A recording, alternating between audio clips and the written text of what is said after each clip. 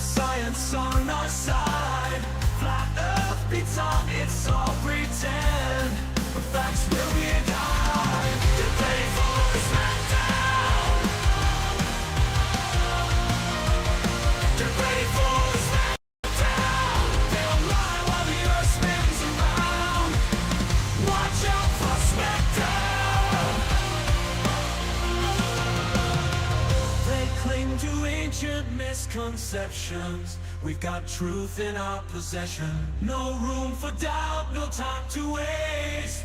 It's time to put flat Earth in its place.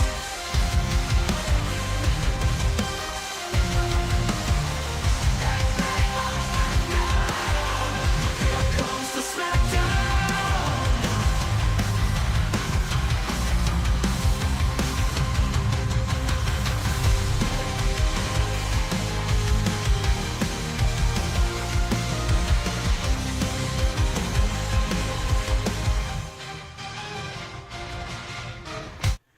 Welcome everybody, it's Thursday on MC Toon Live and I'm your host. We have a debate tonight. I will be on Modern Day Debate in a short time.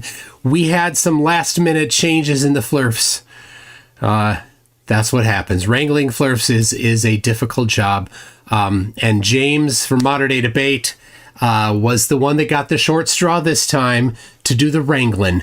But he's doing it. He's got some new ones. It's going to be QBallah or Qevin, and a replacement, and they're arranging it right now. So I will be receiving shortly the Zoom link to join, and you can watch while all of the sausage is being made. But until I get that Zoom link, I'm here, just you and just me. So I might as well give you a couple updates for what's going on. Hold on, let me get this going for I got too many communications going on simultaneously. Anyway, so I mentioned that I got that this was not working, and then I fixed it, and I didn't fix it well enough. I bought this. It's a liquid lubricant, works to -100, but it's still a little too thick. It worked, but it wasn't great. I wasn't super happy with it. So I went to O'Reilly. I got some brake fluid cleaner and sprayed it on here. And you know what brake fluid cleaner is? Basically ether. Not that kind of ether, Austin. And it's a solvent for plastic. This is plastic here in the base. This is plastic here. Didn't affect that. It did this a little bit, but I didn't touch it. It's okay. But it took all of this off, so I just sprayed more to make sure it was consistent. Anyway, then I sprayed on some graphite, some liquid graphite that dries to dry graphite. And look at that. Oh, it just goes and goes and goes. It's so nice. Anyway, it's very well handled now. So I haven't yet tested it in the cold, but it works better than ever. This is better than when it was brand new. So I'm excited for that. So just good news there. Oh, right. I'm like a chicken with my head cut off right now, people. I got so much to do. It's crazy, but thank you for joining me right now. Later tonight, a special presentation from Many Karen, who is a friend of mine from Israel, and he watched a Flat Earth convention in Israel and was really bothered by some of the things he saw there, and so he's going to come on and going to talk about it. So I said it at a time that works well for him, works well for people in Israel. I hope that people in Israel tune in to join for that. I mean, it's for everybody, but because he's in Israel, Neriel Roundthinker, he's in Israel, and there's a handful of others. I hope they can all be here. So anyway, that's going to be it's going to be a good one. Let's see here. There's the Zoom link. All right. I don't know who this other guy is, but Robert Greenlee is my debate partner, and he's fantastic. So no concerns at all. It's going to be fun because Qevin always brings the derp so much. And Tony Naum, so Tony said that he had some arrangement issues, and basically he was just holding back. And then when things didn't go, he went nuts. He went nuts. Anyway, started swearing at James. But okay. Hello, everybody. Can hear you as well. So far, so good. I can hear everybody pretty decently. So we're just one individual away, and I'm sure that the last minute request, they're probably just getting their stuff ready. It's Josh that's joining you. Is it Qevin? I don't know. Okay, well, James found somebody. Hopefully you guys... It was supposed to be Tony, but he canceled last minute. And these guys, the two Globers, apparently they found someone, so I don't know who it is. It wasn't me. It wasn't Robert. It was James that found somebody. Yeah, funny enough, apparently Nathan Thompson put it out on his TikTok channel and found somebody who wanted to do it. Somebody named Common Sense Tron. I have no idea. I've never heard of him before. Yeah, it wouldn't have been Nathan Thompson. He's a bit from me. Yeah, I messaged Nathan to say, hey, why don't you join? And he ignored me. Oh yeah, he's scared to death. Nathan Thompson will never debate me. He's just he's so predictable. He's on in a couple days here, isn't he, Ryan? He is. I'll be hosting him again. That'll be fun. Yeah, I'll poke him a little bit maybe because he'll. What are you trying to start? Well, I'd love to debate him again, but you know, when he hears my name, he wets his depends. Yeah, Ryan, if you wanted to see him rage quickly, to invite Mike or I without telling him. Yeah, he will drop quick. You'll see a scamper. Yeah. Oh my! Fun fact: the name of my my parents when I was growing up, we had a horse, a pony, and a mix. The mixed one that was half horse, half pony was named Scamper. There you go. Named him after Nathan Thompson. Yeah, I always like to know how does that work? A half horse, half pony. We see when a horse loves a pony very, very much. So which one was on top? Well, the pony. Let's say the pony was on top. That would be impressive. He was on a hill. What am I listening to? What are you doing? Oh, no, it's fine. By the way, we're live on my channel. I figured. I can always tell when you're acting a fool for your audience, you silly fella. No, it's good. I act a fool when there's no audience. My wife tells me all the time, what are you doing? No worries. I'm just picking. No, this should be fun, though. We're just, waiting for one last Pearson. Let me just message James and say, hey, this guy getting ETA. Yeah, take your time. We're not going anywhere for a few minutes. Yeah, I'll ask Real Cygnus. I'll ask where his bling is. He's not wearing any of his bling. He's got so much more bling. It's just not even there. What's going on? Okay. Cygnus Steps says Mick Toon needs to bring back the Flock of Seagulls haircut before it's too late. It's too late. The Flock of Seagulls haircut.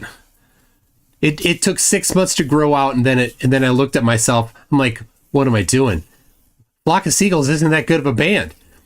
Then David Nahil says, MC Toon, I've been asking QBallah for most a month that a space is fake, as he claims. Even his dirt pizza must be somewhere. So where is it? He refuses to answer. QBallah for David Nahil. Where is? I know who it is. There's so much people following me around on Facebook, and they ask me the same question over and over, and I like to ignore some of them. I could answer them. Sometimes I have a little dialogue with them, and they're probably surprised. Oh, Kevin John decides to talk to me today.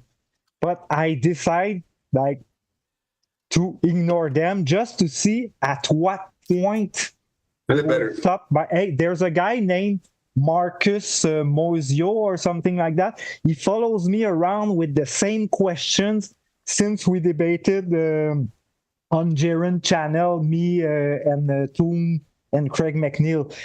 since then, I don't know if he knew me before, but since then, every day, he follows me around, asking me the same question. So it's like a game for me. I look at them, I choose who I talk to. Like Robert is the one of the people I talk to, but there are so many people who follow me around. And you still won't answer my question, Qevin. So Yeah. it's like, All right. So if I can summarize for David Nahil, he doesn't have an answer. And then Monkey Cat Pat Pat says, "Hi, Qevin." And somebody was wondering where your bling is. Do you got the bling, the necklace, and the? Oh yeah, I got the necklace underneath. It's the Q. I had it made. Okay. So I paid $200 more of the gold value because I had it made especially for me. Wow. I actually had I spent some time in Riyadh, and I had my Air Force Challenge coin. I took it down to the market and had them gold plated. And it was like, this was back in the 90s. It was super cheap, but made a unique souvenir. But you could go down and go like the gold markets, and it's just like this bazaar of just gold and silver everywhere. Yeah, when I bought all my jewelry, I was wearing like all my rings at the same time, all my chains, all bracelet and everything. But now I pick and choose what I'm gonna wear. Tonight I'm wearing my Versace, my watch, and my chain. One chain. Tonight I'm wearing the cheap T-shirt that I bought at Target. That's where you're supposed to get these band T-shirts, right? Yeah. I mean, That's our Target too, isn't it?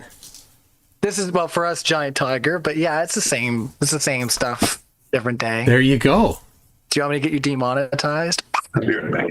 Why? No, I didn't actually do that, guys. I'm not Michael Jackson here. I'm not that abusive. Oh man! Now we're just talking to your audience. Isn't that fun? Yeah. So Qevin, BPA says, can you to the Q that you have there? Doesn't the chocolate in the tinfoil melt when it wears it that close to your body? The chocolate. Yeah, the chocolate inside the gold plated tinfoil. No, it's funny because when the letter Q in French, it means ass. Okay. It's perfect. It's ass. Yeah. Okay. Perfect. So but the story about chocolate, that's why I hesitated, is because it made me thought of a story. I was in Quebec City where I bought this with my sister, and there was chocolate inside the Q, the letter Q. So I said, "Oh, I got chocolate in my Q, in my Q," but it means it's like I was saying, "Oh, I have chocolate in my ass." Yeah. So it's yeah. Okay, Qevin, I got something for you. What? What's happened? Oh my god! And now here we go with the NASA cars. Chocolate. Okay. Yeah. No. No, I gotta shut But it's this down true, before we it start. happened. Oh, fuck! Oh god! No, okay, sorry, I was just joking. That's a little much. Anyway, no, I don't know where this Michael sent guy. me like 10 of these just to make sure I had it. Just just in case the things are chill for a little bit and you want to get everybody. I thought about wearing my NASA shirt too, but they haven't paid me yet this month. They haven't paid me ever. You got to get on the payroll, dude. I don't know. Did you hear about Jared Isaacman? No. So Jared is the guy that is basically has been paying for his own flights on SpaceX. He's part of the Polaris project. Oh yeah. And so they actually, he owns a company that, they basically own a bunch of foreign, like big fighter jets, and they're really cool entrepreneur, and they nominated him as the new director of NASA. They finally got somebody who actually, talks the talk and doing some pretty cool stuff. He's been to space. He's like, yeah, several times.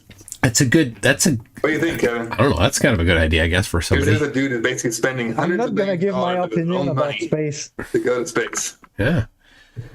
Maybe Somebody- we'll talk about that a little bit tonight. Hey, did you know, Qevin, one of your countrymates has filed suit against the Canadian Space Agency, wants to sue them for some number of millions of Canadian dollars, so like $150 US. Anyway, and wants to sue them because he thinks space is fake, and he sent it in, and he's like, it's done. I don't think it's Mikey Smith. I don't think he realizes that just sending in the paperwork, Like, that's not the end. I didn't hear about it, but there's a guy. You probably saw the footage of the guy who he goes at some town meeting. I think it's in Houston, and he's asking for for NASA to recognize that they are faking. They've been faking all of it since the '60s. The guy is a blonde guy. You see. So let me. I just want to make sure I understand. A guy went to a Houston town meeting to talk about the federal agency NASA. Turns out that's the wrong place to address those grievances. Well, I don't know about federal but yeah, you're probably right. But he was not a very smart move. It's a bit embarrassing. But it's an interesting video, though. The guy is in front of the town meeting, and at some point, the people kick him out. Like they tell him it's not the good place. Yeah, exactly. Yeah, good job for them. Ryan, did you have something? I don't.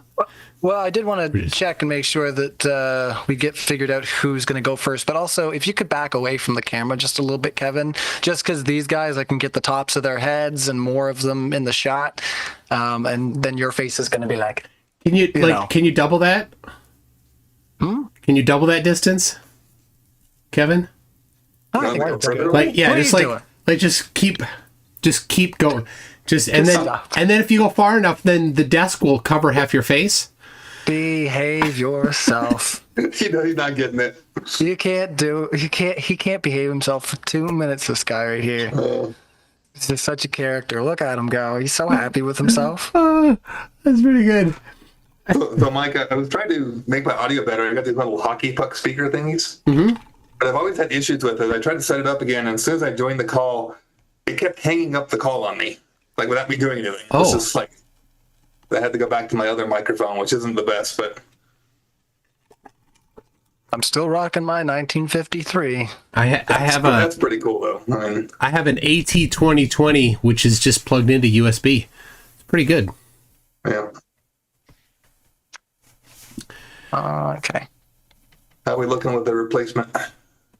Seems like this is their first time going on Zoom, so they're just downloading the program and all that good jazz.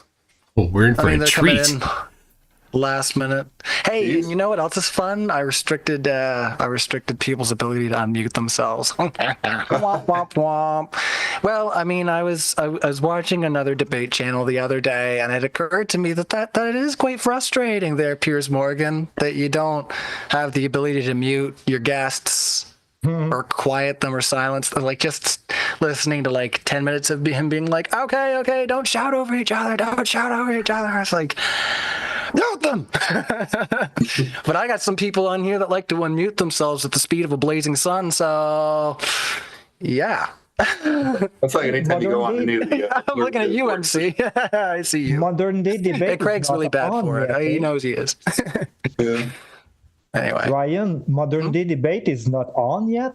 Yeah. Not yet. We're just waiting for your partner. So yeah, can I share my screen on Toon's channel, or I need some kind of? I think his channel's watching us already. So if you share your screen, they're going to see what we're looking at. I don't think MC Toon wants us just to be ghosts in the background for his audience. Yeah, go ahead, Qevin. This will be fun. Okay. It's the ghost of Ryan. The YouTube. Losing my mind over here, I swear. All right. So now I'm sharing? Yes. Yeah, but put your pants back on. My pants? Okay. So, I'm going to go. It's thanks to Ryan for that for that clip, which I'm gonna play. Because it's because right now, yeah, why? Yeah, it's because you've already posted that thing like 1,000 times on Facebook. Forced. Can I talk? Go for it. That's good. Yeah, it's because Ryan, you forced Michael Toon not to deflect and to elaborate on this, and it gave me the money shot.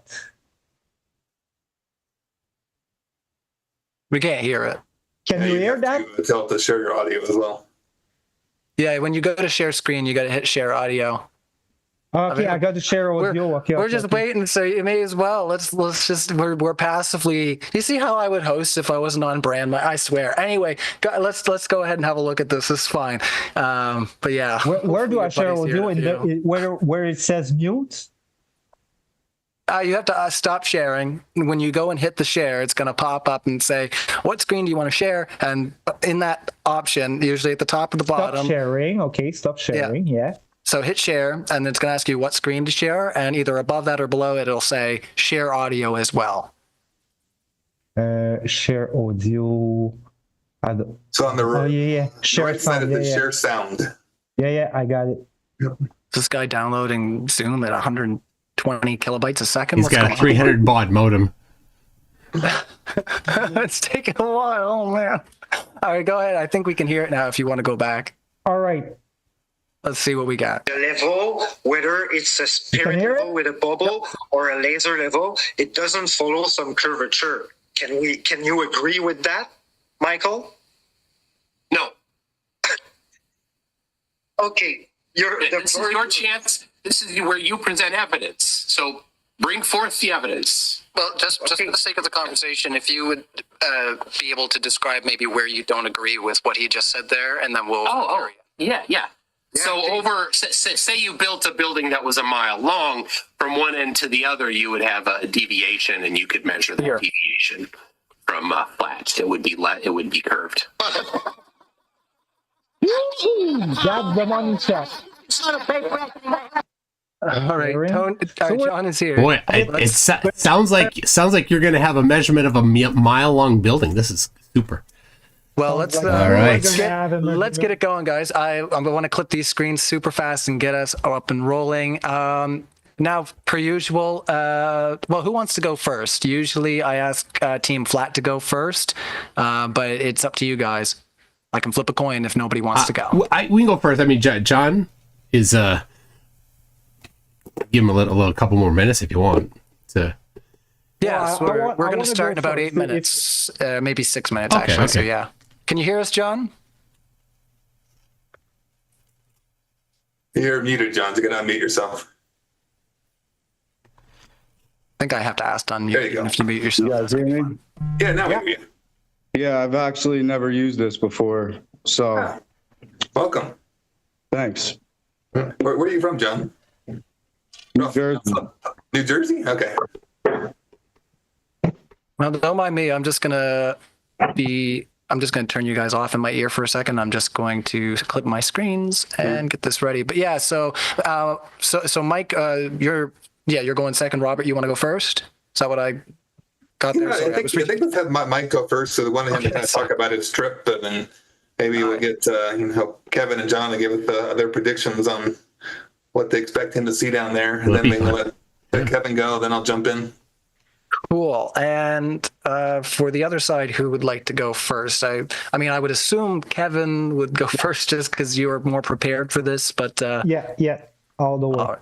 All right, that makes the most sense. That gives you some time there, John, to get your bearings about you and get your thoughts together. I know we're pulling you in last second, so thank you for doing that. We super appreciate it. I'm Ryan, by the way. I think I did change my name this time, so I will. Hey, you know what, Ryan? Mm-hmm. I don't see the countdowns, in my screen. Like last time when I wanted to keep talking, I didn't know I had a minute, and I don't see the clocks. And when I watched the debate live, I was seeing the countdown. So yeah, it's for me and the audience mostly. Like, my expectation is that if I tell you your time is up, like I'd ask kindly that you cede the time, especially if we do go into a muted back and forth. But we're gonna do our best to try to get into a flow and let other people talk as much as we can, even if we don't agree with them. Just because we need to know what's so disagreeable and not accidentally engage with any straw man, that sort of thing, right? So we want to do our best to be high integrity for this debate if we can, right? So but have fun as well. Sorry, what were you going to say? I was saying, I'm curious. We got 3 minutes to go. We're not familiar with John. He can kind of give us a tiny bit of his background and how long he's been a flat earther. But he's on mute, eh? I was going to say that's not totally necessary. It's up to John if he wants. It's up to him if he wants to or not. Here, I can take John off mute there. John's just moving around, so he's putting himself on mute there. There you go, John. Yeah, so I actually been a flat earther about 10, 11 months now. I'm really new. All right. Well, maybe if you're interested, like whenever it's kind of your time to come up, maybe talk to us about what took you there. All right. I got to figure out how to work this thing. What are you trying to do? So I guess I could see everybody, like when I swipe to the right, I could see everybody here. Who am I debating against? Yeah, so Mike and Robert with the satellite behind him there, they'll be your interlocutors for the evening, and then your partner is going to be QBallah over here. Nice to meet you, John. Welcome aboard. How you doing? Good. Yeah, unfortunately, the whole thing got all mixed up when Kevin's partner bailed on short notice. So we're all gonna be winging it a little bit. Yeah, no big pressure. Like I say, the main thing is just try to be polite and let other people have their chance to make their case. And yeah, like I say, that way we can get into the meat of the discussion. But other than that, yeah, I'll just have to remind myself that you guys can't unmute yourselves so that things don't get too crazy. Boom.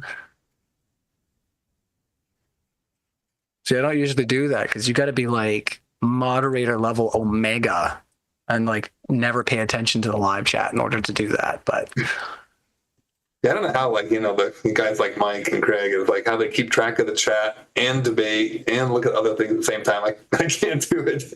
Me neither. I just concentrate on especially that it's not my first language. Yeah. I know sometimes when I watch the debate, I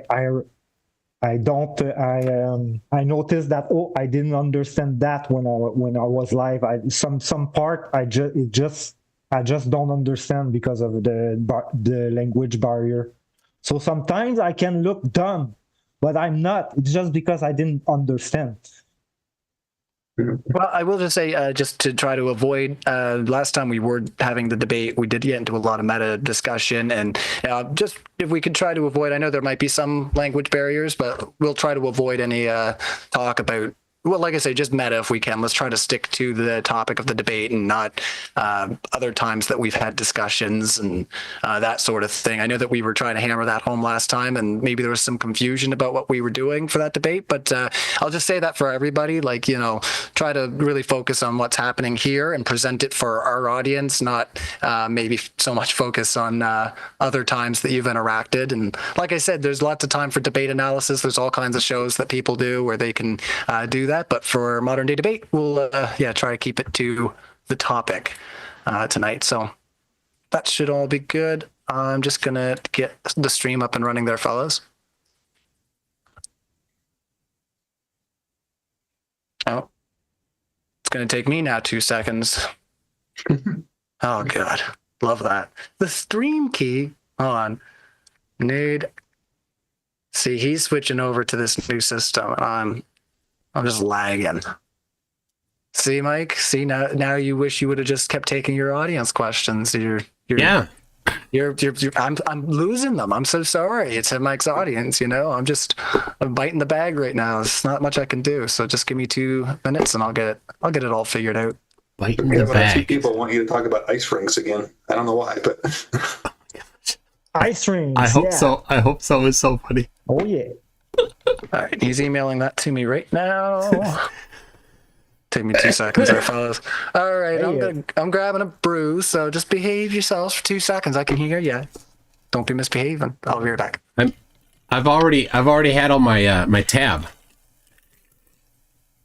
yeah, I'm a little low on my drink too. and my Toon shine.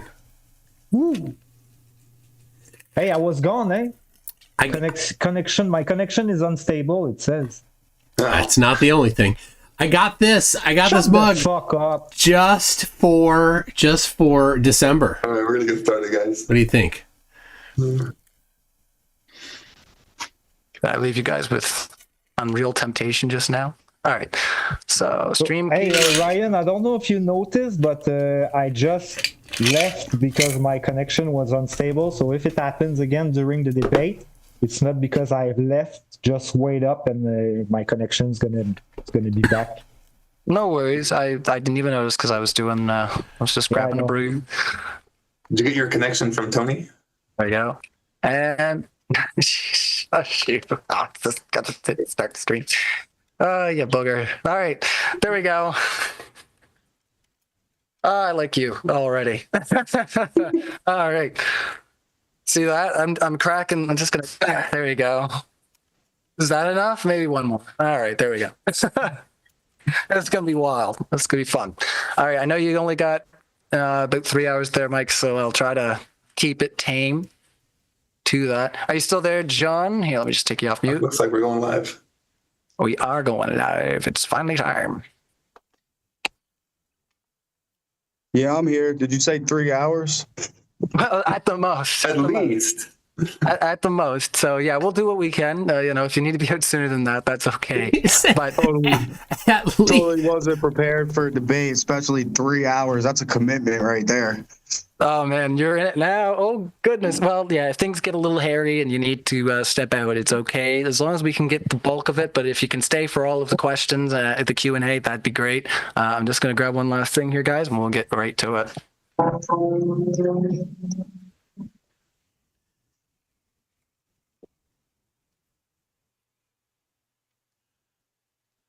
This is how Nathan Thompson got his start. So I mean, you could be big time in a week or two. My first debate besides TikTok. Yeah, TikTok doesn't really count. Yeah. It's hopefully be a nice conversation. Yeah. Let's see. I gotta.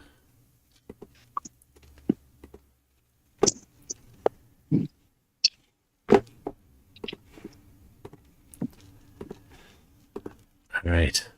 Is it live on Robert? It's basically doing the preview, the pre stuff right now. Okay. All right.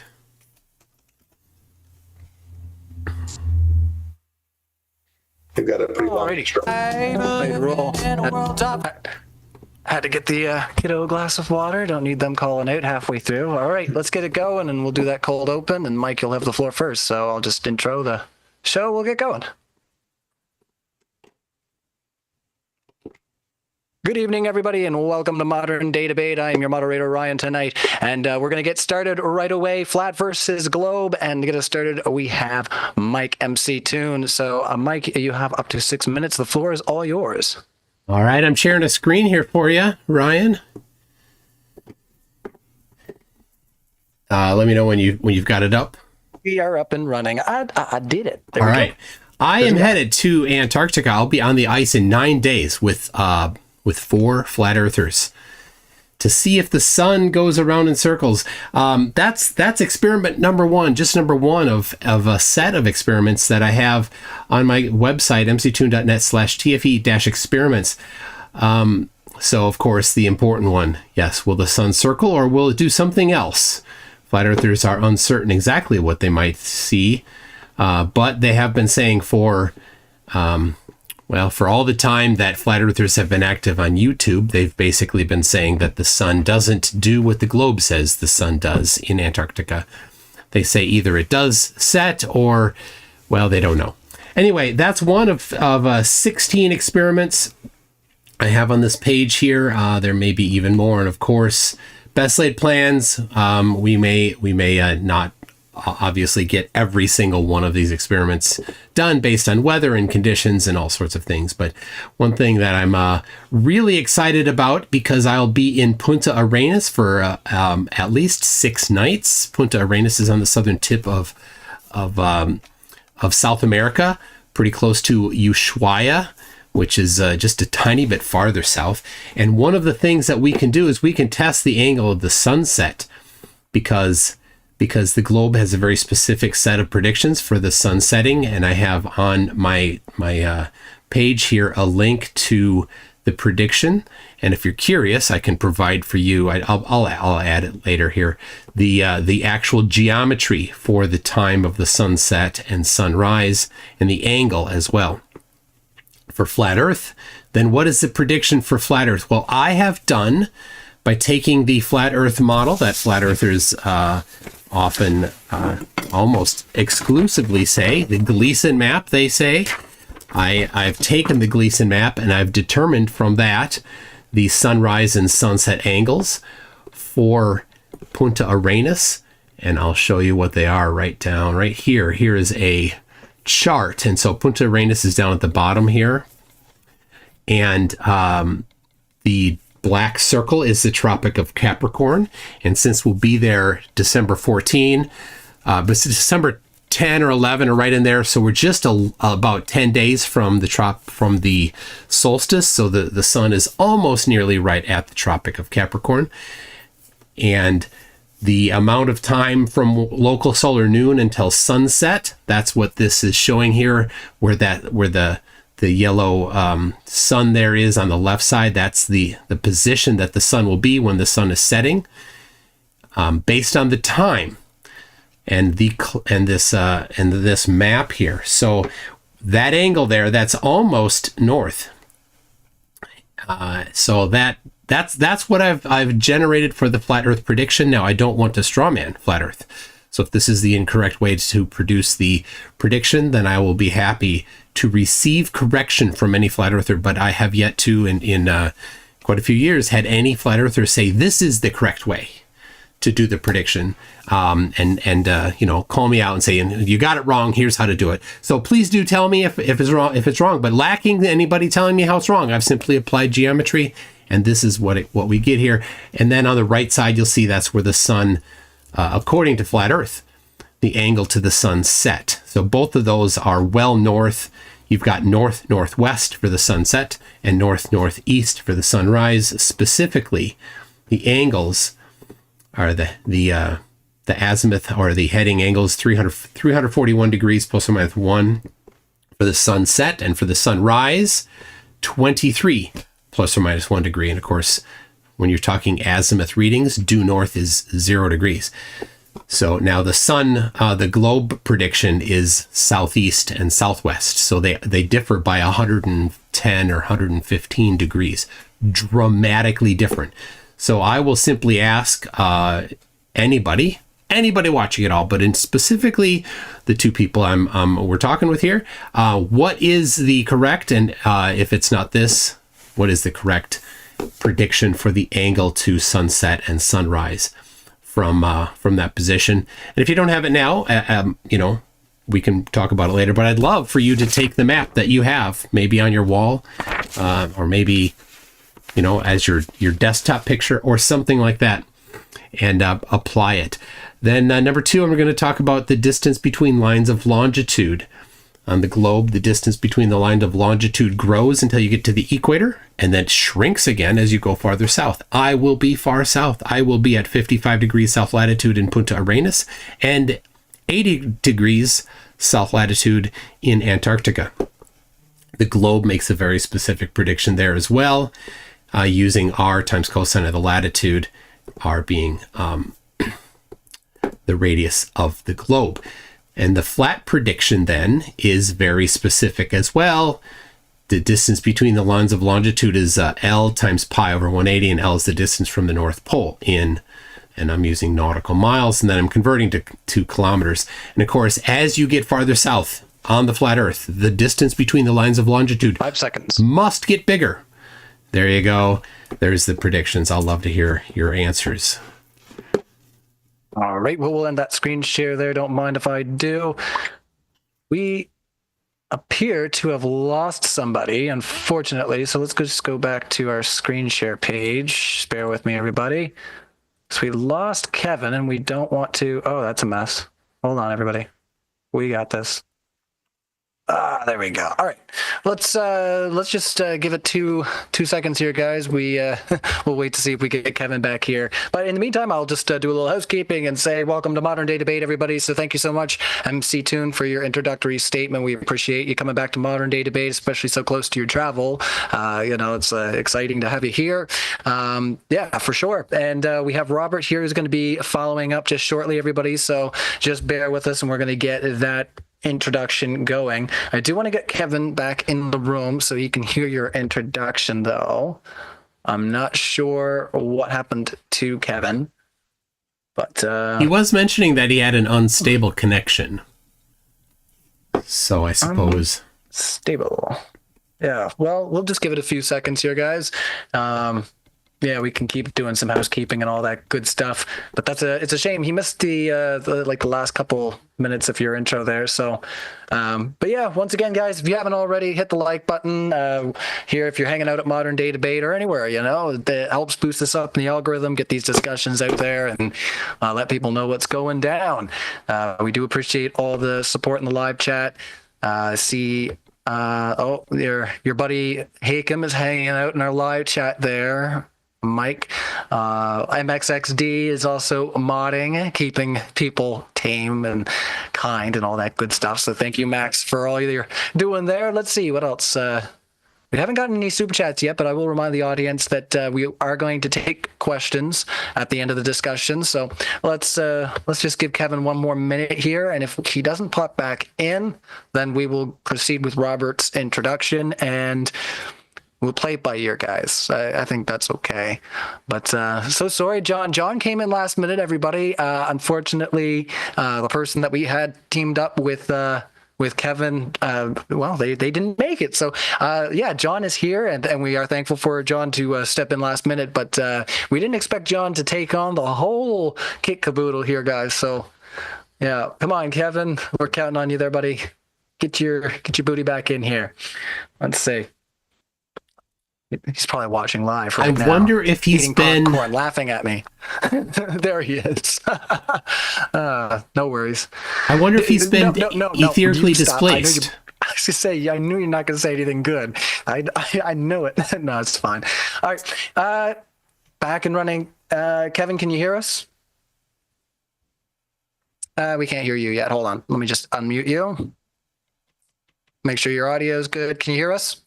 Yes, I can. All right, thank you so much for coming back. Sorry if you got disconnected there for a second, and sorry to our audience for the delay.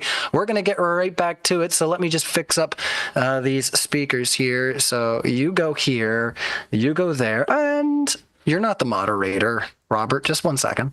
There we go. Now we're right. We're upside. Let's get back to our main screen. We're going to hand the floor over to Robert. Sorry for the delay, everybody. Smash the like button if you haven't already. You gotta love these little interludes every once in a while. It's an interlude of love. So without further ado, go ahead there, Robert. You have 6 minutes on the floor.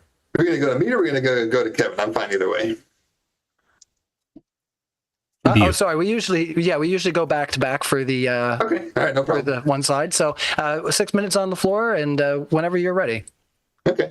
I'd really prepared a presentation with Tony being in here in mind, but since Tony bailed, but maybe we'll kind of toss it to John and Qevin and see what they think of this.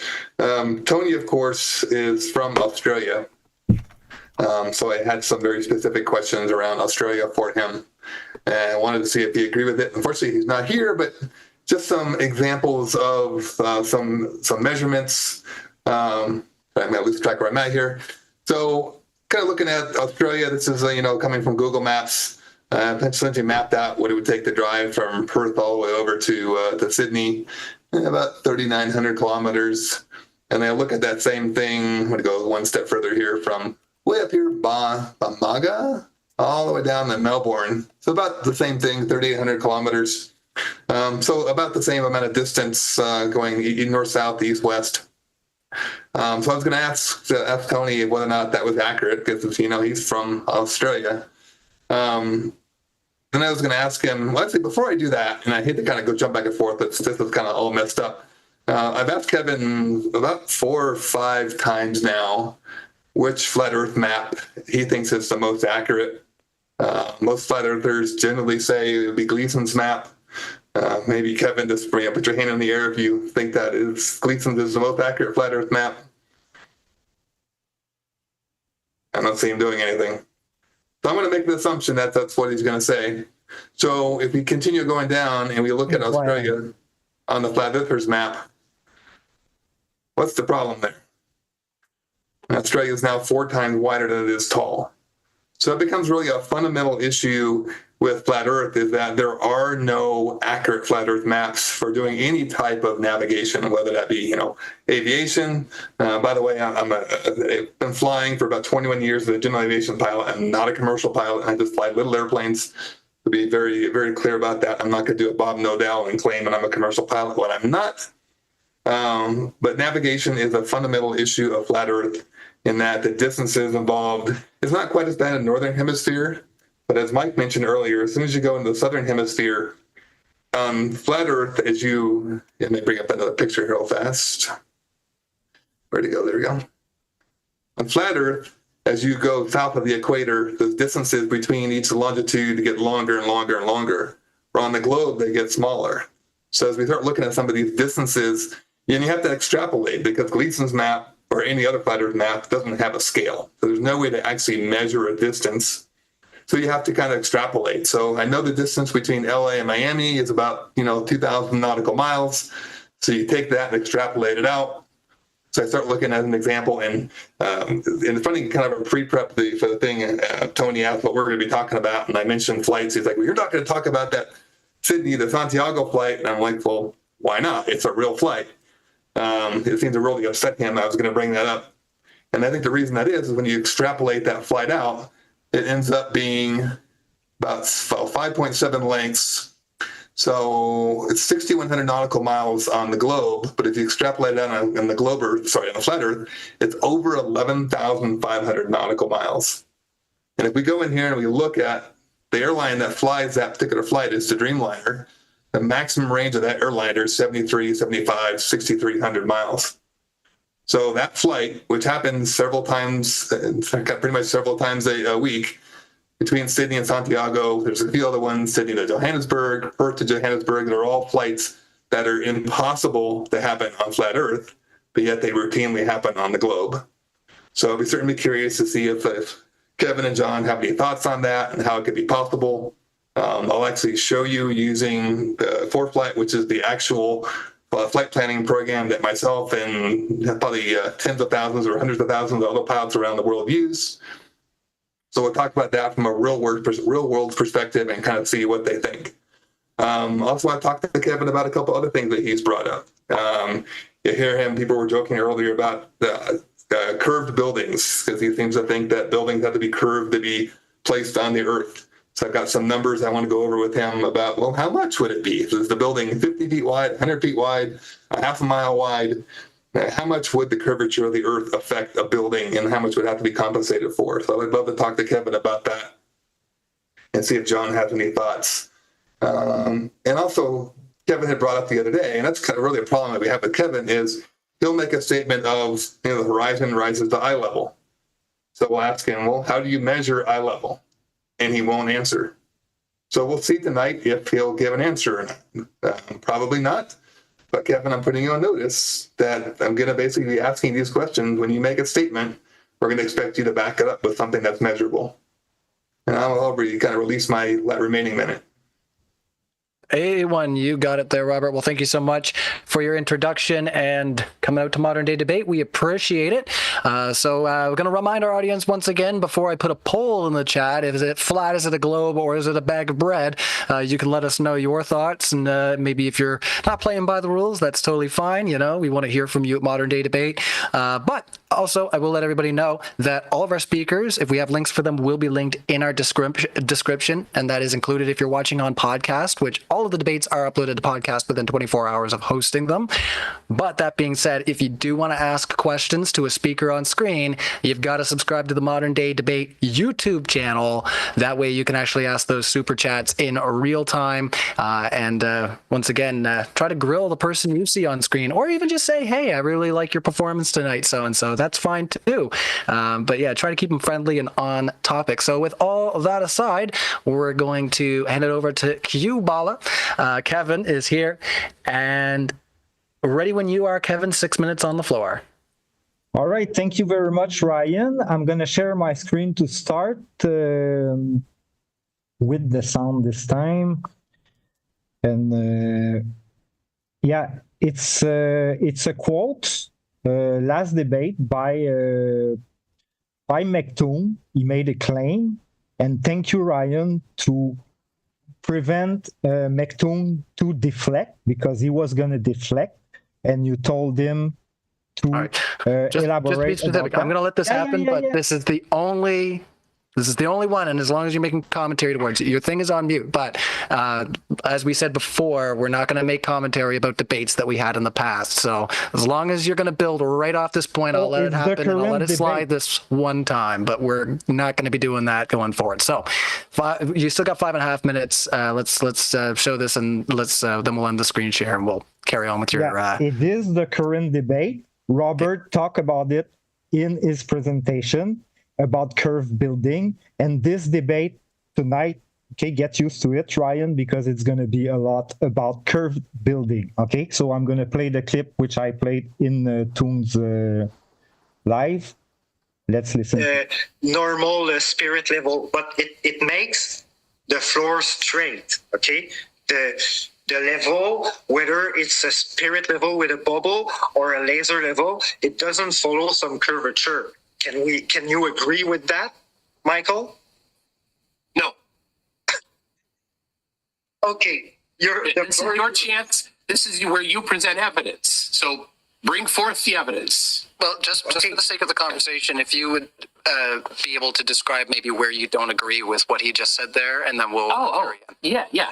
So say you built a building that was a mile long, from one end to the other, you would have a deviation, and you could measure that deviation from flat. It would be curved. All right, I'm ending the screen share. You've made your point. I let it happen. No more. Okay. We're going to get into the actual debate. Yeah. Today. It, All right, it let's is do the it. actual debate. It is the actual debate. Robert mentioned it, the curve building. It's going to be my main topic tonight. Like I said, get used to it. We're going to be talking about curve building, because what Michael said is that when you use a level like that, okay, and to make your building straight, he said, no. The level doesn't make the building straight. It makes follow a curvature. He said it.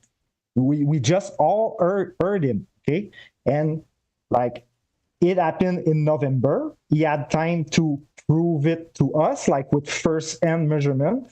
It's a known fact that Michael Toon doesn't do measurement of any kind. He goes on the computer to get his measurement by someone else on the internet. And both times in the last debate that I asked him for measurement of man-made structures, he went on the internet, as usual, get some measurement of body of water. Body of water are natural. They have nothing to do with man-made structure. Okay, so I'm going to share my screen again. And I'm going to show you, okay, this is... sorry. This is not what I want to show. I'm gonna go, it's here or here. Yeah. This was after the other debate with I gotta shut you down. I'm so sorry, but Qevin, we've got to focus on the debate we're having today, not what happened last time. Qevin said this. You guys want to see measurement? I show you measurement. Okay, show us the measurement. This, like I said, let's not talk about what Mike did last time. Just let me talk, Ryan. Everything will be fine. I'm prepared, okay? This is the measurement I took at the ice rink. The level is level, okay? And we find out afterwards, and I admit that we lost the natural physics of water because the ice was surfaced with a Zamboni machine, which is made to make the ice as flat as possible. So, and we can see that it does the job. The Zamboni did a good job, and the laser level is very effective. We can see that it's very flat, okay? And it's not natural anymore. So this has nothing to do with showing me a measurement of curved water of a natural body of water. This is man-made ice, okay? So if I go, I have something else I want to show you guys. Because me, when I was told that it was not the good tool, what I did is I went to do my research, and well, let me find the video. I went to do my research, and I talked to construction workers and some engineer in university. And just so you know, all the film I've been taking with my GoPro on my chest. But when I work, I have so much thing on my chest, my speaker, my phone, so people don't notice that they are filmed. So they have a genuine reaction. You're going to see the guy, the construction 10 worker. Oh, I have 10 seconds. Okay, I'll come back later with that, with my screen sharing of the guy of the construction. So, yeah, I'm going to let John talk. All right, let's get John in here. Thank you, Qevin. Sorry for coming down on you there. We do want to try to make sure that we are discussing the topic on hand tonight, so we'll do our best to try to hone in on that. And but yeah, just don't take it any type of way. I'm just trying to keep things as on track as we can. So I'm gonna ask John to unmute himself. And thank you so much again, John, for coming in last minute. That was you're a legend tonight at Modern Day Debate. We appreciate you entirely for doing this. So I'm going to put 6 minutes on the floor, and if you go over, I mean, I won't complain a little bit. But like I said, you coming out last minute? Yeah, let's do it. 6 minutes on the floor, John. Thanks for coming. Yeah, I didn't even have 6 minutes to prepare for this, so I'm not sure how to share my screen or even turn my camera around, but I'm going to try. So I heard what was his name? I can't see. Toon talking about going to Antarctica for the 24-hour sun. I think it's kind of crazy that it's 2024 and the Globers are so desperate that they have to go to Antarctica in 2024 to try to prove a globe by looking at the sky, because if there was solid globe proof, you wouldn't have to go to Antarctica in 2024 to try to prove anything. So that just shows me that they're really desperate. The globe is in shambles. The globe gets crushed every day. And speaking about the sun, if you want to try to prove the shape of the ground by looking at the sun, I have plenty of observations of the sun that debunk your 93 million mile away sun religion. So this is a sunset time lapse I did. I took a screenshot at the beginning and at the end. With the solar filter, it changed 40%. There's plenty of other observations. This is Gotta Lie to Flurf, sunset time lapse with solar filter, changed 24% in diameter in 43 minutes. Here's Peter Markley debunking his globe religion. His sun also changed 40%. You could see the angular size changing. This is average glober. His changed 20%. So like I said, I just took screenshots at the beginning and the end of the sunset time lapses. The sun was 93 million miles away, and the small rotation of the Earth during the sunset, the sun would never, ever change in angular size. Crepuscular rays prove the sun is a local light. Also,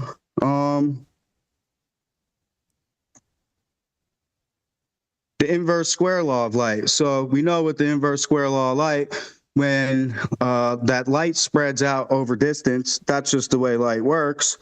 So according to the UV index, the UV global map, we see we have the most UV along the equator and between the tropics. And the sun apparently is 109 times the diameter of the little teeny Earth. So we know, according to the inverse square law of light, light spreads out over distance. So to get the UV index we see here, in reality, the sun would essentially have to be shooting a laser beam at the Earth. So really, in reality, the way we get what we observe is we have a smaller, more local light that goes around us like a clock between the Tropic of Cancer and for the summer solstice to the Tropic of Capricorn 6 months later in the winter solstice. And that's why we have the greatest UV index along the equator and between the tropics.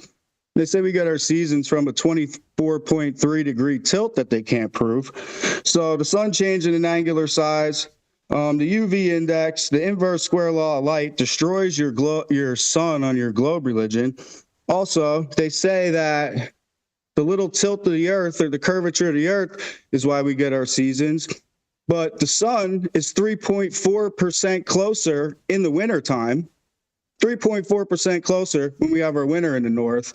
But we're in winter, and it's 3.4% closer. The difference between the equator and the pole is 0.00004%. So you're going to tell me millionths of a fraction of a percent is going to cause this much of a difference, but the sun is 3.4% closer in the winter. Impossible. Also, let me turn my camera around. I don't know how to share my screen, but I'm glad we got a pilot up here. So, airplanes prove that you're not flying around a curve. So we could look at the pitch data. We could look at the attitude indicator. Can you guys see me and hear me all right? Yeah, I can see you. Cool. We could look at the pitch data. We could look at the attitude indicator that's attached to the gyroscope that maintains its rigidity in space. Planes typically fly at a positive pitch of about 3 degrees. So when you're sitting in the cockpit and the plane is slightly positively pitched up, we could still look out of the cockpit and see the horizon rising to eye level. So if we lived on a globe with a radius of 3959, the Earth should be curving down and away, but instead it ramps up to our eye level. So the attitude indicator that's attached to the gyroscope that maintains its rigidity in space proves the plane isn't flying around a curvature, because if it was, you would see the orientation change on the attitude indicator, and it doesn't. So the first law of gyrodynamics is rigidity in space. So eventually, if you were flying around, I don't know if I have anything here, and I don't know how to share my screen, but if I could share my screen, I would show you a few things about the gyroscope. To share your screen, move your mouse on the. I think he's on his phone right now. But let's not eat up any of John's time. John, okay. you still got, I'll give you another 30 seconds on the floor, and then we'll get to our open discussion. But if you did want to do a screen share, you should be able to do it just by tapping on your phone screen, and it should be the same option. Actually, I'll just pause your timer if you want to take a moment, since you're brand new to Zoom. That's when you right. click on your screen, do you see it? I'll switch to wait, so how do I do it? Just so I know for the next time. I'm going to jump to something else right now real quick. Okay. No worries. So yeah, if you just tap on the screen, there should be a little green icon, and it'll say share screen, even on the phone. And then it'll just share whatever you got on your phone. So if you wanted to share something right quick, since everybody else, except for Robert, I think everybody else, no, Robert did too, didn't you? Shared some stuff. So yeah, if you want to take a moment, we can do that, and then we'll get to the open discussion. All right, that's all right. It was just really about the gyroscope and the attitude indicator, but I'll go to this since they were talking about a Santiago to Sydney flight. So there's if I had $1 for every time I heard Santiago to Sydney, even at being a flat earther for less than a year, I probably could retire. But anyways, there's a book, 16 Emergency Flight Landings. And there's more than just this one, but I'll just touch this one. This is Rio, which isn't that far from Santiago, to Sydney. And they made an emergency stop in LA. And on the globe, that's absolutely absurd. But in reality, it's almost a straight path. All right. I think that's a good spot to wrap up the introduction there. So thank you so much, John, again. Excellent job, John. Yeah, we appreciate you being here. We are going to go into open discussion. I'm just going to set a 50-minute timer here, and we're going to get into it. So once again, if you haven't already, everybody hit the like button, subscribe to the channel. We appreciate it. Oh, yes, I got to be quiet. Everybody here is asleep already. It's late in Nova Scotia, so I got to behave myself. Don't get too animated. All right, let's get into that open discussion. I'm going to hand it back over to Robert and MC Toon to respond to some of what they just heard. And then I just kindly ask that you make some space for Qevin and John to inject with criticisms, complaints, and get into the open discussion. So let's do it. All right, no problem. He gave me a whole lot of material here. So I'm going to start real quick because I did my own sun sides observation using my solar filter on the P900. And so, oops, come here, you. Let me share my screen. I got them overlapping just a little bit. That's all right. So these are basically P900 max zoom, and just to kind of prove that, here is the XIO data from both images. You can see this one was taken at 5, actually, that's sorry, the wrong one. This is the afternoon one, that's the morning one. These were taken at 5:50 a.m. The sun just barely coming up across the horizon. You can see the focal length is 357, so at max zoom, and the exact same thing on the 1 o'clock in the afternoon one. So same focal length, which means the camera's both at max zoom.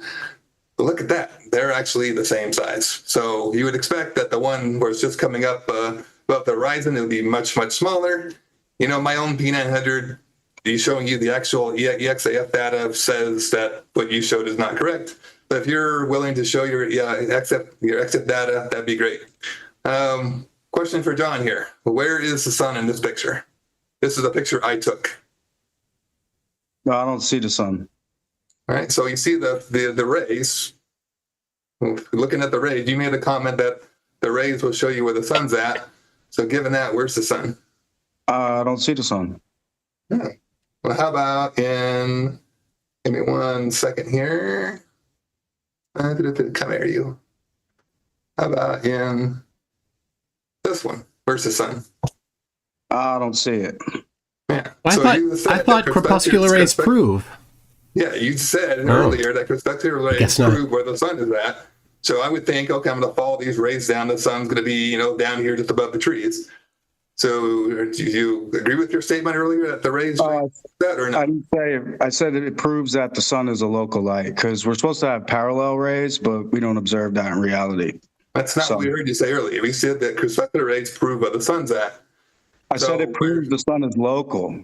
Yeah. So where's the sun? This local. The sun is local. That's where it is. Not in 93 million miles away in outer space. So how do you prove that?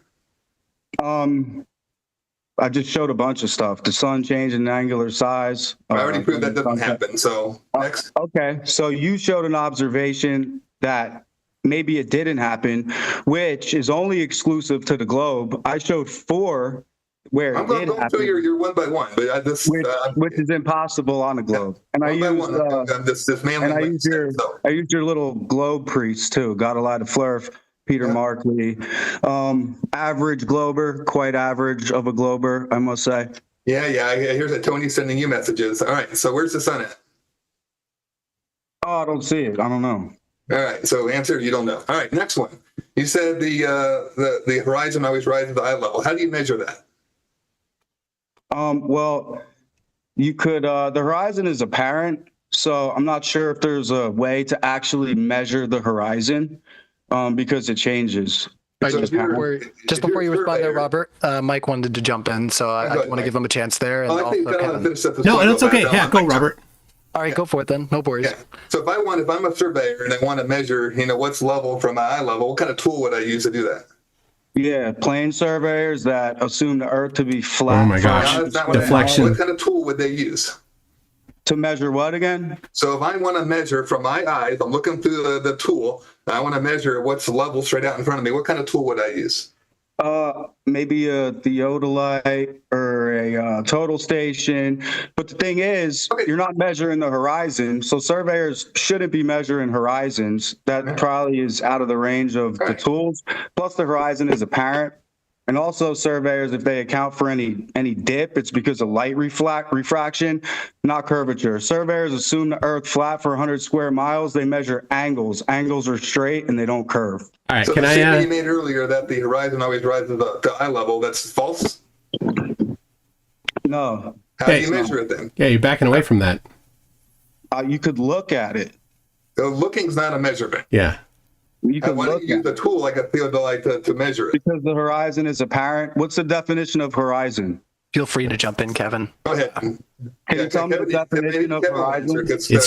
You're running away from your claim here, John. You said the horizon always rises to eye level, and now you're making excuses. You're making excuses for. Hold on, let me talk. Let me talk, John. So, I answered your question. I said you can't measure the horizon because it's an apparent position. Why am I here? Why am I let's here? give Mike a chance to Yeah. respond there. We don't want too much crosstalk, so Yeah. Mike hasn't had as much floor time as Robert and John so far, so we're going to give him the floor. And Qevin, like I say, feel free to jump in. Well, not any time. I'm giving the floor to Mike, but within reason. So go ahead there, Mike. All right. John made the very specific claim that the horizon always rises to eye level, and we have on screen right now a measurement of the horizon not rising to eye level that Robert did himself. It's easy to measure the horizon and whether or not it rises to eye level. Everybody that has a smartphone has the ability to do that. You can install an app that'll measure that, and that's what Robert did there. So this is a falsification of your claim, and all of the words you've done, and all you've done is you've said, oh, never mind, all of the claim that you said now suddenly doesn't matter. Okay, I just want to talk about your picture here, Mike. I know that these pictures were coming, but how hard is it to fake these pictures? You know, there's an horizon and just draw an X there and write some number in the corner. Hey, let Qevin respond. Here, I'm going to share my screen. All right, just Okay. 1 second, guys. Let's let Qevin wrap his point. Well, that's what I was saying. I knew pictures like that were coming, and so they're circulating on the internet in Facebook groups, kind of pictures like that. They add a cartoon line over the horizon line, and they say, look, it's over the eye level. Even more ridiculous than that, they have water container and they put it over the horizon line. They take a picture and look, it's over the eye level.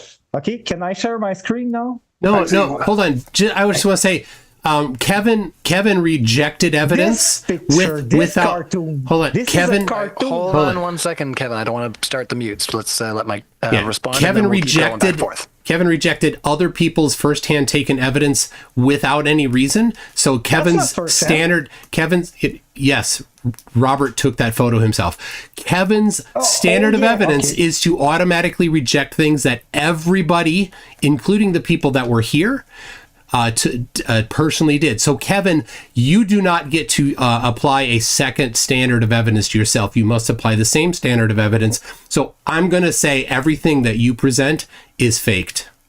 Yeah, and That's the very your last standard point- of evidence. The very last point of this picture. This is a picture of a heads-up display inside of an aircraft. This isn't something because Qevin tried to make a comment a little bit ago that, well, maybe my camera is not calibrated right. A heads-up display are always calibrated perfectly. So that long horizontal line all the way across the screen, that is level. So again, you seeing level is way above the horizon. So the claim that the horizon always rises to level, you heard both flirts don't have a way of measuring it. They just say, well, now it's apparent, or now we're backing away from that. When you actually measure the horizon, it never rises to level unless you happen to be on the ground. All right, we're going back to our main Stop screen. talking. We're going to Okay. go back to our main screen for now and let somebody else share if they'd like. But let's try to have a little discussion on our main screen for our audience. So, Yeah, I want to talk about that cartoon line. I don't believe, frankly, I don't believe that Robert took these pictures. They're circulating on the net.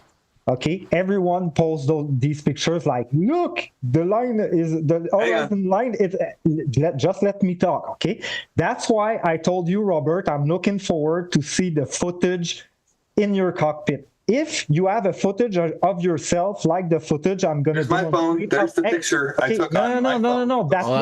That's not what I'm saying, Robert. I took the That's picture. not hey, listen for a second. When I said All right, I'm 10 looking seconds. forward to see the footage of yourself in the cockpit, it's not picture on your phone. It's is footage of yourself getting in the cockpit and showing me this kind. You see now the horizon, and it calculates the line over the horizon. That's a picture that circulates on the internet. I don't believe that it's you who's taking all right, it. let's let Robert respond to your main criticism there. So, I took the picture. We were coming back from My vacation. phone. We were coming back from vacation. You can't just say that I didn't take the picture when it's on my phone. I've got all the EXIF data. If I It's downloaded on your it from the phone, so you internet, took I wouldn't have the Hold on. EXIF data. So lying about me taking a picture is ridiculous. I'm happy to show you pictures of me flying around in an airplane at 10,000 feet. But you know Can I what? The throw- horizon can I isn't that throw high some up at 10,000 pictures? feet. Yeah, Can I let's pictures real quick? hand the floor over to John to share screen. So whenever you're ready, or if you if you haven't gotten the screen share ready there, you can always like do what you did earlier, and I'll try to blow it up for our audience. So I'm gonna unmute you, Kevin, and let's carry on. So he's showing pictures from 10,000 feet. People could go look up themselves. And the thing about the cockpit, like I was talking about, the attitude indicator that shows the artificial horizon, sky and ground, right? It shows you the altitude on there too, 37,000 feet. You could go watch videos of planes for yourself. This is a Boeing 787 full flight. And we can see the attitude indicator. If you watch the video, you'll see they're at 40,000 feet with a slight positive pitch. And where is the horizon? Eye level. So like I said, people could go watch these videos. There's full videos on YouTube where it shows the attitude of the plane. It shows the pitch of the plane, horizon, even with the plane slightly pitched up, is always, you could look out of the plane and see it. So at 40,000 feet, at 38,000 feet, you should be able to see 238 miles with your naked eye. And at 238 miles, the Earth should curve 7 miles away from you. So when the plane is slightly pitched up and the horizon is still right here, is the Earth curving down and away 7 miles? Absolutely not. That's absolutely ridiculous.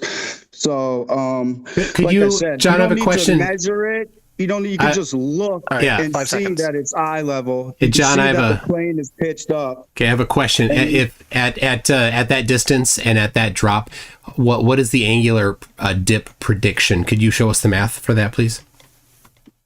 No, I'm not. I mean, I'm not really sure, to be honest. I didn't. Oh, do the okay. math. Then I'll just dismiss that. Thank you.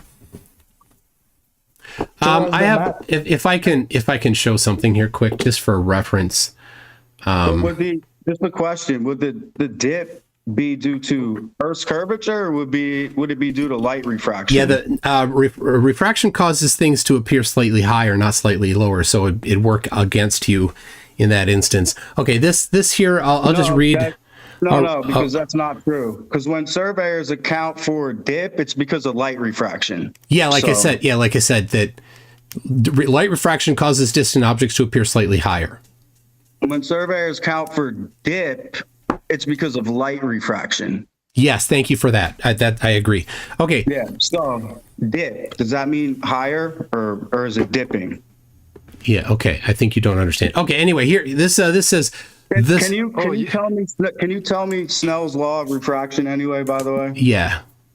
It's sine of theta 1 over sine of theta 2 equals n2 over n1. Okay. And what about the mediums? Does it go through one medium? Those are required too, but whatever. We don't even have to two talk mediums. about that. Yeah, and in the air, it's a constantly changing medium. It's not just the medium; it's actually the index of refraction. Let me read this here, just for reference. We can see that. I blew it up since you guys are making fun screen shares for me tonight. There you I go. see. The surveying thanks for operation that. of leveling takes into account the curvature of the spheroidal surface in both plane and geodetic surveying. The leveling operation determines the vertical distances and hence elevations and distances of elevation. So planar surveying includes vertical, thus curvature of the Earth in planar surveying.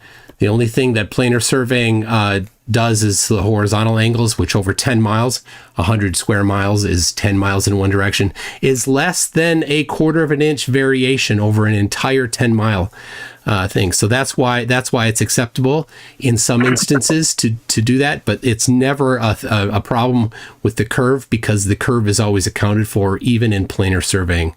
According to, here you go, 8th edition surveying by Moffat and Bouchard. There you go. Thank you, Ryan. Everyone, we're back to our main screen. So if you want to go back to there's your face. All right, let's carry on there. Kevin, you want to respond? Well, I want to share my screen to show first-hand observation. I'm looking for it right now. Can I just touch on the plane surveying real quick? Sure. Yeah, let's try to dig into that vein a little bit more. So go ahead. All right. So plane surveying is the method of measuring small areas of the Earth's surface by disregarding curvature and geoid effects. Plane surveying where the curvature of the Earth is disregarded. Plane surveying, which assumes the Earth is flat. Okay, that's all the time I'll take. Thank you. Yeah, your Google summary results don't beat this textbook by an actual surveyor. But it's not because it's written in a book that it reflects reality. I'll show you why later, Mike. A plane surveying book that says the same thing. So I want to share my screen. All right, whenever you're ready there, Qevin, you can share away. And I'll remind our audience, once again, smash that like button, help boost us up in the algorithm. We got quite a crew hanging out here at Modern Day Debate, watching the show and participating in our poll. Right now, we are currently sitting at 34% flat, 53% are saying it's a globe, and the 13% say it's a loaf of bread. All right, so once again, get your super chats in, grill the speaker that you really just don't find that they're getting to it or whatever. I don't know. Let's just carry on what Qevin's showing here. Looks very nice. It is nice. And when you're there, that experience of being there, it's like you can't see it like on a screen like that. You see the view from forward. But when you're there, this is the sky pod at the CN Tower. There's 2 levels that you can go. This is the highest level, the sky pod. And you can't explain the feeling of having a 360 view like that, eye like that, and you can see that the horizon is at eye level. No matter how high you get, I don't need a cartoon line on a fake picture that Robert didn't take, even if it's not a measurement. That's just an observation. I can show you a lot of picture in my phone that I didn't take. Okay, I can assure you of that. It's not a proof that you took the picture because it's in your phone. I'm sorry about that. Qevin, next time you do that, load the tool on your phone and measure the angle to the horizon, so you come back with an actual measurement. Yeah, sure. On a base of sure. Okay. Sure, Sorry. I'll do it. Okay. Can I respond? I got another video. Can I respond to that, please? Just 1 second. We do want to make some space for some back and forth. So I gave you the floor for that space there. You can leave your screen share up. That's totally fine. But we're going to let Mike respond to what you just put out there. And then I want to bounce John in here too if he's got some thoughts. So go ahead there, Mike. Okay. Well, that applying Qevin's standard of evidence is obviously faked. That's just a video that's been handed around on the internet. Let's turn off the audio if you don't mind. It's obviously that Qevin just generated some CGI of that. It's not actually his. He didn't actually take it. Qevin can't accept that evidence. It's not acceptable evidence by Kevin's standards. So definitely just disregard that evidence because Qevin obviously didn't take it himself. All right, I'm going to take you off the mute there. Let's carry on. So you want to explain what you got up there on screen and. Go ahead when you're ready there, Qevin. Yeah, okay, because he thinks it's not real, I'm going to play it with the sound, and we can hear my voice. That's fake. Yeah, totally fake. No, that's all right.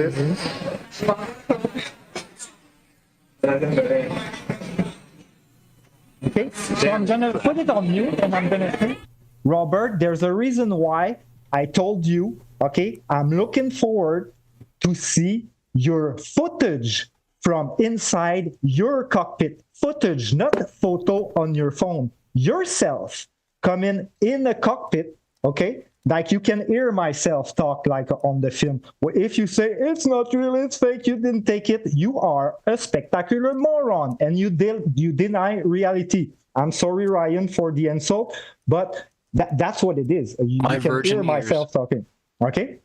And what's interesting in that movie, okay, is that my P900, I just bought it. This is a footage I took in 2019, and my P900 was brand new, so I brought it. This is a footage taken with my phone, by the way.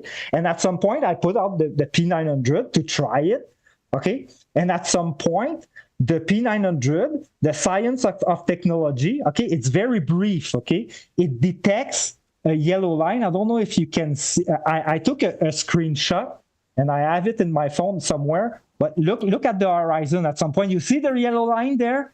It detects a perfectly straight line, okay? And this is for kilometers. This is very far. Okay, so the red, everybody saw the yellow line? All right, you've had lots of floor time. Let's try to bounce it a little bit. Okay, well, I come back with that later. If you cut me off, I'll come back with that later. All right. Well, that obviously is faked. A video can't be. It's inadmissible. Applying Kevin's standard, you can't actually you take video or photos that you took yourself. It's not allowed per Qevin. You're not the only one that can have a cheap P900. I got one too. Yeah. So that's too bad that Qevin had to bring that fake evidence. Do either of you have commentary on what Qevin said about the horizon? It's just, again, that he's basically saying he's looking out the window and saying it looks like it's at eye level, but he refuses to explain how to measure it. There's no measurement. Hold on there, Qevin. Wait, I did just ask them to respond. Is the horizon apparent or physical? It's apparent to each person, meaning if I'm standing next to you, I'm seeing a different horizon than you are because we have a different perspective. Okay. Does the horizon change over time, or does it always stay in the same spot? So if I took a time lapse of the horizon, would it be the same throughout the whole day? Didn't allow the answer. I'm just going to end the screen share for now. We're going to let our audience see us. I'm happy to answer it. So if you took, say I'm sitting at point A and I'm looking at the horizon on the exact same time every day with the exact same atmospheric conditions, nothing's ever changing, it would always be in the same place. But we know that's not the case because the atmosphere is changing, there's different levels of refraction. So absolutely, it's going to differ day to day. That's why when you guys show the picture of, oh, look, I see Chicago from the other side of Lake Michigan, and you go look at the actual headline from the news article thing, yeah, this is a very rare event. That we don't usually see this much in Chicago from Lake Michigan. You're like, Eureka, it's flat, even though half the city's underwater. So yes, atmospheric conditions change all the time. You can see more or less. It varies. All right, cool. So could the atmospheric conditions be a reason why at the bottom of those buildings you're not able to see them? No. Or does refraction... It also could be a very good reason that you don't see the bottoms of the buildings because the Earth is a globe. Okay, so is refraction only subjective to the buildings that we're observing across, or is it also subjective to the water? Is the water subjective to refraction too? So what I'm saying is, could the water appear to refract up and block out the bottom of the buildings, or does refraction only affect the buildings we're observing to make the Earth look flat? Refraction could affect anything. Yeah, okay, in general, I'll explain it since you don't have a depth on this topic. So refraction will cause everything that you see, and the farther that it goes tends to have more effects of refraction because it has a longer distance to be refracted. So when the water is distant and say it's 20 miles away and the shore is 21 miles away, well, everything nearby gets refracted. So but it would not be where it's super selective, where just the water gets moved up and the buildings aren't. The water and the buildings would all get moved up, and what'll tend to happen is there'll be vertical compression. So you know the law of refraction, right? It requires two mediums. Would it be safe to say that the medium where the water is the densest medium? So the water would be more likely to have refraction than over land? Yeah, and which way will it cause the light to bend? It can make the water appear to raise up. But which way will it cause the water to bend, the light to bend, just for reference? Down. Good. Okay. And what does downward refraction cause to happen to the observer? The refraction makes the light bend down. It can make the water raise up. There you go. Very good. Also, the stuff above the water that goes through the air above the water gets raised up as well. Yeah. So if we can't see the bottom of those buildings, is it possible that we're not seeing the bottom of those buildings because of refraction? No. Oh, no. So refraction only refracts buildings up across Lake Michigan and other long-range observations, but doesn't do nothing to the water to block out the bottom. It does both the water and the buildings, but because the water is generally closer and has less distance, it has less refraction, less effects to the water. And as the water is farther away, the water that's nearest to the buildings gets approximately the same amount of upward refraction as the buildings. Are the buildings on land or are they in the water? It's the light path. It's not just where the buildings are. It's the path that the light Refraction takes. requires two mediums. I mean, if we're looking horizontally at, the mediums are vertical, right?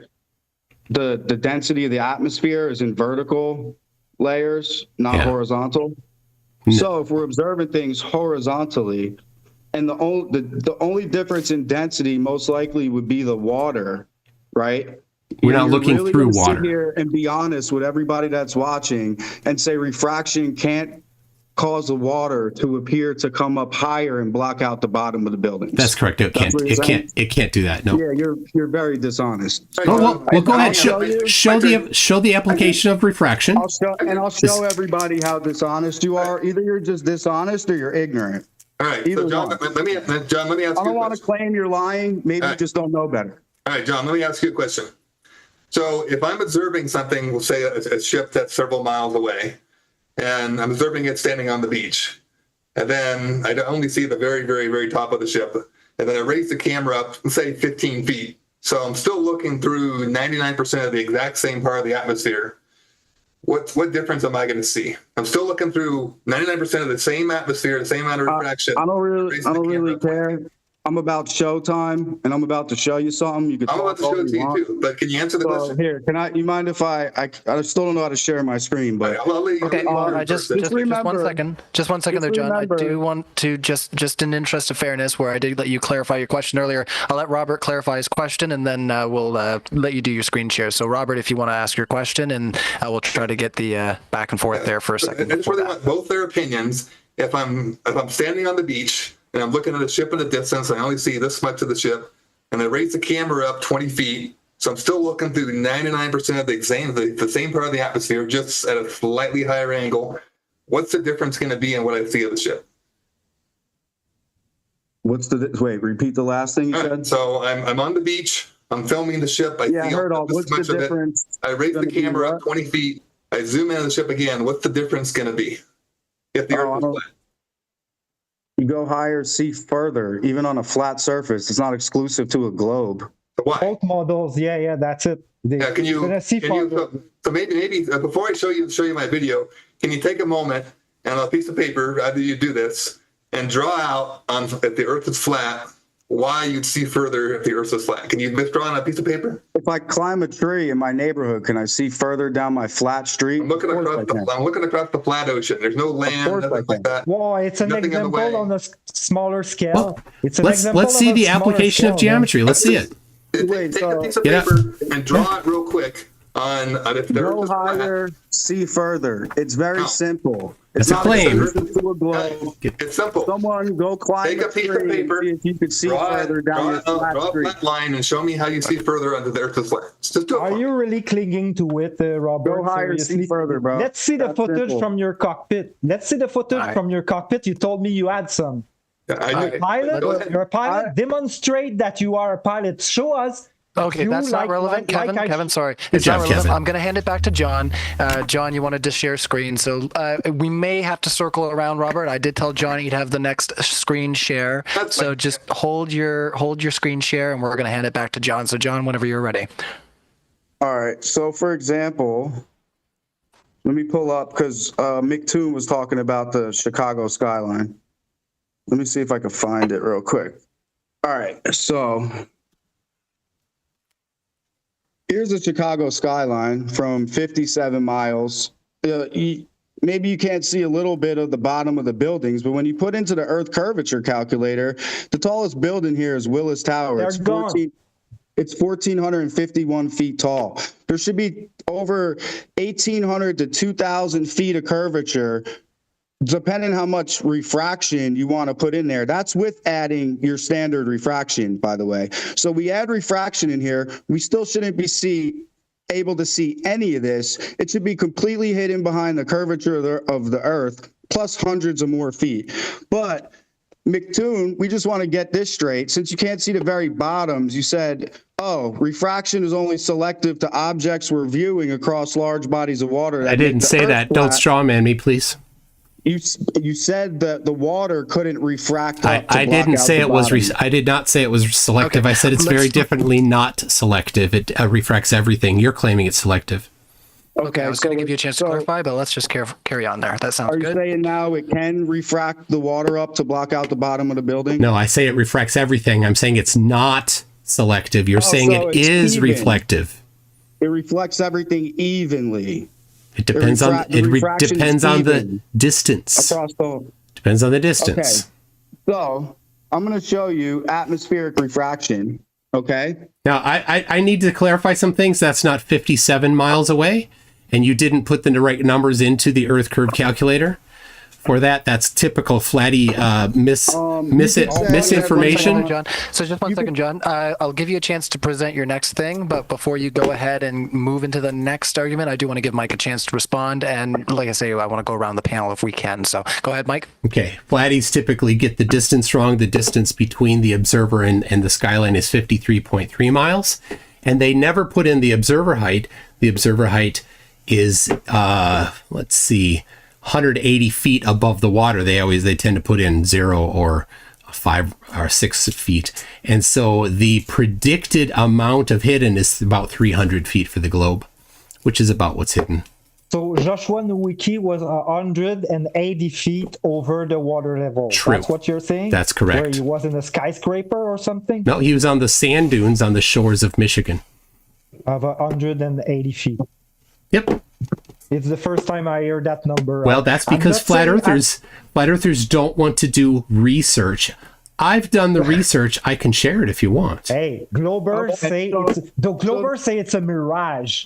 So I'm not that. So you don't need to strawman me and put words in my mouth. So you disagree with the theory that it's a superior mirage?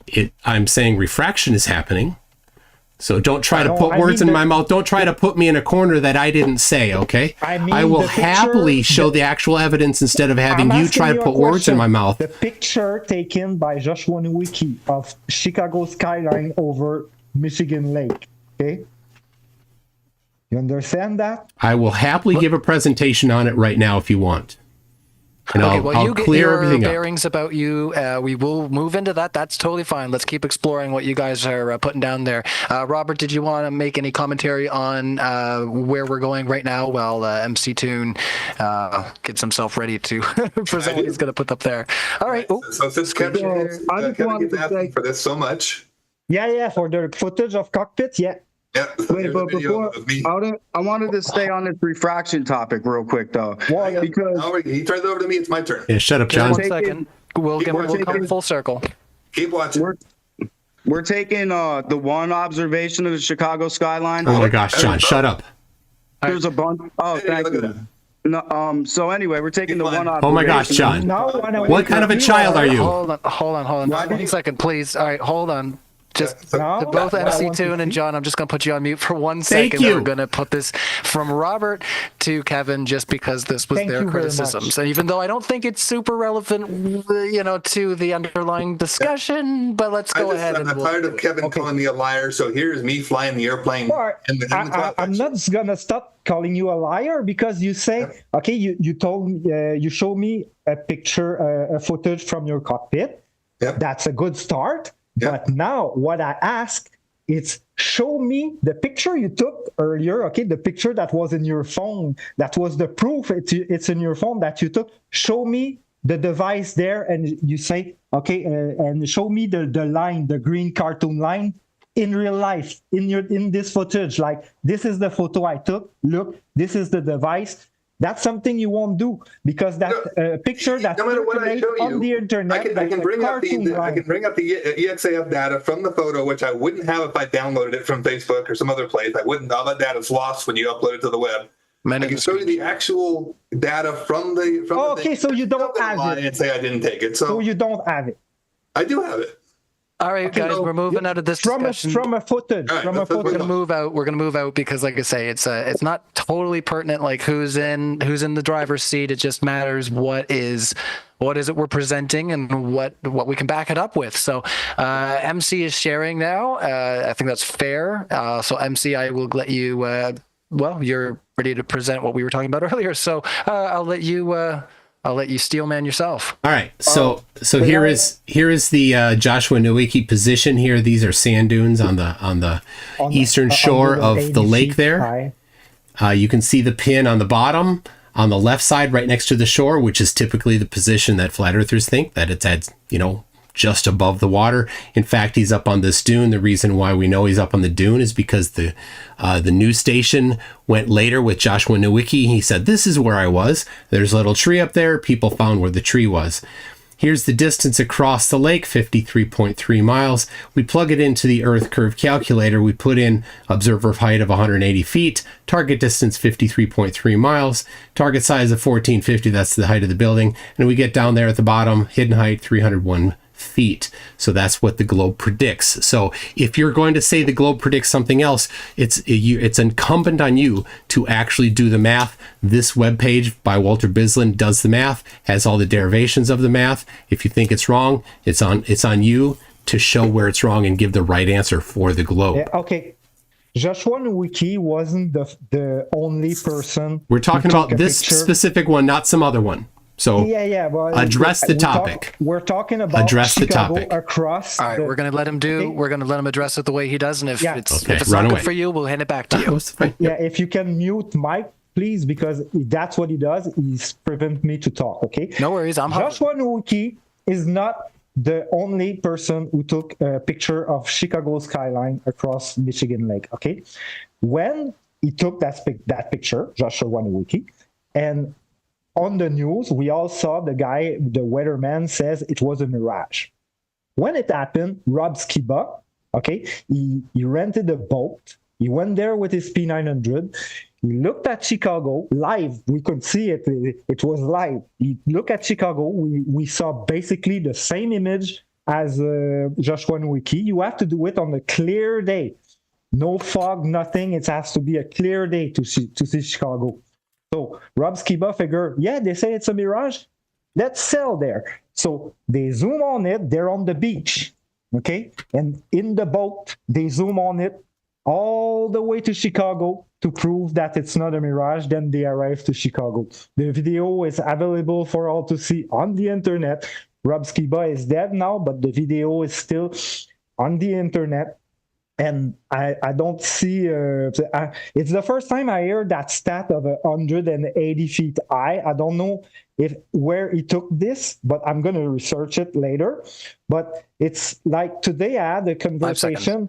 With someone in a Facebook group, and we found out that the only person in the world who had located J.S. Christopher was in fact McToon. So I was gonna ask about it tonight, and then he comes with this data about Joshua Nowicki's picture that we've never heard of it.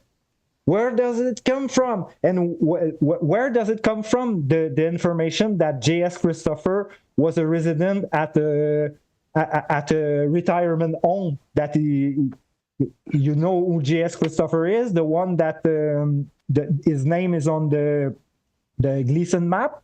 You're throwing quite a bit out there, so let's let Mike, if you want Mike to respond there, Mike, and then I want John to get back in here too, because we'll come back to it. He's got another avenue to explore. So let's go ahead there, Mike. Right. He didn't address the analysis I did. That's all. Thank you. All right. Let's go back over to you, John. Hey, I know that you wanted to get into some other territories, so the floor is yours. Yeah, so I've seen probably about a dozen observations of the Chicago skyline, and here's just one. Here's just one right here. It's from 80 miles. You could see blades of grass, and it's a silhouette. So silhouette is,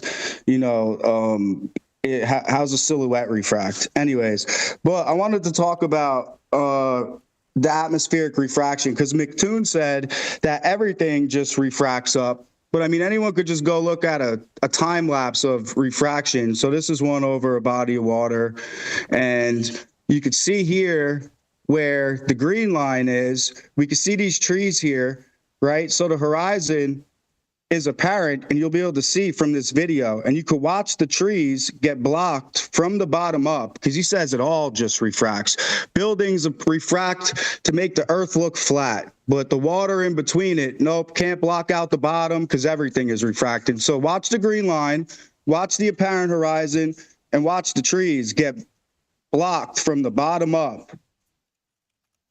Interesting. Yeah, I saw it before. So where's the green line?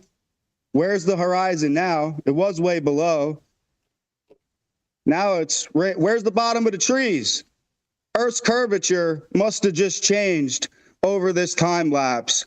Earth got, from here, it was down here to apparent horizon before. Now it's up here, blocking out the bottom of the trees. But it didn't refract this up over the curvature. It actually refracted the water up to make it look curved and block out the bottom. Rest in peace, globe. I like this guy. So you made an assumption about what was happening. You did not. No, your globe is cooked, bro. Sorry, I was. Okay, so I guess I don't get to talk. Your globe has been debunked. I have another observation. If you give me 60 to 30 seconds of my own that I took with the P1000, debunking your globe. Your globe has been debunked over and over and over again. Talk. All right. I thought I get a chance. I can't have a bathroom break for just 2 seconds. Nope, Sorry to put you on mute there, You gotta John. hold it. But, we do have to allow for some back and forth. You had the floor for a really long time. So I am going to... Yeah, I can still hear you. So I'm giving the floor back to the other side, Robert or Mike, to make some commentary on what you just presented. And then we will let you carry on and present some more. But like I said, we got to be fair. So go ahead, Mike or Robert. All right. So he made an assumption about which one was the natural one, like whether or not the bulge would have been there or the trees would have been there, which one was the base case. In fact, in that particular instance that he had there, he has it right next to the surface of the water, and it's maximizing the amount of refraction. This is what flat earthers typically do. They find the most chaotic conditions, and then they say, let's go find some information from that. But you can't get information from that because you don't know the what's going on in the air there. None of that has been quantified, so you can't make decisions about what's going on. Yep. And if I could, I'd like to kind of follow up on what I was doing earlier real quick. And since they refused to, make a simple drawing of how on flat Earth you could see further with elevation, I made a simple drawing for them. It's a cartoon, but, Of course. we made it for them just so that they can, here I am, looking across the flat plane. There's nothing blocking my view. We don't see anything, Robert. How high I am. Robert, we don't see it. It's the same. Oops. Are you talking about your Sorry, green? I got shared. One more button. I hate Zoom. Oh, it's okay. All right, just let me get the screen share up. I'm going to remind our audience that if our speakers want to, we'll move into the Q&A here shortly. So get your questions in so they'll be read with priority. I have a feeling, though, that these guys might want to go for a bit of a round two, though. I feel like we're just starting some of the unpacking. So We could probably go for 5 hours. But, all right, so this is the cartoon view, which is kind of appropriate for these guys of there's nothing on a flat Earth to block my view of that ship. There's nothing opposing it unless you want to count water mountains. There's nothing in the way of that ship. Where on the globe, again, cartoon drawings, just because it's something I threw together really, really quick. The globe, actually, as I'm lower down, the Earth is blocking as I go higher up. Now I get to see more of the ship. And as a demonstration of that, again, I took this video, my own P900 Qevin, so don't call it fake because I did it. Zooming on the ship, standing on the beach. This is coming on a max P900 zoom, so don't say, just keep zooming in on it, it'll come back. No, that's max P900 zoom. You're only seeing the very, very top of the ship. A bit of background real quick. The resort we were at, it happened to be on a hill. So it made it really easy for me to turn around and walk up the hill. So now I'm going to start going up the staircase here to get one floor elevation at a time. I'm going to jump ahead here just for time's sake. There we go. So now I'm about 20 feet higher. Now I'm zooming back in again. Oh, look, there's even more of the ships now available. But who says the ship stayed at the same spot? I'm not done yet, Qevin. Okay, Shush. but who said Shush, the Kevin. ship? Gosh.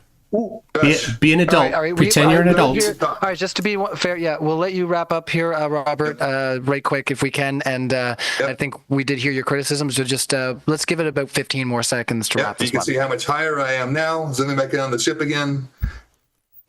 Oh, look, I see even more of the ship, and I'm going to jump to the very last point just for conclusion. This is as high as I can go, because now I'm probably about 70 feet up. And wow, there's the ship. So explain how that happens if the Earth is flat. well, first of all, I own a P900, okay, and I know So do I. I that got it right next to me. when you, it's right there, okay. I own a P900, and I know that when you zoom in, you see in the screen the little drawing of your zoom if you're at max or not. Now, a surprise, we don't see it in your screen. So Kevin, do you think I'm filming the screen? No, this is the footage from the camera. I'm not filming the screen. Are you really that moronic? Kevin only films the screen of his P900 with his phone. Hold on. These guys are having their back right now, Mike. Look, they didn't even understand. Actually, it's been great, but hold on there. They don't even understand. They don't let me talk. Video of my camera. They make their own story in their head of what I mean, and he's a moron. You don't even know what I'm gonna say. So who's the moron? The one who interrupts and makes up his own story. All in right, his head. hold on. We So can't. what I was saying Meta. is, how do I know that you were at max zoom on your first attempt? And secondly, how do I know you were not at maximum zoom when you went up? And secondly, when you went up, the boat it sails. It doesn't stay at the same spot. That's the last point we can do. You make a test. We're handing it over to Robert, Kevin. We can't just keep putting stuff out there. We got to let him respond. Yeah. And that's okay. Kevin already made a point. Mike just He can't injecting with the answer it. chaos. He's making lots of excuses. So they can't answer why with elevation we're seeing more of the ship other than saying, oh, it's the same. But when I asked them to actually show me anything that would show it would be the same on flat Earth, they can't. This one's never been debugged. Flat Earth, dead. Sorry, John. Go higher, see further. It's not exclusive Not to on the flat Earth. globe. You could climb a tree. You could climb a ladder. right, Anybody next could do topic. it. I know Hold you on a want to second, keep Robert. interrupting me and telling everyone to He's on shut mute. up. Just shows how triggered you are and how you can't All control people yourself. morons. But anyways, I have a P1000. Okay, step your game up with your P900. And here's an observation I made with my P1000. yeah, your low tier cameras. So anybody can go do this themselves. Anybody listening, you guys can go do this yourselves. So I debunked the globe myself. So this is an 18-mile, 16 and a half to 18-mile observation. Before I even zoom in my P1000, I could see across here 16 and a half to 18 miles. And all these buildings that we're seeing here are they go from 8 stories on the right to 5, 4, 2 stories. Basically, when you put this in the Earth curvature calculator, we shouldn't be able to see any of this. So I'm in Sunset Beach, New Jersey. I'm looking over to Rehoboth Beach and Dewey Beach in Delaware. And everything we see back here should be completely hidden behind Earth curvature. So anyone, you could go debunk the globe yourself, just like I did. Just go out and do it yourself. The globies are going to say refraction, but we already showed how refraction could block out the bottom of things. And refraction is 2 mediums. 5 seconds. And the gradient goes vertical. We're looking horizontal, but we can see what refraction does to water to block out the bottom of things. All right, I set another 10-minute timer there, guys. So let's try to unpack a little bit more. We'll get into the audience questions here shortly. So, Robert, I'm going to take you off the mute there. If it's quick, Kevin, because we got quite a bit thrown out from John there. Yeah, it's about the observation of a boat. Just so everyone realize that a boat is a moving object. So on that picture, you didn't have someone on the phone and is sending you some picture. Why are you laughing? Why are you laughing? Did you know the position of the boat? You're laughing because you're nervous and you know where I'm going. No, it's great. Go. Don't let my laughing interrupt you. So if you take a zoom in of the Chicago skyline, you know exactly how far is it. But the boat, you don't know unless you have someone on the boat who's sending you his position. Just like I was explaining last time, the bet I have with my friend has the boat, but it's not the friend who has the boat who have a bet with me, and he's sending me his position. So I'm at 5 kilometers. We're supposed to have a drop of 1.96 meters. Or 2 meter, depends of which formula you use. And then, okay, I still see you with my P900. Keep going. So at 10 kilometers, he's sending me his position. I don't know why this guy thinks it's funny. All right, because 5 seconds. It's a fact that they don't know the position of the boat when they're looking at it. It's a moving object. How would you know the position if you?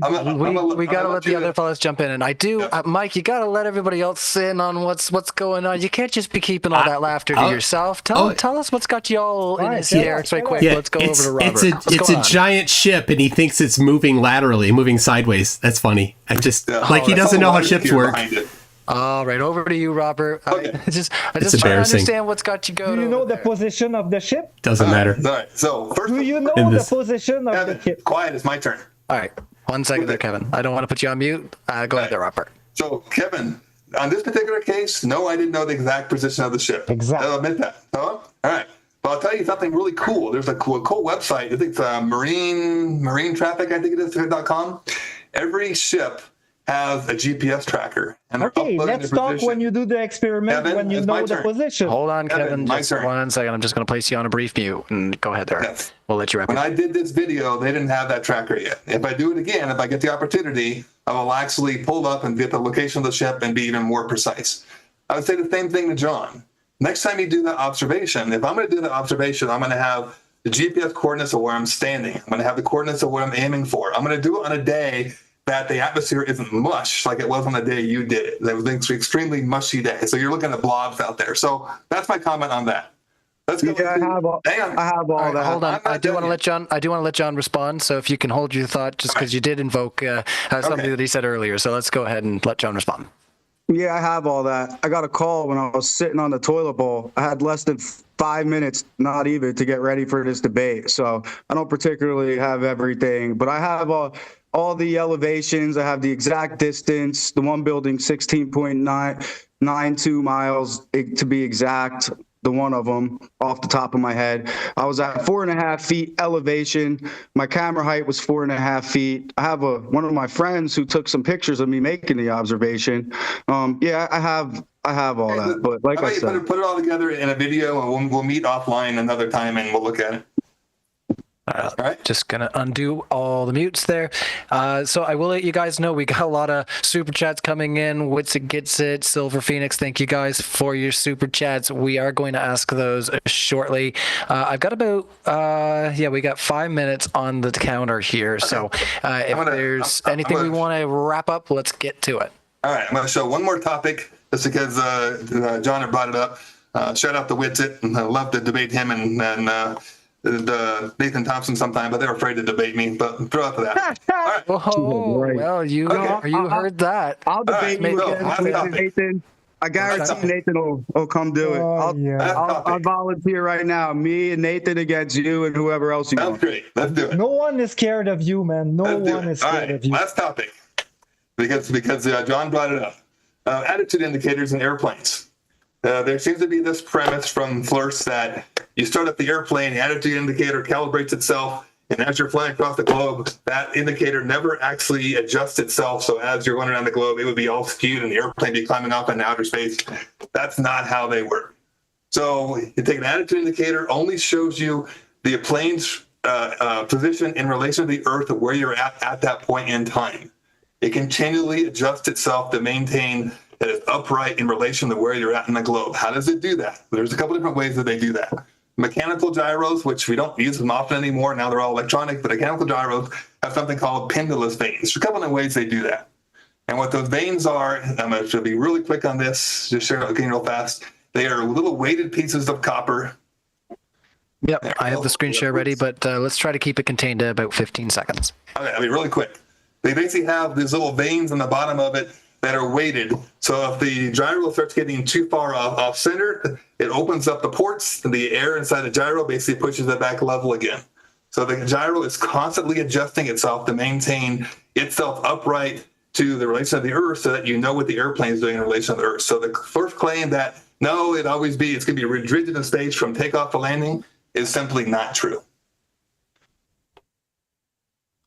So if you can prove me otherwise, go for it.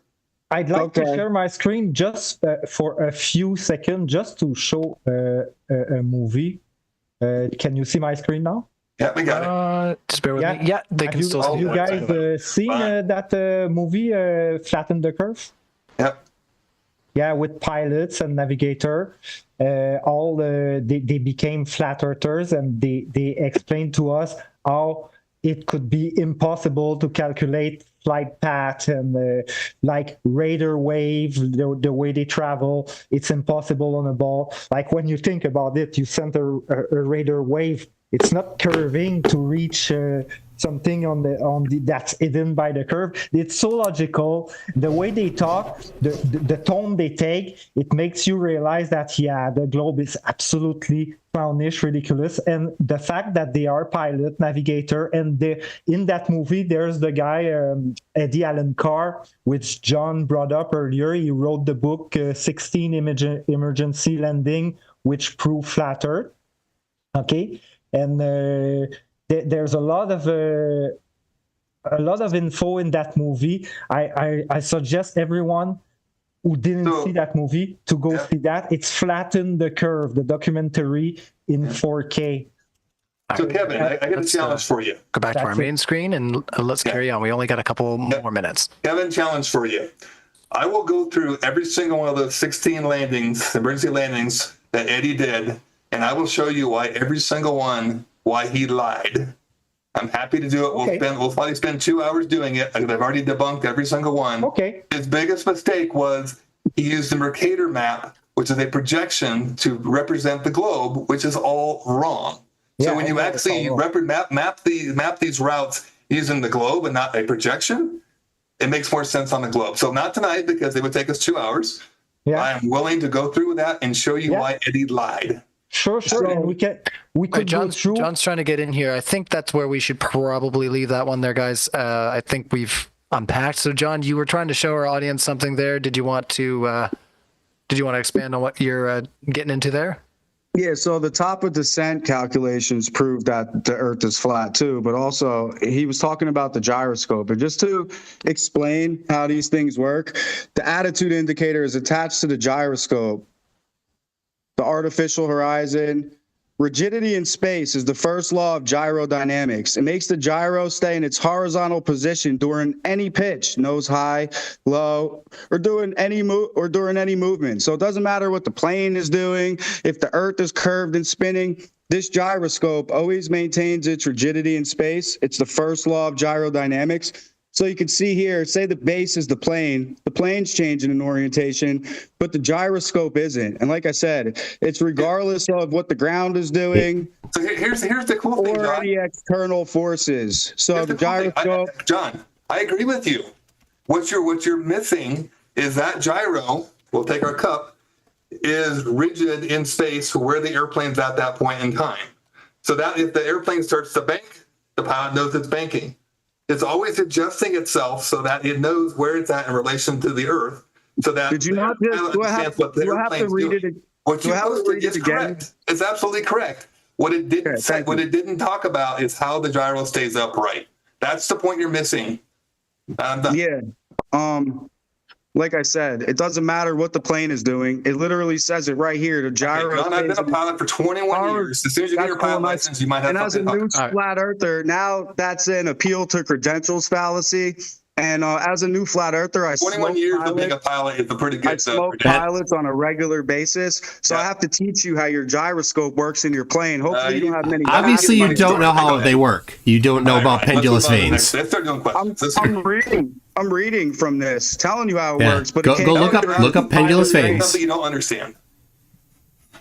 All right, Ryan, let's go to questions. Will you Nice listen? appeal to credentials fallacy. All right. The Let's gyroscope do exactly that. maintains its rigidity in space. If the plane was flying Come over on, the curvature pendulous of the Earth, veins, dude. Where are the pendulous veins?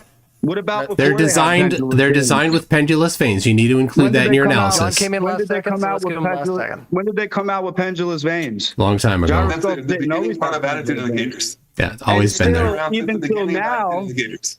Even till now, all gyroscopes don't have pendulous veins. So nice try. All modern gyroscopes are now solid state devices. We don't even have mechanical gyros anymore. Everything's electronic.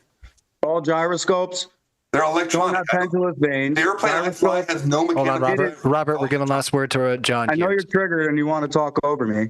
I always let you talk. Gyroscopes didn't always have pendulous veins, and all gyroscopes till this day still don't have pendulous veins. So nice try. The gyroscope Nice try. maintains Gosh. its rigidity in space. The ignorance And if the overfloweth. plane was flying over the curvature of the Earth, it would show up on the attitude indicator. The orientation would change, but it doesn't. Prove planes don't fly around the curved Let's Earth. go to question. All right, let's get into those GG. questions, guys. So we're Hey, going to hop into our Ryan, live can I chat. have a 5 minutes for No. myself for a particular topic? No. I'm so sorry. No, we do have to get into the questions. Some people are on limited time, so I am going to push into the super chats. Let me just see how long we've been going here, just for the sake of courtesy. Yeah. So I'm going to set a 60-minute timer. We're going to try to stick to that. I hope that works for everybody. Perfect. So let's see.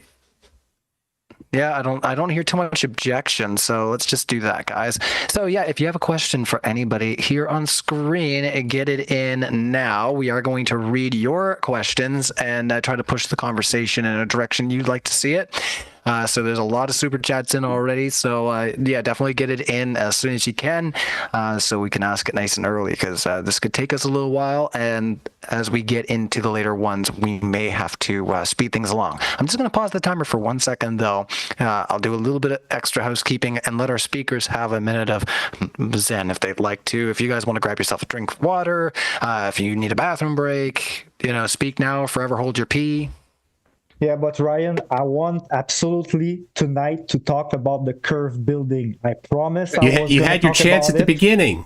You skipped it. Hold on. Didn't All have enough. right, hold on. After we're done with questions, All right. Ryan's willing to Yeah, I'm just gonna put you all on mute for 2 seconds, guys. I'm so sorry.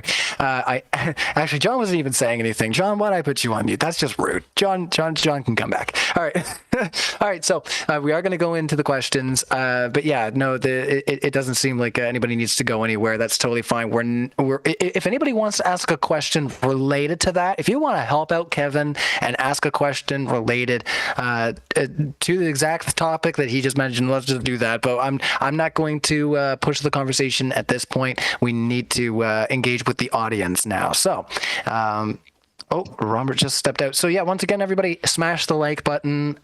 We really appreciate it. Lots of people hitting the like button, and tickle it. Do whatever you have to, right? It makes a funny noise when you hit it. It's new, I swear.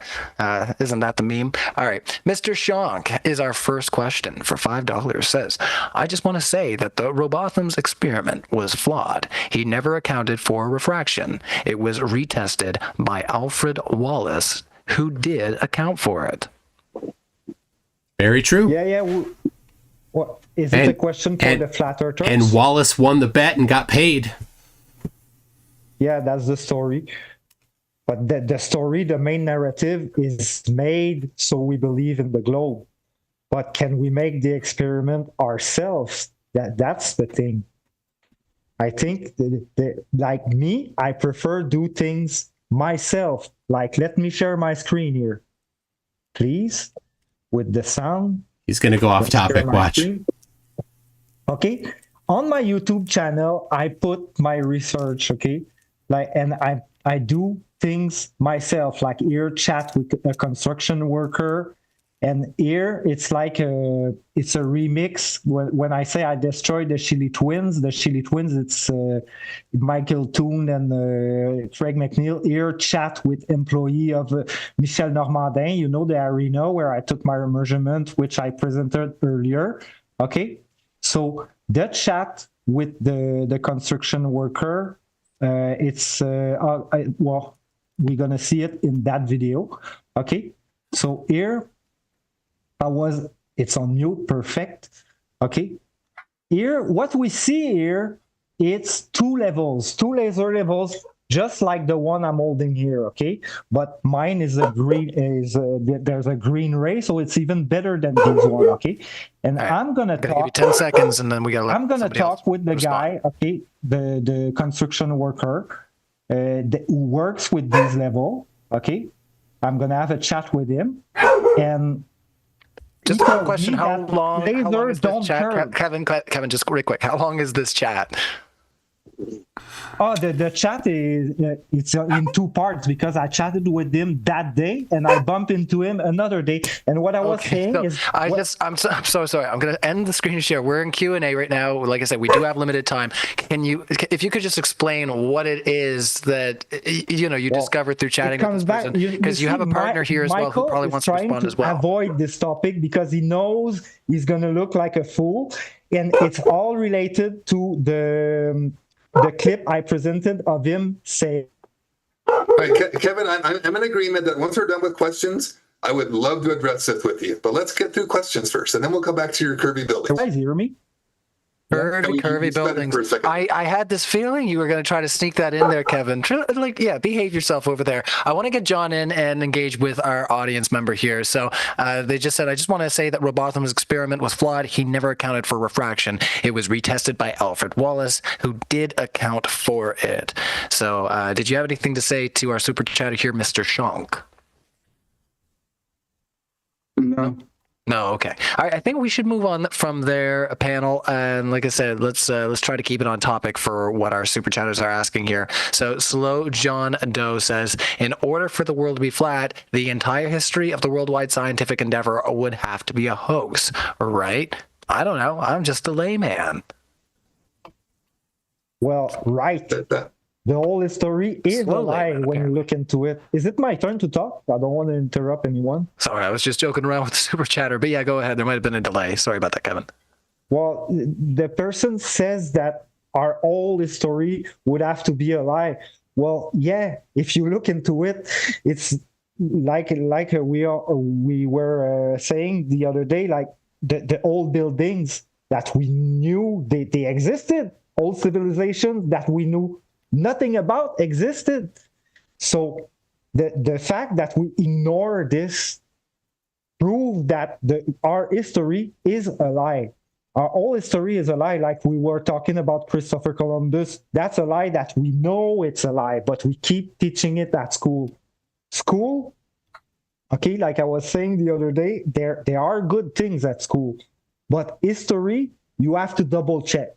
Don't take what you learned at school, what the government tell you to learn. It's the government who decides what we learn at school. So always double check what you learn at school. Let's give this to John to have a little commentary as well. So he might just sympathize with your commentary there, but we'll just give John the floor to answer Slow John Doe. In order for the world to be flat, the entire history of the worldwide scientific endeavor would have to be a hoax. Yeah, I mean, history is just his story, just like QBallah was saying. Christopher Columbus discovered America, but there was already people here. This is how deep the indoctrination is. 1492, Columbus sailed the ocean blue, and Nina the Pinta to Santa Maria. Like, that stuff will never leave my head, And that's why they teach the globe model since before people are in school. Babies are in cribs, little planets spinning above their heads and stuff. It's drilled into your head since you're too young to even remember. And even kids, when they're in kindergarten and the teacher shows them the globe, it says, this is what we live on. And they say, well, how come people in Australia aren't falling off? And how's water sticking to the spinning ball? They just say gravity. And even still now, grown men in 2024, when there's a problem with their globe model, they just say gravity. And that solves everything. Because without gravity, your whole globe falls apart. And gravity still hasn't been scientifically proven. It went from mass attracting mass in 1666 to the bending and warping of space-time. And now they're looking into quantum gravity and everything when it's really just relative density and electrostatic. So All right. I'm going to allow for very quick rebuttal if you would like, and then we'll let Qevin and John wrap it. So, Mike, Robert, would you like to respond? That was a shotgun of derp. Thank you very much for embarrassing yourself. Definitely gravity does exist. Thanks for your great thoughts there, Mike. I could always thanks for count on you. your ad hom. Robert, do you have anything you'd like to respond? All your ad homs show me what's really going on in your head right now. All the and the shut ups and the derps. I just want to finish up the question so I can address Kevin's curvy buildings. Oh, the curvy buildings. Oh my goodness. Yeah. Well, hear that, Qevin? Maybe we'll just have to roll that. No, I don't want to play right now. I don't want to play games. I got to turn off Steam, everybody, so you don't hear people trying to invite me. I'm so sorry about that. NASA Security Force. Oh, wait, above that. Mr. Shung says, CGI refraction perspective. Do your research. Not super targeted, but CGI refraction perspective. Do your research. They're poking fun at the flatties because they like to say that. Okay. Yeah. I mean, if you're maybe put some quotes on that or something. Help us out there, guys. You know, a little direction never hurt. Hey, while I'm at it, and maybe I should have done this while we were chatting earlier and just leading up to the super chats, I should have put up the final poll. I like to do who did you find the most compelling on the panel tonight? So I did wrap up the last poll at 500 votes just to try to keep things on par. And the results were in the chat there, so hopefully you saw them because they just rolled right on by. So, who did you find the most compelling? I'm going to read this out loud while I do it so that you guys can hear what's going on. So we got MC Toon, and I'm going to remember that it's capitals this time. I'm not going to put Mick because we got a lot of Scottish people over here in Nova Scotia. You know how it is. All right. Once again, I'll also remind our audience, I think it's February 15th, 16th. Don't quote me on that. We're going to be in New Jersey doing a live debate con. Craig was at me the other day saying he'd love to do an in-person debate for debate con. I'm going to be there for this in-person event, traveling on down. So if you can make it, we will eventually have our tickets posted in the live chat. With all that said, keep your super chats coming in. We really appreciate them. All kinds to get through. Who did you find the most compelling on the night? We've got that in the chat now. So let us know. We're going to ask your questions henceforth. I'm in New Jersey, by the way. Can I go? Can I go to that? No, you're not allowed. No, I'm kidding. Of course. When is it again? You know what? Let me double check. I got the text here from James. Oh, they're inviting me for. They're inviting me for more games. I'm so sorry to the audience. They're hearing this. I don't think our speakers can hear it. It's the Steam. I'm just too popular. It's hard. No, I'm kidding. All right, it's the 15th to the 16th of February. All right, so hopefully we can see you there. We can have a beer together or whatever you want to do. That's my Naruto cup there. There you go. Awesome. NASA Security Force says Qevin is QAnon. Is space a globalist? Oh, Qevin, I don't know if we really want to engage too much with this one there, NASA Security Force. You're just kind of trying to poke an unnecessary bear and stop inviting me to games. All right, we're going to close Steam, everybody. Bear with me. Quit. Exit. Get out of here. I don't want you guys having to keep hearing that. All right. Sea Lion Prime. Actually, sorry, right about that. King Conquest. You might know this individual. They say, Toon, how are you not bored after all these years? So how long have you been doing debates related to this topic there, Mike? 5.5 years debating live, I think. Now, do you still get the same thrill and the same rush from the first day that you did it, or has it changed? How do you feel it's evolved? Let's we'll entertain this super chatter and then we'll move on. Sure. I enjoy it. I mean, I know all the things they're gonna say. Nothing surprises me anymore. You know. Yeah? Why you don't want to talk about curving buildings then? Oh my we're gonna get gosh. there, Kevin, don't worry. I'll take Kevin. questions. Yeah. Kevin, you child, you had a dedicated time at the beginning to do it. You yapped 6 the whole time. minutes. Yeah, you had the 6 whole time minutes. dedicated. You couldn't Yeah, I even need an hour. you couldn't even focus long enough. This isn't a Bring the topic, presentation. bring the This is a topic debate. Oh my yourself. gosh. Hey, are you Grow up, scared little to talk boy. about it? No, This is Kevin. exciting, but Kevin, honestly, yeah, we did have the chance to have the open discussion. We're You gonna had engage your with the chance, chats. Kevin. But I'm going to remind our audience, help Kevin out. Ask a question about the curvy buildings. He really wants to talk about the curvy buildings. And I'm not opposed to letting you talk about curvy buildings if somebody asks it. So I'm going to ask you to follow the rules here. We're going to try to keep on track for what the audience is asking. And if we want to come back and talk about, the buildings, I don't know if you said curvy buildings or that's just something they're saying. But either way, you want to talk about curvy buildings, we are your platform. But as for tonight, let's answer these questions. We are on borrowed time. Sea Lion Prime says, can the flat earthers describe a kinematically equivalent solution to GPS triliteration over a flat earth? We know it works on a spherical model. The calculations are open source. So I'll let you start with that one, John.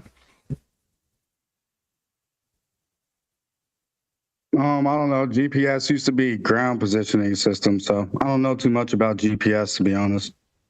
GPS has never been ground positioning Never. system. It's always been global. It's always been satellite based.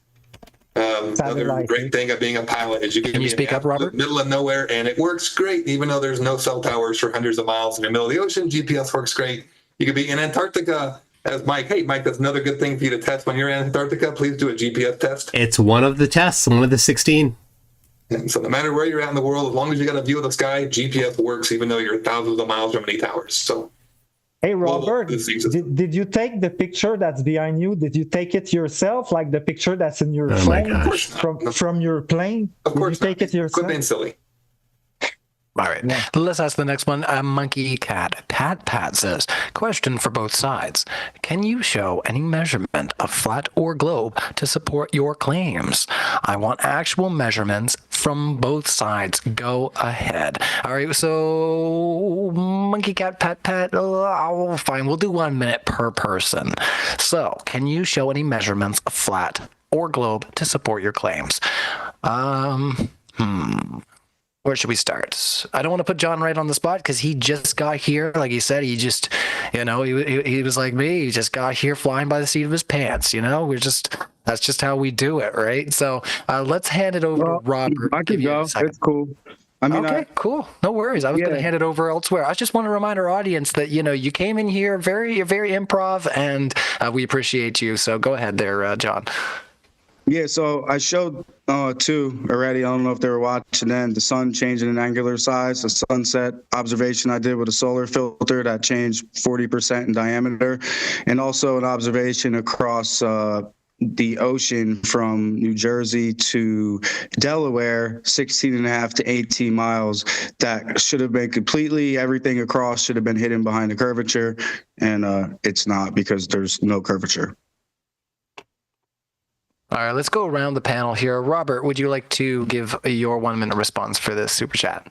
Yeah, sure. I already showed counter observations to John showing that his were false. So, he said, we can go around for hours and hours and hours.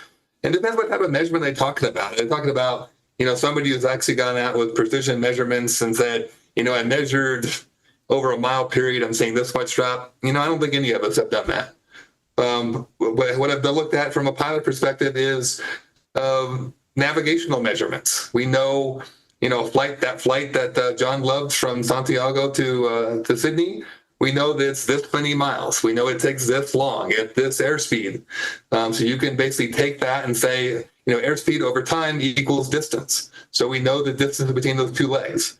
We know looking at, the most common flat Earth map, Gleason map, extrapolating it out because, again, there is no accurate flat Earth map. So we extrapolate it and say, wow, this is twice as long as any airliner can fly without running out of gas.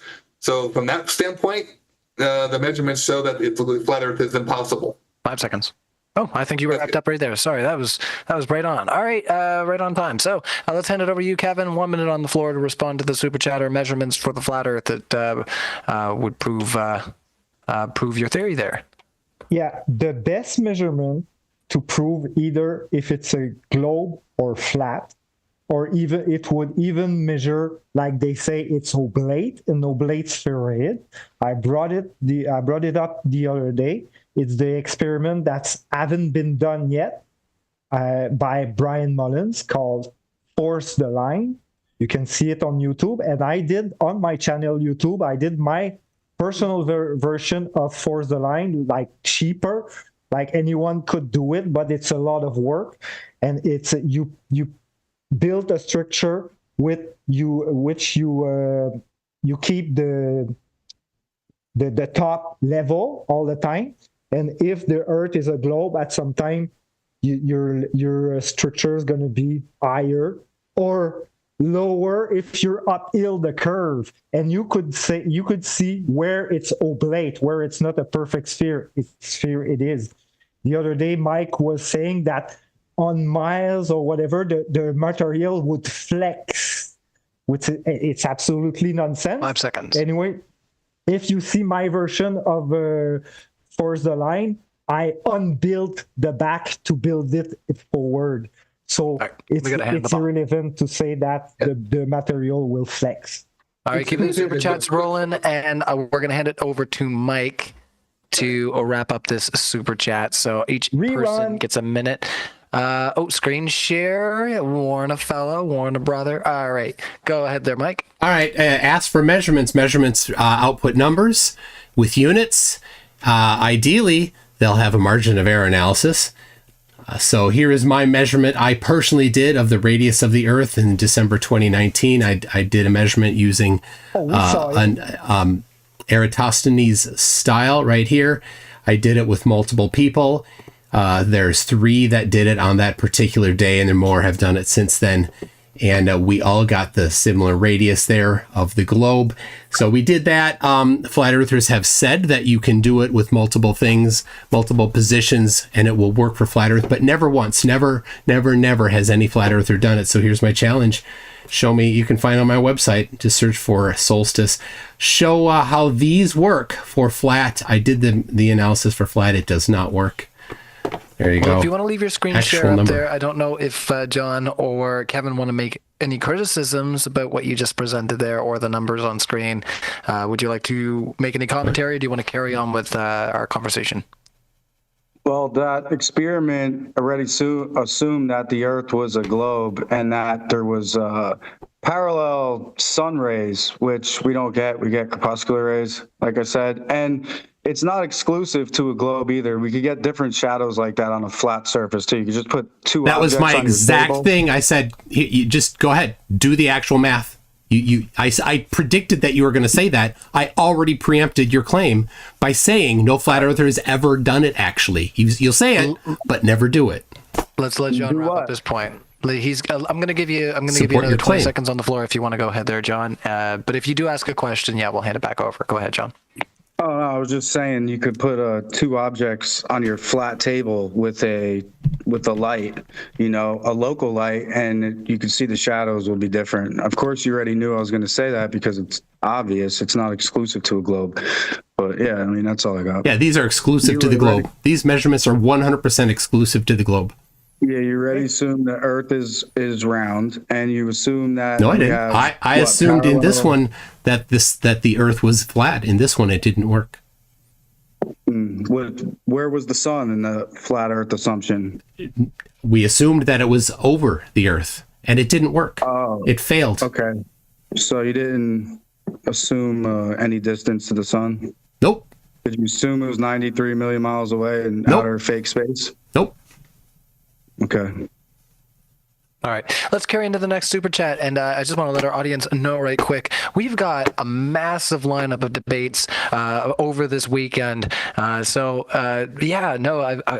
Once again, I might be a little off tonight, but I feel like honestly, I've just been right on top of things. This has been a good showing for me. I just got back about an hour before we started the show from screaming for money, playing my dad rock. You know how I like to do it. And now I'm going to be busy this weekend hosting all these debates intermittently with James. So keep an eye out for this one. We got tomorrow. Flatzoid's going to be back on the channel. I'm just going to open up these. So we got Will Duffy versus Flatzoid on Flat Earth and Antarctica predictions. That's going to be a juicy one. Make sure you hit the notification bell for that. That's going to be tomorrow. It's 5 o'clock my time, but 4 ET. And then James is going to be hosting our Trans Women. That's going to be Andrew Wilson and Josh Sider versus Classy Neurotic and LSP. So definitely, once again, if you're going to be around tomorrow evening, check it out. James is going to be hosting that one. I'm going to be back again hosting a good friend of the channel, Mark Reed, Dr. Blitz, Angel is going to be partnered with Nathan Thompson again. It's going to be a blast. We're going to be doing Flat versus Globe. And definitely, once again, you want to hit the notification bell for all these debates. That's great. But long time since we have seen Cliff and Stewart come on and debate. Does the biblical God exist? And if you've seen in our live upcoming events, we have Cosmic Skeptic Alex O'Connor coming out to debate against Cliff and Stewart and Phil Halper. So, if you weren't enticed by all those other events that I'm really just trying to push and make sure that we see you again for the next event, definitely check this one out. It's going to be juicy. All right, let's carry into the next chat there, guys. Thank you so much to our panel here for being patient with me while I do all the PR. It's a lot of fun. Dr. Mantis Toboggan says, any flat earther that isn't going to the final experiment is a fake flurf. Well, so just if I could say something real quick, they won't even let me go. They had all these stipulations. You had to be a flat earther for 2 years with proof. Like I said, I've only been a flat earther for your own ticket. Going on a year. You can go. Hold on, MC. What? I was just correcting him. He can buy his own ticket and go. Free. I messaged Will Duffy. I told him I want buy your own ticket because at first there was the main flat earther. I don't have to go to Antarctica to try to prove a globe by looking at the sun. I mean, there's still no curvature. It'd be a fun trip, no matter what. There's no curvature on the ground, so. Hey, Ryan, just an idea, Ryan, real quick. Do you think you could throw up a poll for the audience of whether or not they're going to see the 24-hour sun or not in Antarctica? Good question. Let's get to it a little bit more further through. Right now, we only have 231 votes. When we get closer to around 500, I'll end the poll. So I'll let you know who do you find most compelling. So based on our audience that's tuned in right now, we have 48% for MC Toon. Robert and John are both kind of just in neck and neck here at 22 and 24, 23. Oh, it's bouncing around. You guys are just bouncing neck and neck. And then 6% for Qevin there. So don't take the poll personally, guys. It's just what our audience feels this evening. Have I been beaten by the loaf of bread? No, that was earlier. That was way earlier. No. Okay. So this is just who did you find the most compelling on the panel tonight? So Robert and John are pretty much neck and neck. You guys are, like I say, bouncing back and forth between 22 and 23%. But I didn't even talk about the topic I was coming to talk tonight. No, John is ahead and has been for a while. And that's not, you're right. Thanks, Robert. I appreciate you, bro. Yeah. Not bad for my first debate. Not bad for having 5 minutes to prepare for, not even 5 minutes to prepare. Yeah, for 23% for John. Appreciate all you guys, man. Yeah, you were excellent, John. Hey, I want to be your Facebook friend if you don't mind. Well, yeah, absolutely, bro. We making friends. That's great. But no, you are right. Yeah, no, you bounce straight up. 24 to 21. Yeah, no, I mean, it's not a competition, but I mean, the audience is definitely putting in their votes now. So it's more of a catty poll, but we'll do the 24-hour sun once we get about halfway through. All right, Witsit Gets It asks, I've been trying to get, I know you're hanging out in the live chat. I've asked you to send me an email. Big fan. Yeah, I would like for Austin, if he's interested in having a debate before traveling to Antarctica, if you'd like to come on the channel and have a debate regarding that would be a lot of fun.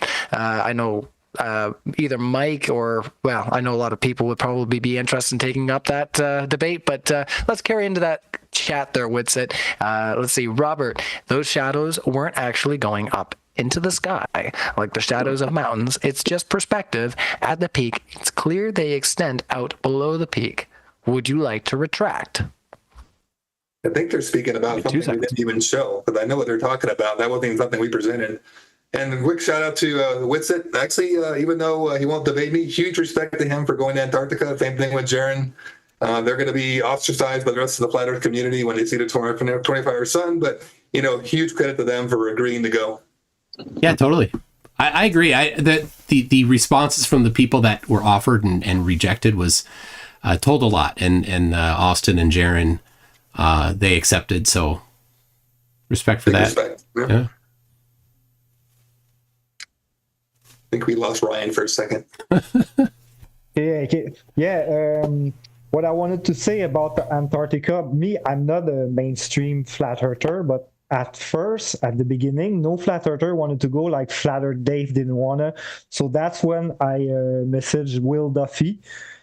And he told me, like, if we ever need a regular Joe, like, we contact you, and he stopped contacting me. No offense, Kevin. I mean, you're a good dude, but they really needed people that have the most effect. So I know. Jim and Jaren. And I know. They're big name flirters for your. Yeah, he picked 24. And he got just a little bit into that list and filled the spots. Yeah, I know, but it was to answer to the guy who was saying that we're not real flat earther if we're not going to Antarctica. I mean, 2 flat earthers are going, so the rest of the flat earthers all over. Four. Okay, there's Witsit, there's Jaren. Who are the other ones? Lisbeth and Jonathan. I don't know. I don't know them. Yeah, you can. Will has done videos on all of them. Is it Jonathan Fleming? No. Well, no. Okay. Well, I definitely look forward to hosting this debate after all you guys have had to say just in regards to this. It sounds like it's going to be really interesting. So, definitely sounds like one our audience would be interested into as well. Alex says, Ryan gone for some more snacks. And then GK says, Ryan's pooping. No, I was just making room for some more brew. All right, let's carry on, guys. This has been a lot of fun. Once again, a big shout out to our panel and to our live audience for all of your interest. Let's see. I'm just going to Pay by the bell, Mike. We're not talking about curving building. You forgot to present your evidence there. All right. When you had a chance. Just want to get there, if Kevin. you give me time. John, you had time, dummy. Hold on there, Kevin. John is here. He's your partner. Like I said, he's got his own thing that he's presented as well. We want to focus on what you guys have put on the table here this evening and what our audience is interested in grilling you guys about. Another time, for sure. Or if somebody in the audience wants to ask that question. We're not there yet. Audience, maybe somebody has. Maybe somebody in the audience has, and I just haven't gotten there yet. Just patience, for sure. So Icy Spin says, Flat Earth is true. All opposing evidence is false. Okay. The claim about evidence is disregarded. Icy Spin's a Glober. He's mocking them. Yeah, I know. Maybe we'll just move on, guys. All right. Winter gets it says, if the sun actually set beneath the Earth curve, shouldn't there be a distinct shadow cast into the sky caused by Earth's bulge every sunset and sunrise? That's a great question. Quite often. And it happens. You can look up Belt of Venus. Now, Belt of Venus is a corollary to that.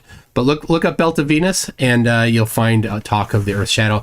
And it's there, and it moved quickly, and you need to have the clouds visible, of course. A great example of that would be at dusk when it's the black on the ground. It's all dark on the ground, but you look up and the high altitude clouds are still lit up because that's the sun still going up and lighting up the clouds, even though it's dark on the ground. Yeah, it's called perspective and reflection. Oh, it's called light. Oh my gosh. Okay. It's called reflection.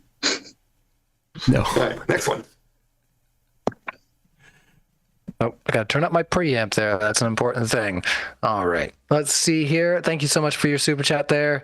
Oh my. Yeah, quite a few just popped in there. You guys are really stirring up our live chat pod, I tell you. By gee.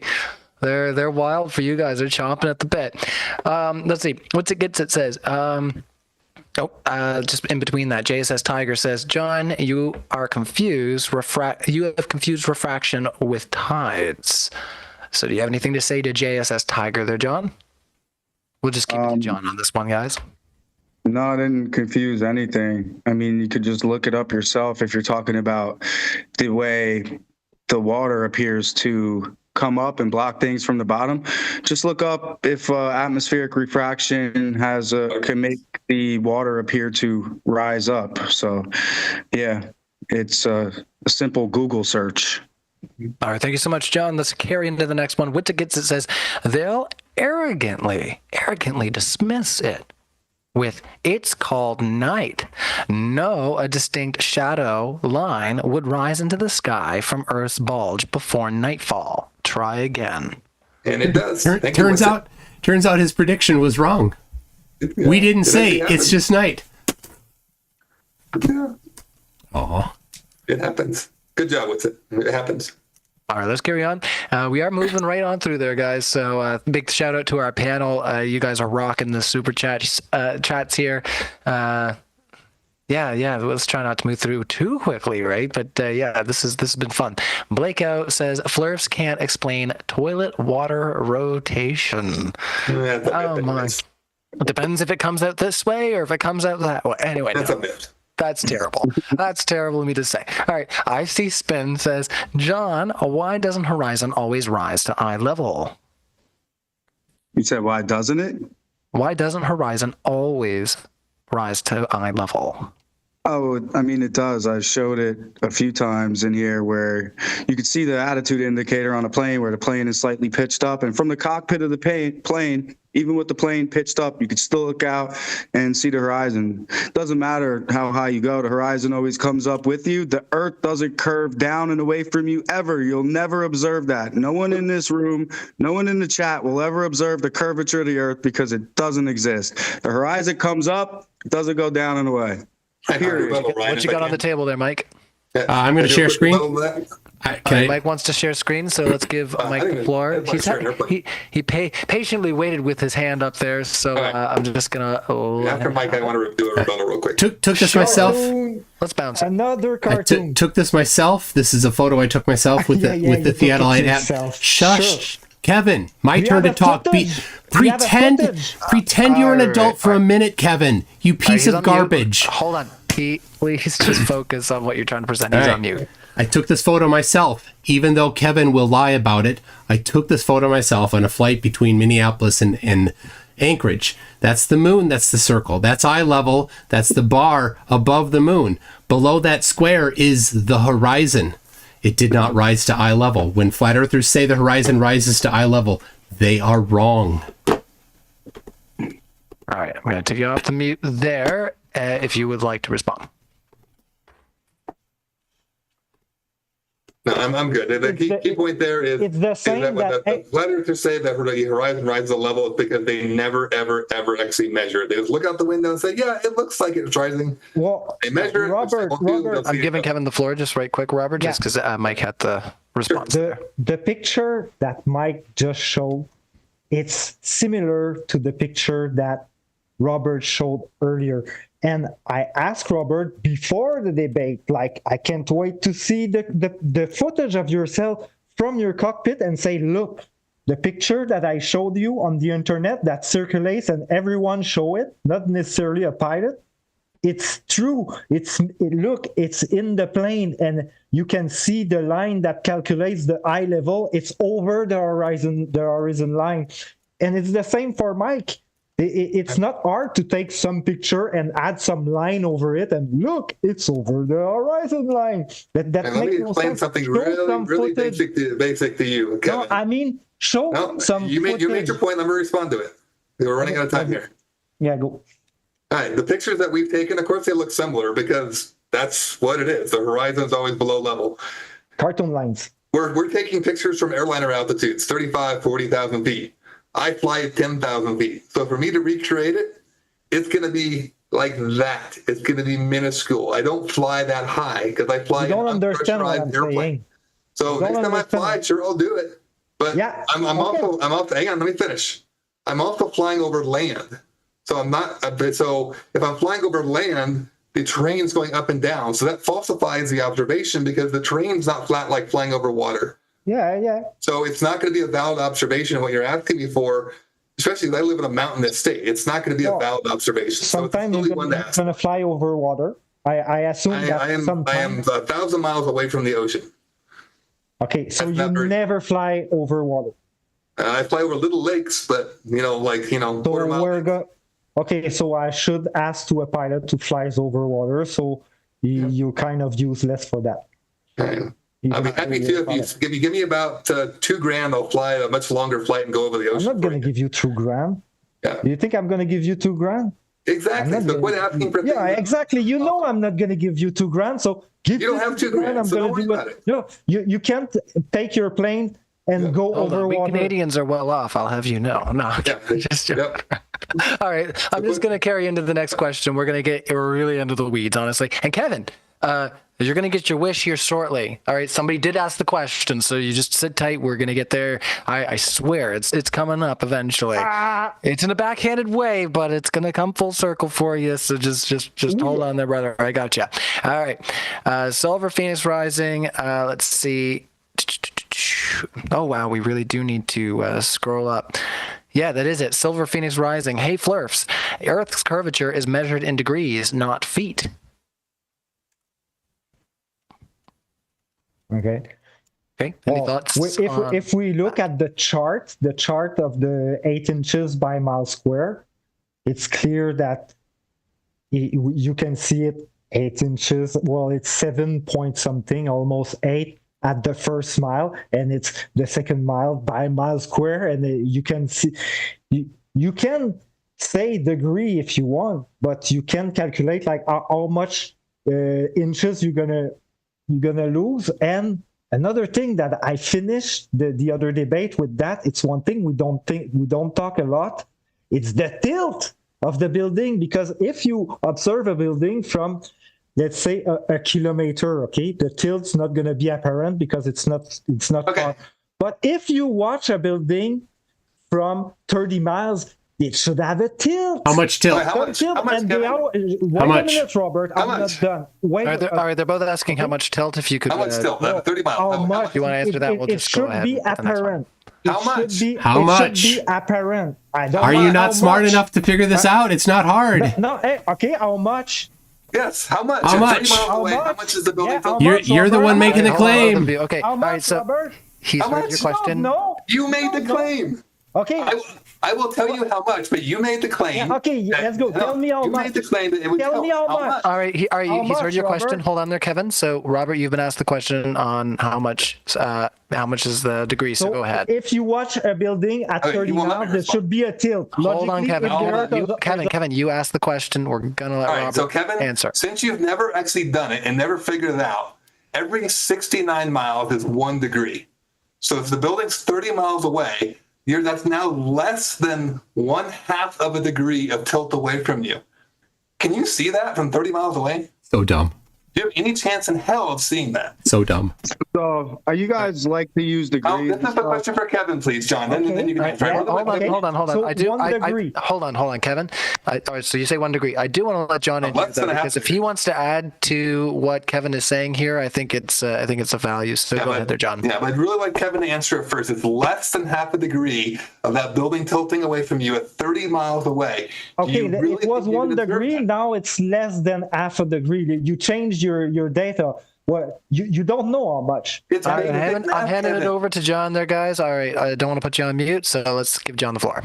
Yeah, I so think the our audience super chat- understands. The super chat or whatever was about the Earth doesn't curve in feet or whatever. But Agreed. if anyone just goes and types in Earth curve calculator on Google, there's a bunch of them that pop up, and none of them do it in degrees. Weirdly, strangely enough, they all give you feet. That's a linear of them. drop from horizontal tangent, not a curve. All of them do.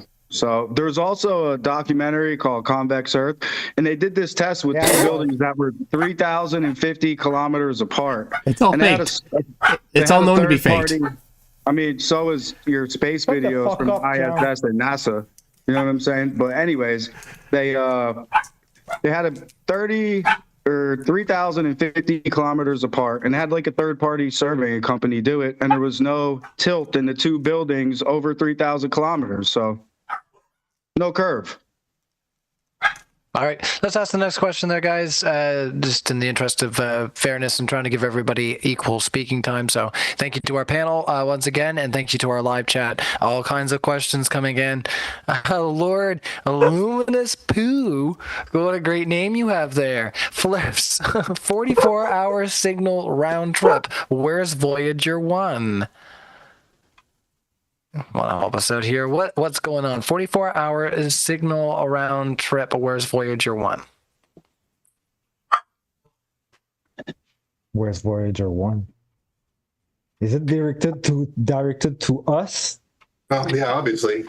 Yeah. Did you want to maybe help out? Maybe the super chatter didn't put enough in here to kind of clarify. I think you might clarify that the Voyager 1 spacecraft, which launched back in the 70s, it's so far away, it takes that long to get a signal there and back. So they're asking is, where is it if it takes that long for the signal, traveling at the speed of light, for it to go there and back and take that long? Yeah, and so you know where is Voyager 1, Robert? So the question was to you guys. Yeah, but I don't know where's Voyager 1. You want me to answer? Where Okay, why are you Voyager diverting 1? again? The question. All right, so Qevin has said he does. For you guys. So in fairness, Qevin has said he doesn't know. So I'm going to hand it over to John if he wants to engage with the question there. I don't know. It's all that stuff is fake. I mean, It's all fake. Everything I don't like is fake.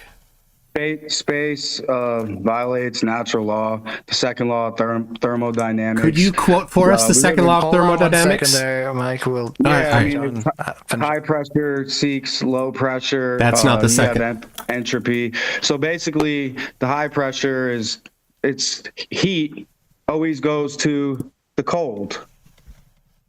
All right, let you sorry. respond there, Mike. I'm sorry, that's not the second law of thermodynamics. So what is it? You're the one making the claim about the second law of thermodynamics. You should be the one that knows it. Go ahead, quote it. Quote it for us. Quote it for us, John. I just told you it might not have been the That's exact it's not quote even we were close. looking for. Not even close. Okay, so what is it? The total entropy of a isolated system is, you don't know this? Always increasing? You don't know that? That's the second law of thermodynamics. Can you give an example of an isolated system? Yeah, we're in the isolated system. No, there is only one isolated system. It's the entire universe. So the second law of thermodynamics only applies to the entire universe. It does not apply to the Earth. And what does the total entropy mean? It has nothing to do with that. You're talking about pressure. It's talking about entropy. You're confused. You're just parroting what you heard.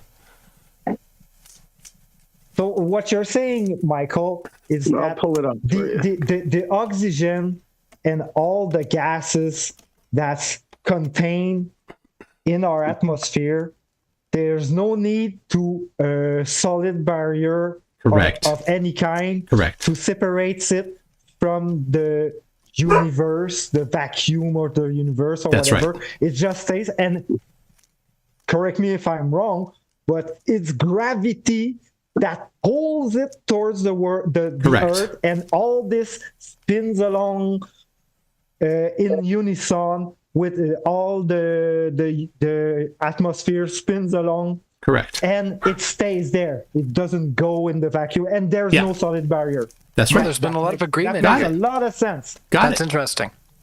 All right, so Mike, did you want to just put a little bow on what your criticisms were there, and then I want to let John explain what he's showing our audience there. Oh, no, I just said the hot always goes to cold. Well, hot is obviously high pressure and cold is low pressure. There's a correlation between temperature and pressure. So, I mean... And what's the application to the isolated system? What's the isolated system? What's the isolated system is talking about? Hey, shut the fuck up. Isolated system. The entire universe is the isolated system. It does not. It does not have. It doesn't have a problem. What's the entire universe? You're We're in a closed system. You're trying. It's an isolated system that the second law of thermodynamics is talking about, not a closed system. There's open system, closed system, isolated systems. The entire universe is the only isolated system that exists.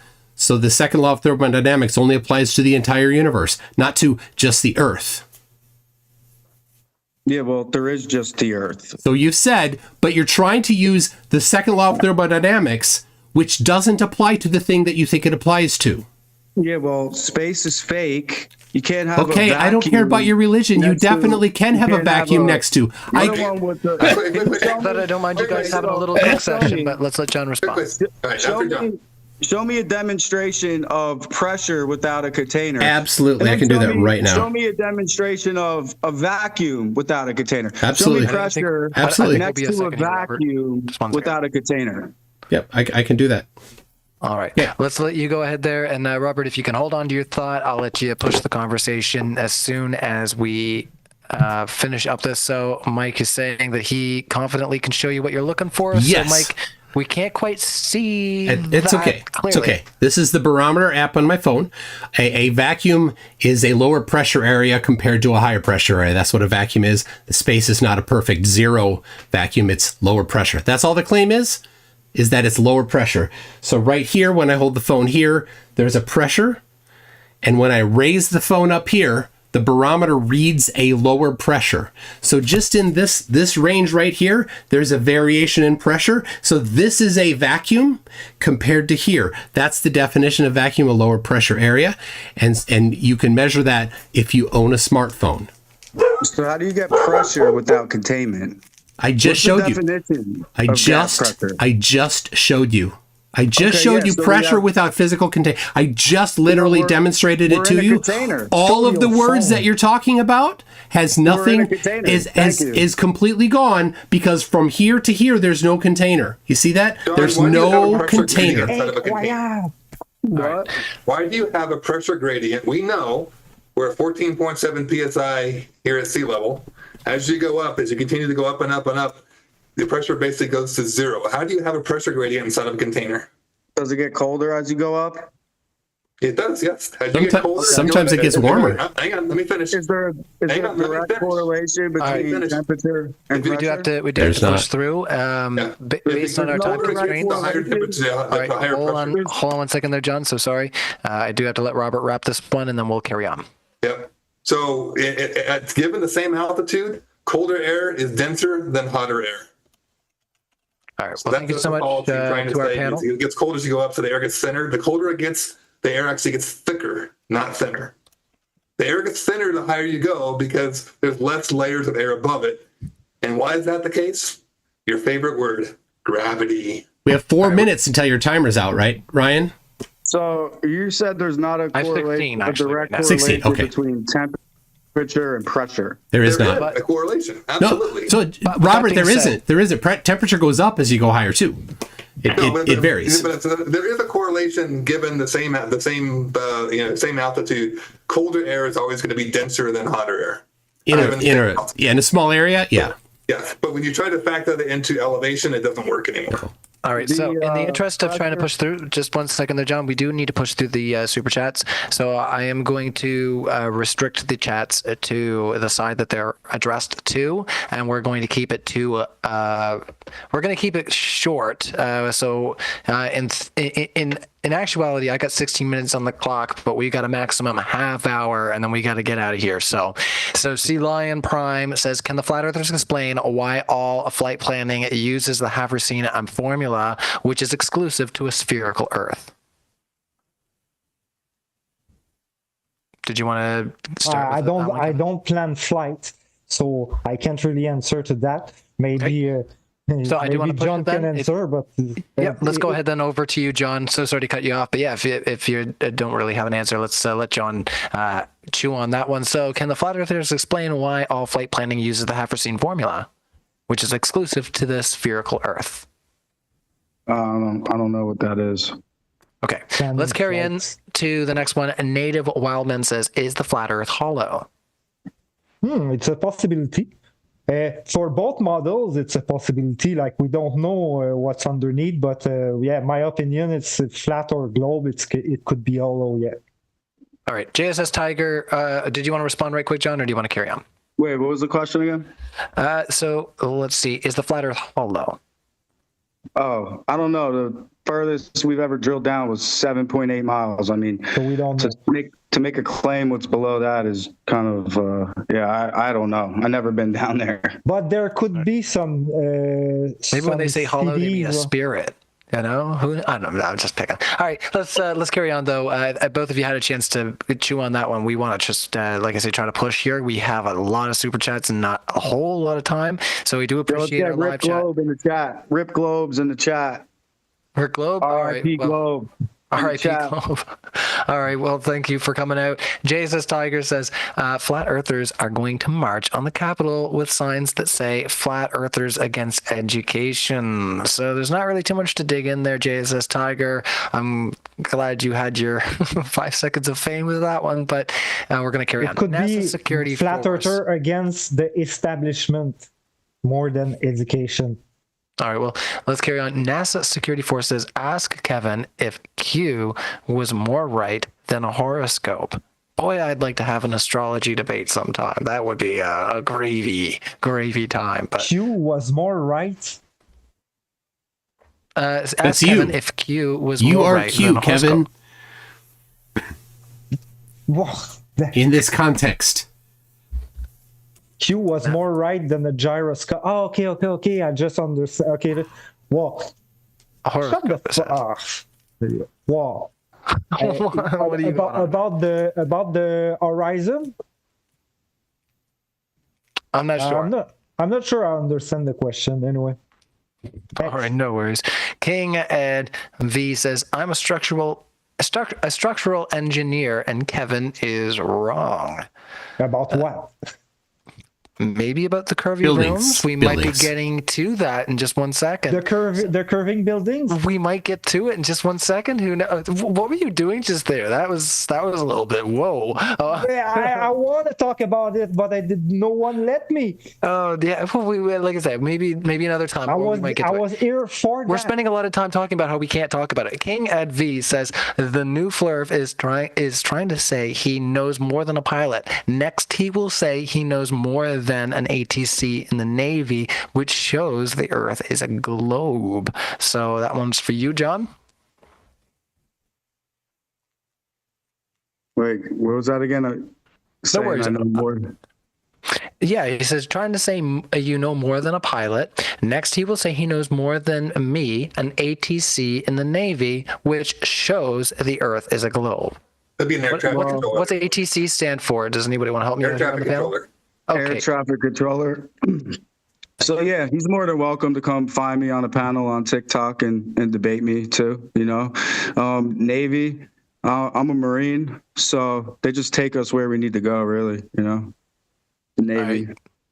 Roger that. All right. JSS Tiger says, Flat Earthers, why did Galileo spend the last 10 years of his life on house arrest? He disagreed with the powers that be that told him the Earth was geocentric.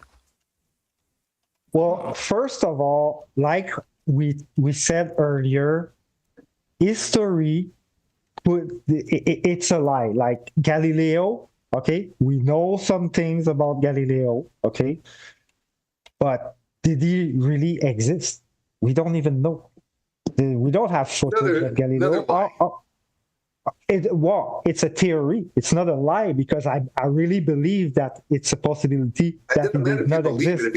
No, a lie would be if I knew that he really existed for real, 100%, and I would say he didn't exist. That would be a lie. But I really believe that the whole history could be a lie, and these characters could be just created, just for a Queen song. Create a narrative.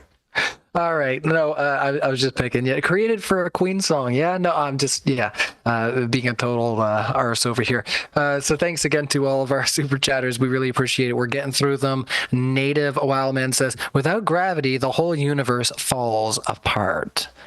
So we didn't get to talk too much about gravity this debate, but John, did you want to address Native's assertion there? Yeah, there's a bunch of things that say it's electromagnetism and electric forces that hold our world together, from atoms to all matter and everything. And even these people say that gravity is like outer space, which gravity is fake and space is fake, but everybody's kind of been indoctrinated. I mean, look, gravity hasn't been scientifically proven. There's an effect of something, obviously, and they just assume the cause is gravity, but there's no way to isolate the other forces, et cetera, to prove gravity, praise gravity. You gotcha. All right. Well, thank you so much there, John, for answering that question.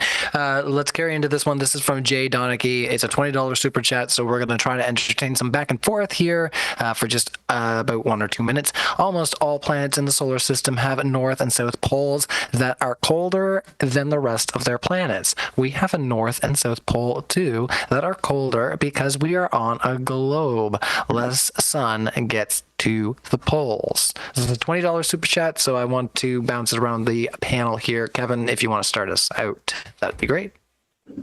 Well, why the pole? The reason why the pole would be cold, I say would be because I'm not going to stand here and say the flat Earth model, it's like that, but the way it's presented is that the sun is in the middle, like at the equator. It's where it's hot, it's more hot, and it travels from the tropics, so it stays. So that would be the reason why the pole, what we call the pole, but if it's a flat Earth, there are no pole anymore. There's the center and the around it. But that's the reason why the sun would circle. I say would, okay, circle in the over the equator and going from tropic to tropic, and that would be why it's hot, like in the middle, in the very center, which is the North Pole. It's cold, and Antarctica it's cold. It's very simple. All right, let's keep trying to roll through the chats. Thank you so much. Let's get as much out as we can. How are we doing on time, everybody? I know that was a $20 super chat. Just to touch on that a little bit, I talked about it before. The difference in distance between the equator and the poles to the sun is 0.00004%. Oh. And the sun is 3.4% closer in the wintertime. So on the globe model, it doesn't make any sense that there's so much of a difference. And that's going to the extremes between the poles. I could go right now. I'm in Jersey, just came from Florida. It's below freezing here. It's warm in Florida, and that's literally negligible amount of distance. And it just proves the sun is smaller and more local. Yeah. And just all right, really quick there, Robert. Quickly, it's not the distance to the sun, it's the amount of the atmosphere that the sunlight is going through. So if you're at the equator, it's the thinnest amount of the atmosphere. If you're down the poles, it's having to go through at an angle through a lot more atmosphere, which is absorbing more of the heat. So that's the reason, not the distance. But it's the incident angle as well. All right, let's push there, guys. All right, we're gonna push like the no. We let you guys answer. We answered. Let's move on. Yeah, we're gonna push like the baby's almost here. All right, let's do it. LJ says, MC Toon, how much money did it take to sell your soul? Yeah, religious flirps are the most toxic flirps. They tend to just religify everything. This is just a science debate. It's not about the Bible. But you want to make it about the Bible? You flat earthers lie, and Satan is the father of lies. There you go, LJ. What did I lie about, Mike? I wasn't talking to you. I was talking to LJ. What? Okay, I'm a flat earther. What did I lie about? Hold on, we're not doing back and forth right now, Kevin. But I will say, you say that you don't want to do that debate there, MC. But I swear it would be a heck of a lot of fun. All right. So Steve from Wormhaven says, Kevin, I'm dying to hear your thoughts on curvy buildings. Oh. All right, Kevin, 1 minute on the floor. Okay. You got 1 full minute. Let's do it. A minute? 1 minute. Let's do it as quick as you can. All right, 1 minute. Okay. Put it out there. And if it's so interesting, then people will have you back. Again, I played the clip of McToon saying that the building curved on distance, but when you build a building, like, okay, we're looking at your Wi-Fi right now. The line on the wall here. Okay, this is your Wi-Fi there, level. Okay, it's straight. Okay, so if you go on and force the line, and you keep going with your structure, and you follow your line it's gonna stay straight. It's not gonna follow the curvature of the Earth. Okay, I wanted to play the clip with the construction worker who said that it's completely absurd. He rolls eyes. You can see the genuine reaction. You're not sharing your screen per se. I know. You're not sharing your camera. I don't have time. I rather show in real time. This is turn off the screen share then. All right, I'm gonna turn off the screen share so people can see you bigger. What? Oh, I just turned off the screen share so people can see your camera a bit bigger. You see the green line here? Yeah, we see With it. my level, okay? That's the way to build a building, okay? You follow the straight line of your level, okay? So even if the Earth is a globe or it's flat, your building is not going to follow some curvature of the Earth like Mike says. You're going to follow, okay? So he made a claim that... That's a curvy line there, Qevin. All right, we got to move on. We got to move on. All right, there you go. Okay, we got your curvy lines there. We did what we could to help you out there, Qevin. But let's move on. Somebody, Shovelhead Steve says Qevin and Josh with the little poop emoji. Shovelhead Steve, you've got the propensity to probably come up so many good puns. I believe in you. This is low bar. All right, I think you're better than this. Believe in yourself, okay? Pookie just puts in $2. Thank you so much for helping us out. Forte says tell your mom the Earth is flat before Pookie does. Okay. All right. Yes. Tell your mom. When we get email like that, like they say, Qevin and John, they're poopy muchy. Kevin, don't take the bait. Don't take the bait. All right, I'll put you on mute. I don't want you to take the bait. We got so much to get through and so little time. Forte is asking, conspiratorial thinking and analytic abilities are negatively correlated. Why is this? So, do you guys think that this is true? Do you want to clap back at Forte for the assertion? Oh, sorry. Yeah, I just asked to unmute there, Qevin. But John, if you want to respond to Forte's assertion there. What was it again? You said I should say they, I'm not sure. Conspiratorial thinking and analytic abilities are negatively correlated. Why is this? No, I was going to say, yeah. It's more of an assertion, but if you want to, like I say, if you want to engage Qevin and say anything to Forte's comments here, it's up to you. Forte's? Yeah, they say conspiratorial thinking and analytic abilities are negatively correlated. I don't think so. I think it's quite the opposite because the Globers, the main narrative, it's like it's sheep mentality. They don't have to think. They just have to follow mainstream. Whatever the scientists say. You often see Globers say, well, if the scientists say so, who are you to disagree with it? Well, like I can make my observation. I trust in my intelligence. Like when I look at the body of water, let's wrap in 5. It's flat. Okay, if I can measure it flat. Okay, I did it on the ice. It's flat. Okay, I'm gonna do it again in the future, and it's flat. But even. All right. We got to push into the next question there, Kevin. Wait, I'm not done. I'm not done. 5 seconds, buddy. We do have to push into the next chat. Even if I don't measure it, when you understand the physics of water, when you look at the water in a glass and you get a larger container like the toilet bowl, the bathtub, the swimming pool, the lake, the ocean, the physics of water doesn't change because the container become larger. And let's put a bow on it, but the water. Okay, the Earth is composed of roughly 70% of water. So it's the physics of water. It's flat. All right. Thank you so much, Qevin. I'm so sorry to try to cut you off there. We do have limited time. Oh, everybody's pulling out their pussy cats on stream. You know you can't do that live. Anyway, better than when Aaron used to come on and he would pull out, he'd have a parrot on his shoulder and stuff. And I'd be like, oh, he pulled out his bird live on stream. That's not okay. And then he'd come back with a snake.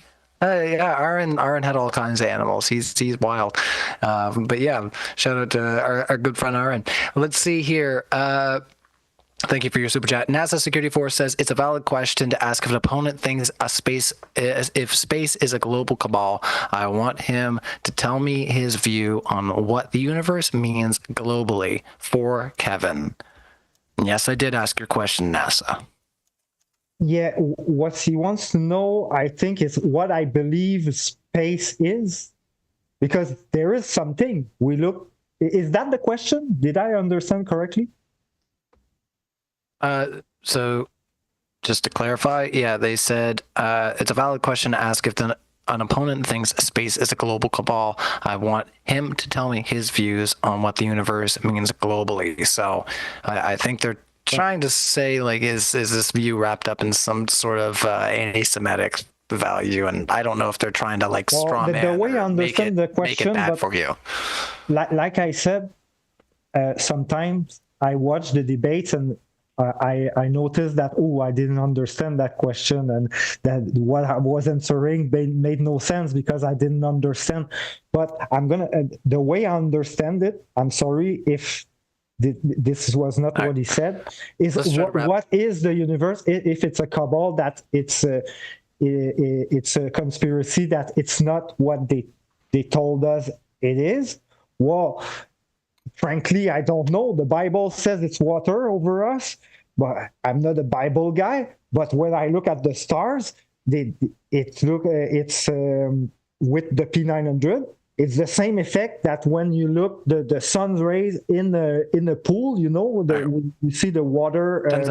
So it would make sense that over us is water, but I'm not going to confirm it, and I'm not going to. We do need to ask the next question. I'm so sorry to cut you off, Qevin, but you're abusing my good nature. I'm trying to push on the questions, and you're just steamrolling. So let's try to, like I say, respect the time guidelines here, so we can try to push through. JD asks, Robert, tell Qevin why he is wrong about curvy buildings. So you had a chance to present curvy buildings there for a minute, and we'll let Robert answer for 1 minute, and then we'll carry on. That's for $9.99. So it's all yours, Robert. There you go. So the quick question, Qevin. So if you've got a building, let's say it's 300 feet long, how much drop is over 300 feet? The thing is, when you build... No, let me answer. You asked the question. All right, I'll let you answer. All right. Clarify your question. Hold on. For the audience, Robert, clarify your question real quick and then answer it directly. If we can. Very quickly, and I want a direct answer. Over 300 feet, how many inches, millimeters, whatever you want to use, is the drop that you're going to be measuring? 300 feet. Put Robert on mute. This is his question. So, Robert, if he's not going to answer... On mute. All right, hold on. Qevin, you'll be on mute. I'm so sorry. You're not going to tell me what to do. But, like I said, it's your question, Robert. So if he's not going to answer, then it's up to you to carry this for us. It's your question. And we have I'm going to answer the question for him. Over 300 feet, 0.025 inches, 0.65 millimeters. That is that. That's how much over 300 feet. So if you're saying you're going to go measure it with your laser level, that much difference over 300 feet, it's inconsequential. You're not going to have a curvy building because it's that. Even when you get into big buildings, the biggest building, longest building is probably the New Century Global Center in China. That's 1,640 feet. You know how much that is in millimeters? That. All right. Let's carry on. The Earth is big enough; it's inconsequential. So I don't know why you keep harping on a failed premise. All right, so we're going to carry on. I'm going to take you off the mute there, Qevin. But yeah, let's try not to tell me what. Because he answered. No. All right, when you're on mute again, like I said, don't try to tell me what to do. Like I said, I'm doing my best to try to keep this together while we go through the super chats. I let you answer the questions when they were for you. This one was for Robert. You didn't want to answer at the time. When it's John's question, I want to let him respond. Robert asked me a question and he answered for me. And I'm muted to not answer. I want to answer. He asked me a question and he answered for me. Can I answer his question? No, we're going to move on. He asked me a question and he... All right, we're going to move on. So sorry, Qevin. We've got limited time. And like I said, we got questions for John as well. You have a partner. We can't just, like I say, we can't just take all the time for yourself as well. It's not fair to John. So let's just carry on. Let's see. Let's try to skip some of these more insults. This one's for you. Actually, this is for the other side. Okay, so we had a lot of questions for Qevin and John here. So let's see. MC Toon, if force equals mass and acceleration, and force and acceleration moves in the same direction, which would lead back to a specific action or point, where is this action coming from? Where is gravity? An action / force force coming from? Yeah, I read that question when it came in. It doesn't make any sense at all. So try again. I don't know. All right, that one was for you. So that one, that's what you get right now. Awakening Minds. Sorry, we're late in the debate, so we can't keep this going too far. Shovelhead Steve, another poop emoji, super chat. Thank you so much for your educated input. We'll say. Let's see. C-Line Prime says, can either flat earther describe the difference between reference ellipsoid and geoid? Bonus points for how they are measured. So I'll let you start that one, John. What was that? Reference points for ellipsoid or geoid? Yep. You got it. I don't know. No, not sure. Okay, I'll take you off the mute there, Qevin, if you want to respond to that. I know. I want to respond. This one's. I know there's 3, if I'm not mistaken, 3 Earth models. If you look up, I know there's a spherical model, a geoid model, and then they call it like the real life model, which assumes it's flat. But as far as the question goes, yeah, I'm not really sure. No worries. Did you want to take about 15 seconds there, Qevin? We'll move on. Well, I want to answer the question that I couldn't answer earlier. No, we're not going back. I'm sorry, Qevin. We can't go back. Pookie asks. So he asked me a question. No, we're on mute again. We can't just keep doing this, all right? We're going in circles on this, buddy. Please help me out here, okay? Help me help you, okay? Pookie asks a question. Pookie, it's a cute name, all right? We're just gonna enjoy that for a second, all right?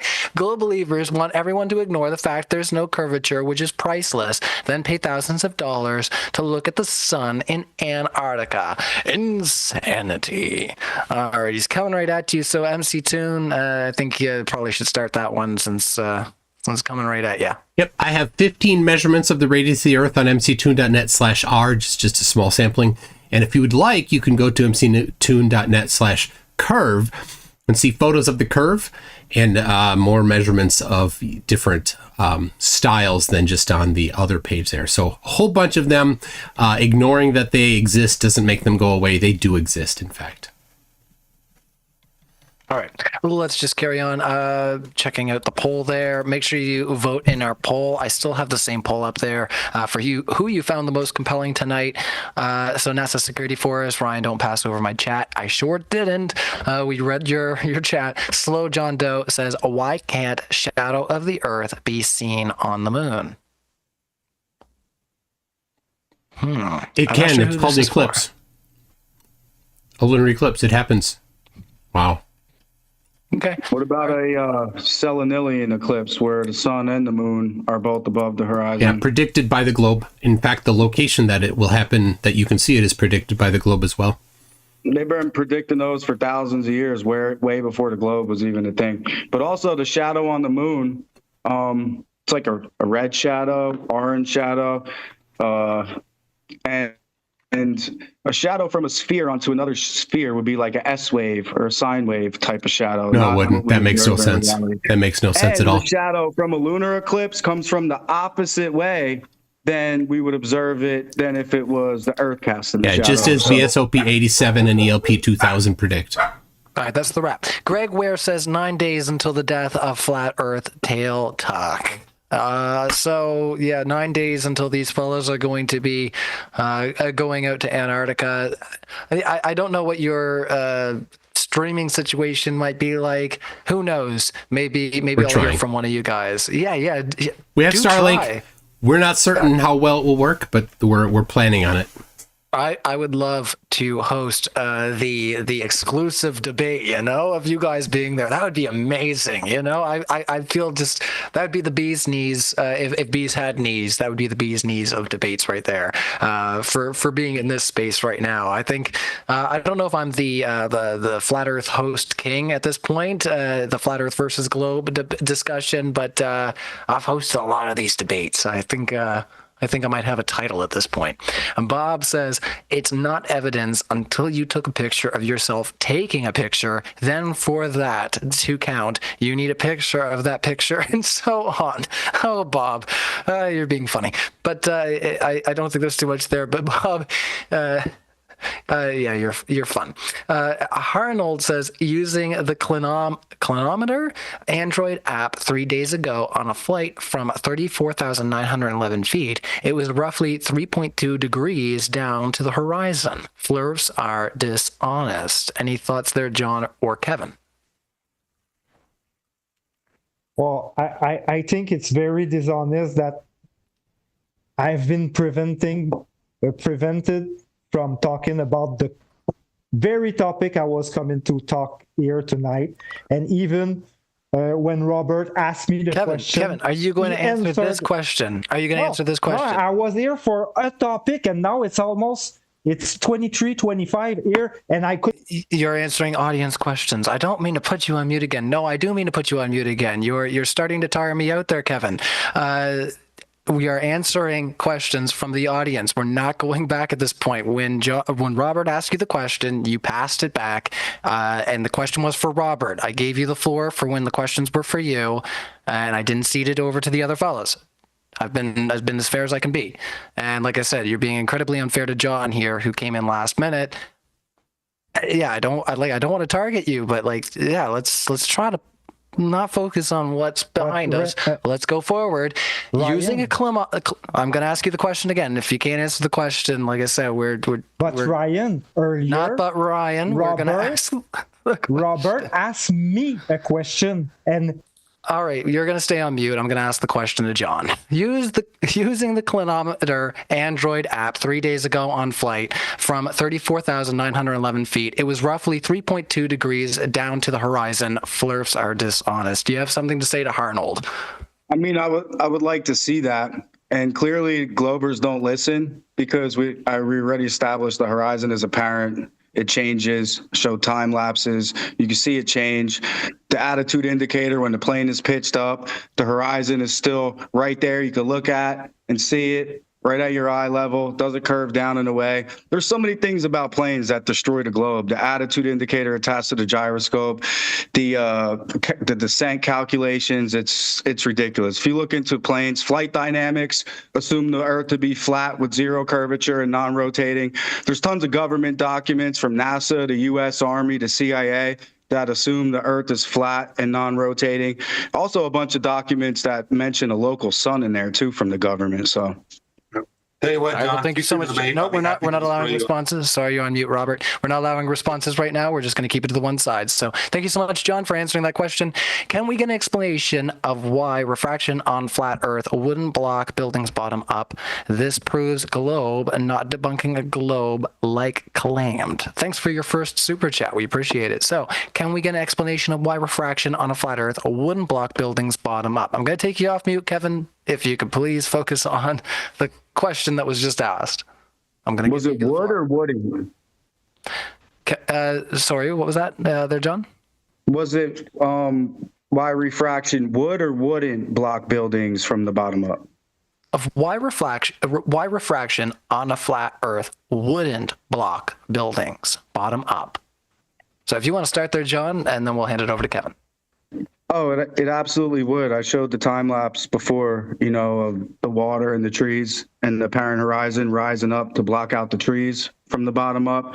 So yeah, the Globers like to say refraction only brings, like McToon said before, it brings everything up, but you can see the trees just chilling there and the water raising up and blocking the bottom. So that was kind of dishonest. And if you really knew what it was, then, well, like I said before, I don't know if it was dishonest or just you didn't know any better. But yeah, refraction absolutely blocks things out from the bottom up, and also perspective and convergence, because the ground appears to ramp up, sky appears to ramp down. We have a convergence point. So when things can't converge anymore, or they get blocked out from the bottom up. All right, Qevin, if you want to add on to that one, just that was a question for us, but you got 1 minute till I leave. Oh no! Oh, I'm sorry. I didn't mean to drag it out too long. Super chatters. Sorry. Yeah, you know how it goes. Went too late. There, MC. We got a lot of super chats. You guys really got our audience up and running. But no, I don't want to keep you longer than you need to be here. Don't feel obligated at all. I'm going to give you your closing statement. The floor is yours, MC. Well, thank you very much. This was a lot of fun. Thank you, John, for last minute popping in. I appreciate that. Kevin, next time, be a big boy when you have your chance to do your presentation. That's at the beginning. All this whining you've done since then. The beginning is when you do your presentation. You didn't do it. You just yammered on. Anyway, Robert, great job. Thanks a lot, everybody. I'm going to Antarctica. 9 days to flare-ups on ice, and we're going to see the sun circling around. Be sure to follow my channel, Conspiracy Toons. Fine. Love you too. Thanks, buddy. Ryan, you're the last. You're the last one. Conspiracy Toons, pre-recorded videos, and then I'm going to be doing some live videos, hopefully live streaming from the ice on my MC Toon live channel. And Ryan, thank you very much. Excellent stuff. And we'll see you all next time. Now I feel selfish. All right. Well, thanks, buddy. We feel we'll hopefully hear from you. If you guys figure out what your internet situation is there, it would be a lot of fun to maybe see you over on the channel. So let us know what your situation's like, and best of luck if we don't see you from now to then. All right. See ya. Cheers, buddy. Bye. Okay. I had to go. I got half an hour until another one starts. Many Karen though is he's. I love how Qevin had this chance at the beginning to present his evidence, and he didn't present his evidence. He's not even smart enough to understand when you're given a chance that's marked present evidence that he doesn't present evidence. Like, just dumb. All right, Many Karen, are you in the chat here? I just want to make sure that we're talking. All right. I got some super chats here. Yeah. So that, when I'm on their show, I can't read my super chats there. Right. Sometimes I see them and I try to like work them in, but I'm not always able to do that. Let's see. I did ask because it was before we started, the one from David Nahil, and Monkey Cat Pat. Here we go. Brenda Create says to Qevin, 2003 called, they want their bling back. He had a little less of that derp this time. Last time he's trying his hardest to look like Bono with the sunglasses. That was so good. Cygnus Steps is happy to have Sir Little Wolf, Liz K, and even Quickly as friends here. Quickly, quietly, silently. Otherwise, we lovingly call Funeral Fart. Atlas 6355 says, Qevin, what type of pain, suffering, and embarrassment has brought Flat Earth to yourself and family? I have found that very few Flat Earthers have normal relationships with their families. It tends to ostracize them from healthy relationships. But I'll also say that the people that find Flat Earth tend to already have challenging relationships with their families. And I think it kind of seals the deal for a lot of them. I mean, you saw the social interactions that Qevin has there. He can't. He doesn't get social cues. Like, he doesn't get outright, like, overt cues, like present your evidence now. He doesn't get that. He just rambles. Pat in the chat says, so he's wearing an Asbex Nordics jersey. Because Q means, yeah. Cygnus Step says, Toon should play the radio. Toon should play the radio of the Buffalo Sabres call of the 1986 Nordic Keys Brawl. You're going to get yours, Burger on. I don't know anything about hockey. I'm sorry. I know it's about hockey. And I don't know if I'm even pronouncing the word right. Nordiques? Nordiques? Nordics? I don't know. Somebody correct me. NASA security force says his model is a toaster and his mic is a potato. Oh, his modem is a toaster, and his mic is a potato. And if you're going to use a toaster, you should use a video toaster in your Amiga so that you can do Babylon 5 rendering. And then that's the way to do it. Seriously, if you're going to use a toaster on your computer. I never had one, but I heard people talk about how much they loved it.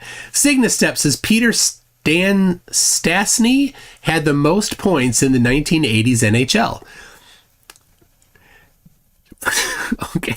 I know that Qevin has like all of the hockey trivia in his head. He's just dedicated his life to that. So it's funny. Signastep gifted 5 memberships. Thank you very much, Signastep. Tim Davidson says, haha, I've already got Yahtzee. I win. Let me see here. I got my my bingo sheet here. I did not get bingo, but he did talk about his laser test. They demanded proof. What did oh yeah. He expected at 30 kilometers or 30 miles, I'm not sure, to see half a degree of tilt. So I'm going to call that as half a degree of curve. Did either of them say water finds this level? Of course they did. New name for gravity. Did he say angular resolution? I don't know. Hold on. He mentioned right there. You know what he mentioned?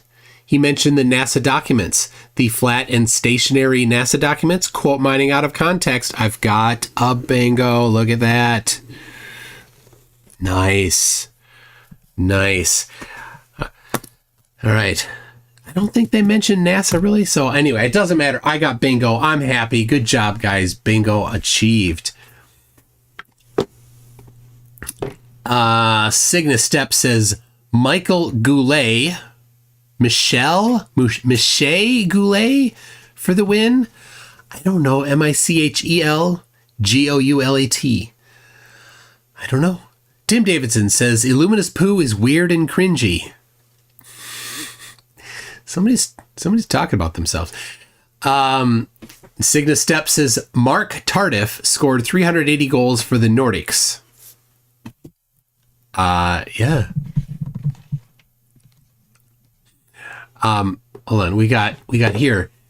Real Cygnus says, did you see Witsit peacocking in the chat about how he destroyed you with the blah, blah, blah? I did not see him saying anything about me, but I did see him doing some posturing for sure in there. Lord Illuminous Poo says, Tim equal if vanilla was a person. We got Tim and Lord Illuminous Poo arguing with each other. They're the same person. Don't tell anybody. Lord Illuminous Poo says Tim got too many likes on that people. Mad face. Signastep says Bobby Smith scored 357 goals for the Minnesota North Stars and the Montreal Canadiens. I don't even know. Like, I live in Minnesota. I can't name a single North Star. I know the North Stars have moved to Texas now. They're just the Stars. And that our new team is the Wild. But I can't name any players at all. Signastep again comes in with hockey, says Gilbert Perreault scored 512 goals with the Buffalo Sabres. Love the hockey facts. Lord Illuminous Poo says he has a tenuous connection to reality, you say? Indeed. Siggy Sigwald says, and there I was thinking I was late. No, the debate started a little bit late because, here's what happened. This was spicy. I will probably put screenshots of this on Facebook tomorrow. Tony Naum got, I'm not even, just, he went off. He went nuts in the private chat on James. Started swearing at James in the private chat. Like, James is like, what are you doing? 35 minutes ahead, you're canceling? Very unprofessional. And I had mentioned yesterday to Tony, like, if Tony doesn't make it, then Qevin, maybe you want to have a backup. And Tony got on me saying, of course he's going to make it. So then I went back and I replied to my previous comment about him not making it. Just drilling it in. Tony went nuts. He rage quit before it started. Signastep says Peter Anton and Marion Stasny forever. Yay! Whoever they are. Signastep says Guy Lafleur was not a flat earther. Okay. MK Ultra that's Manny Karen, who we're going to be having on here in a little bit, says, just like the last debate, the main argument is, I don't like MC Toon, therefore the earth is flat. That's about it. Sometimes. Yeah.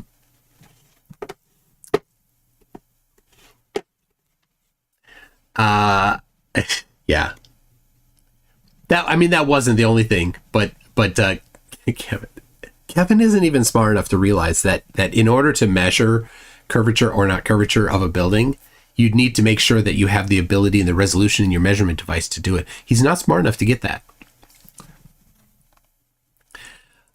Minecraft player says, how long have we known that the earth is flat? Since Eratosthenes / Aristarchus.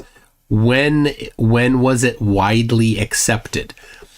Minecraft player. So when was it widely accepted? It's been widely accepted that the earth is a globe for over 2,000 years. And there's a book by Jeffrey, I have it here. Jeffrey, I forgot the guy's name. I'm sorry. Anyway, on the topic, he spends a chapter talking about the written history of the Earth, the knowledge of the Earth being a globe, and goes back to Pythagoras being the first to propose it. He didn't have any evidence for it. Like, he just said it makes sense, which isn't evidence, but that was at the time then a position that people held.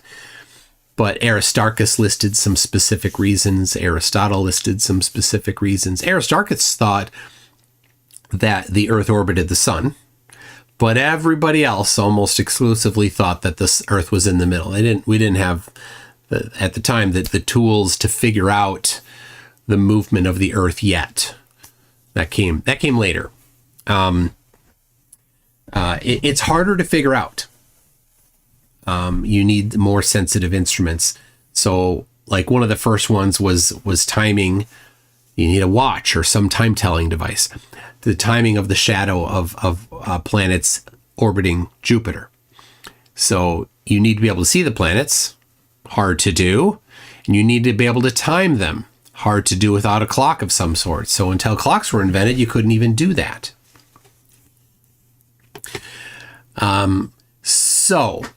When did the general population come to think that the Earth was a globe? That probably was BC. That was probably BC for many people. But of course, communication was not quick back then. So you'd have pockets of people that never talked with other pockets of people. So, we can trace back independent lines where they didn't talk to each other. So they don't know. So certainly like the Greeks, they were earlier than others that weren't as philosophical or scientific communities. So, but I would say, I'd say 2,000 years for, at least in the West. I don't know much about the Eastern stuff. So there you go. Cygnus Step says Michelle Goulet wasn't a flat earther. MK Ultra said it's a laser in quotes. Cygnus Step says, when does Qevin call his mom? When he needs to get tucked in. NASA Security Force says, FFS, we are all past the 101 class. We're on a M now. Oh no, what do you mean we're on an M now? I don't know what that means. Cygnus Step says, Robbie Fatorik scored 24 goals in the Nordics in 1980 to 81. All right. Andreas Eld says, yes, the sun is local. It's within the Milky Way galaxy, which itself is part of the local group of galaxies. Yeah, that goes back to John's claim about corpuscular rays and stuff like that. Like it shows that he's really not a very smart person at all. And you could tell, I can hear him parroting Nathan Thompson. Nathan Thompson is his Papa Flurf. So if anybody's going to update flurf.info and you're going to put the thing on John in there, his Papa Flurf is Nathan Thompson. Icy Spin says flat Earth is true, implies opposing evidence is false. It requires that opposing evidence is false. Yeah, Like they never address the evidence. They always want to talk about something else, right? Oh, here's a measurement of the horizon rising to eye level. Oh, it's it's what about this one? Here's a different video. Let me show you that video. Hold on a second. Pump the brakes. Let's talk about the thing I did there instead of going to a different deal. But he shows the attitude indicator. The attitude indicator isn't about the actual horizon of the Earth. They call it the artificial horizon. It's where essentially where eye level is on the plane. So you tip the nose up, and then you see that changing in the attitude indicator. If you want to see the relationship between eye level and the horizon, you can in a HUD, and we showed one of those in the debate there, and they called it fake. Everything I don't like is fake. Standard, juvenile flat earther.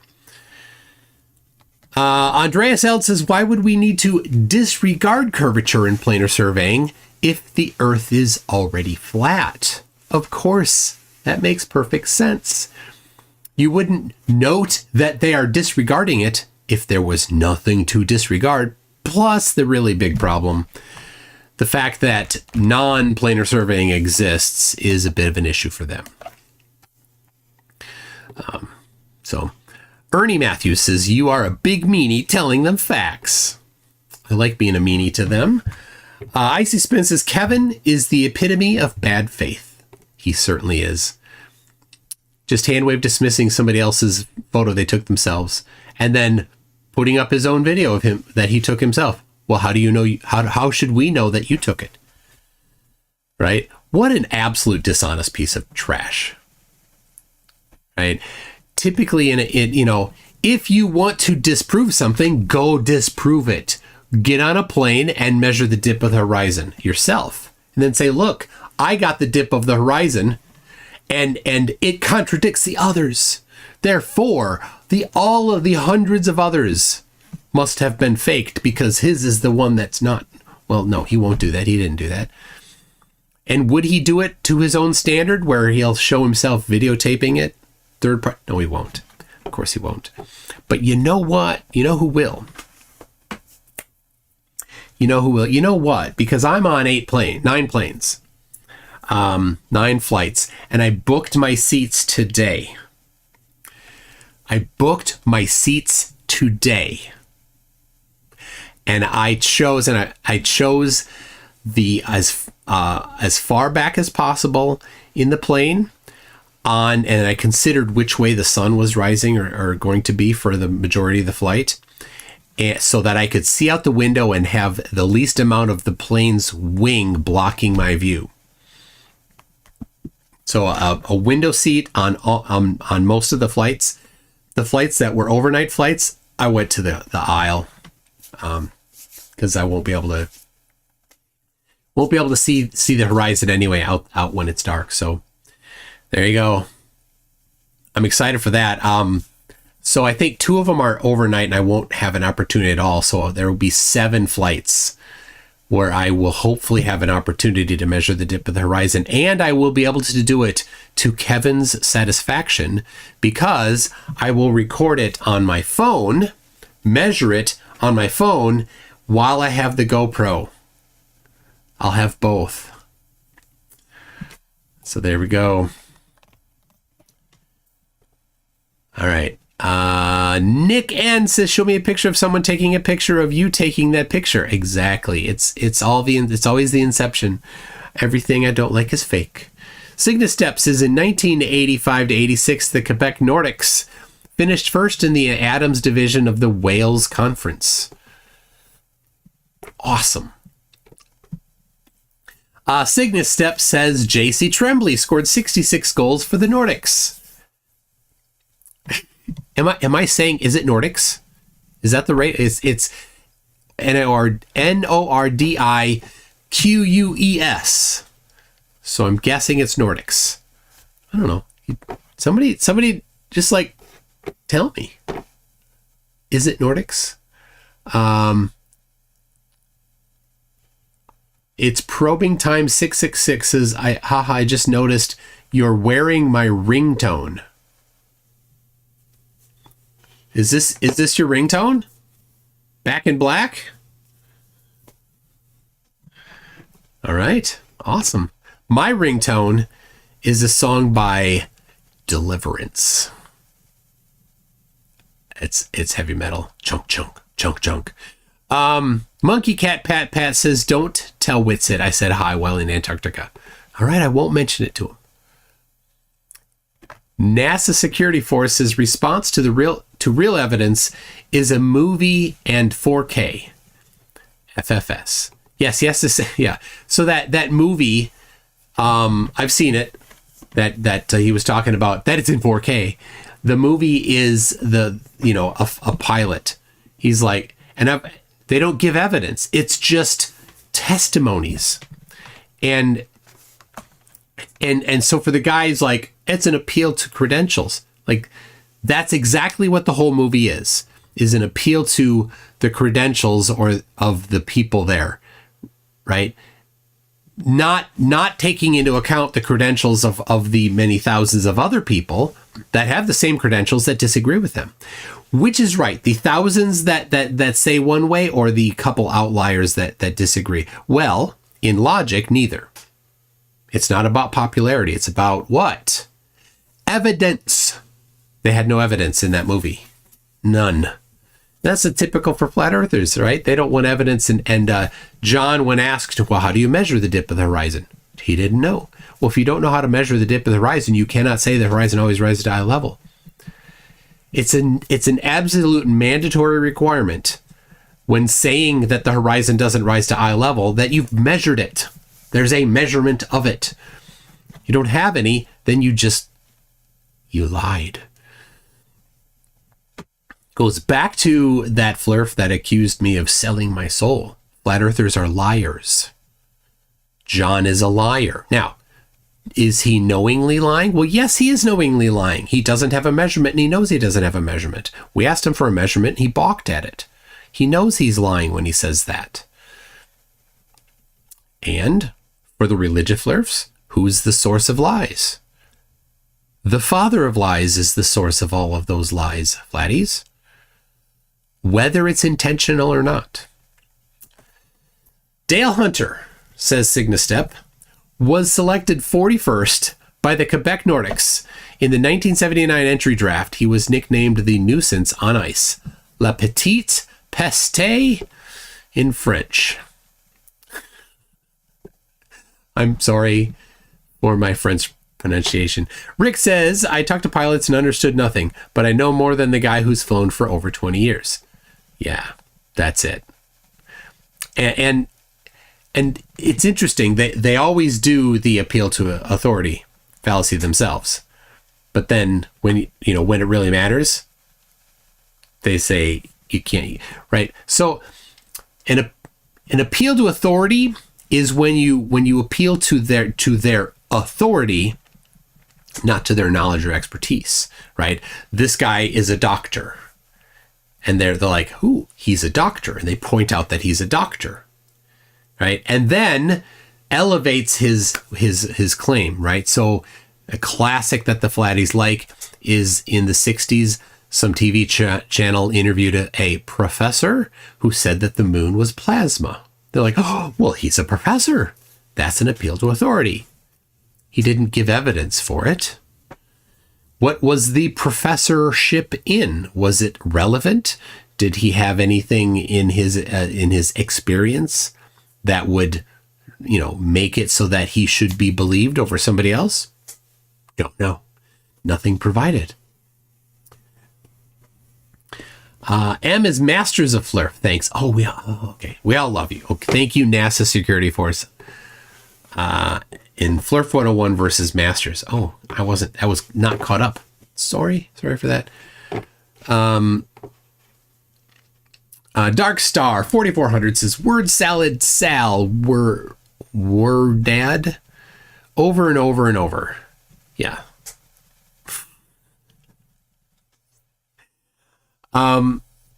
There was less word salad from those two, but John was really good at parroting Nathan.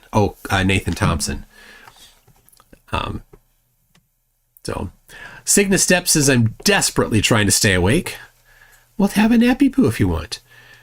Icy Spin says, my, Robert, what big ears you have. Elephant ears? I don't know. Let's see.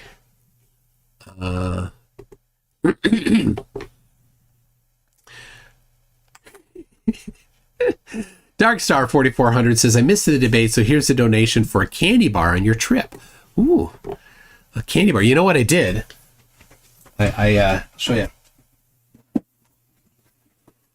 Because I don't know when we're on the ice if I'll, middle of the night, I don't know if I'll necessarily have a chance for food all the time, but I got a box of these just for some protein.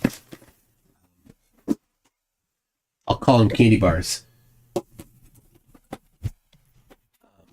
So, and I tested them. I put one in the freezer and then ate it, and it was okay. But what I'm planning is I'll put it like in an inside pocket, so it's not just rigidly hot. Rodman says, why don't we hear about Nathan Thompson anymore? Well, we do if we are on TikTok. And TikTok is the cesspool of flirfs. All the flirfs on there are dumb, dumber. I don't know. It's hard to. How do you evaluate dumbness when they're all just? I mean, it's just within 0.0001% of the dumbest human to the smartest flirf. It's like right there. There's so like there's not enough of a spectrum there to really call. Anyway, it's a cesspool on TikTok. Flirfs are horrible people, and they're worse on TikTok. How about that? Cygnastep says, in 1989 to 90, the Quebec Nordics finished the season in last place with an abysmal 12-61-7 record. Okay, hold on a second. 7 ties? How do you tie? I don't like games that can tie. How can I get it? Yeah, it's like a high-scoring hockey game is 4 points. In Ultimate, there's always a tiebreaker. It's the universe point. If time is up, right? Because you play to points or you play to the clock, and if you get to the end and you're tied, you do one more point. It's the universe point. People tend to send in their top, their top 7 players on both sides. So Steve from Wormhaven is a new member at Newton, and then gifted 5 memberships right away. Thank you for that. Very kind. And Mr. E-Man gifted 5 memberships. Getting generous there. People, if you are the recipients of these memberships, I hope you're thanking them. Monkey Cat Pat Pat says, after all the face palming, I've suffered more concussions than Mike Tyson. I now have Dane Bramage. Oh my gosh. Easy spin. That's great. Rick says Qevin managed to make Force the Line worse. Yes, so Kevin's idea of Force the Line. Well, first I'll tell you what Force the Line is. Force the Line is the idea that you take and you build a structure and you make it perfectly rigid. How do you make it perfectly rigid? Unknown, because material science doesn't exist yet to do that. And since the point is you're not relying on gravity, you're not relying on optics in order to make that straight, because over the distance of 1 or 2 or 3 miles, however far you're going to go, it's going to have to diverge from the surface of the Earth. So you can't rely on anything about the Earth to keep it straight compared to the first one, right? And so if you're like, well, we made this perfectly square, and then we lined it up and we put it on the face of this other one perfectly square. Well, if it's out, and of course it's going to be out because nothing is perfect in meat space, if it's a tiny bit flexed, or not flexed, if it's a tiny bit out of perfectly, right? You need a 0 degree there. If it's 1/1000th of a degree, then the deflection of that 1/1000th of a degree 1 mile away is big. It's big. So you need to have, and I don't know the exact numbers, I've done it before, but the amount of deflection that allowed at every intersection, assuming that you can get the actual struts to be perfectly straight too, is impossibly precise. That's Force the Line, proposed by acclaimed mechanical engineer. Obviously, he's an idiot. because that is the field that is exactly right in the wheelhouse of a mechanical engineer, and any mechanical engineer would know that can't happen. But Kevin's idea is, instead of relying on the rigidity of each of those of the material, instead you put a section together, and then you put the next section there, and you use a level to level it. And then you do the next section and you use a level to level it. And then you do the next section to use a level to level it. Completely a misunderstanding that on a globe, that would form a curve. And on a flat earth, it would form a line. It would never diverge from the surface in either instance, even in concave, even in an undulating earth. None of it. It doesn't work. Yes, he made the dumb idea even dumber. Icy Spin says they like the spinny hats. So here's a picture of Qevin that he put together. There you go. Aw, there's Qevin playing hockey. So cute. Qevin with I assume that's a hockey team. Maple Leaf. It's the Maple Leafs. Is that a hockey team? I wish I knew. All right, how we doing, Manny Karen? We're at time. I got a few more super chats here.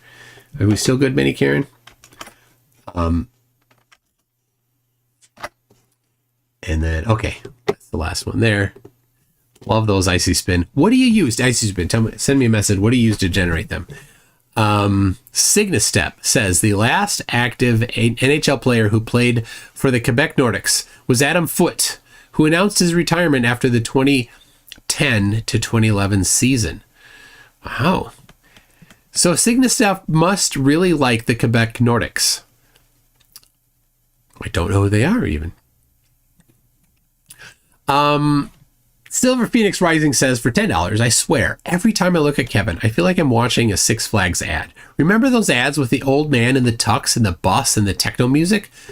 I don't remember that.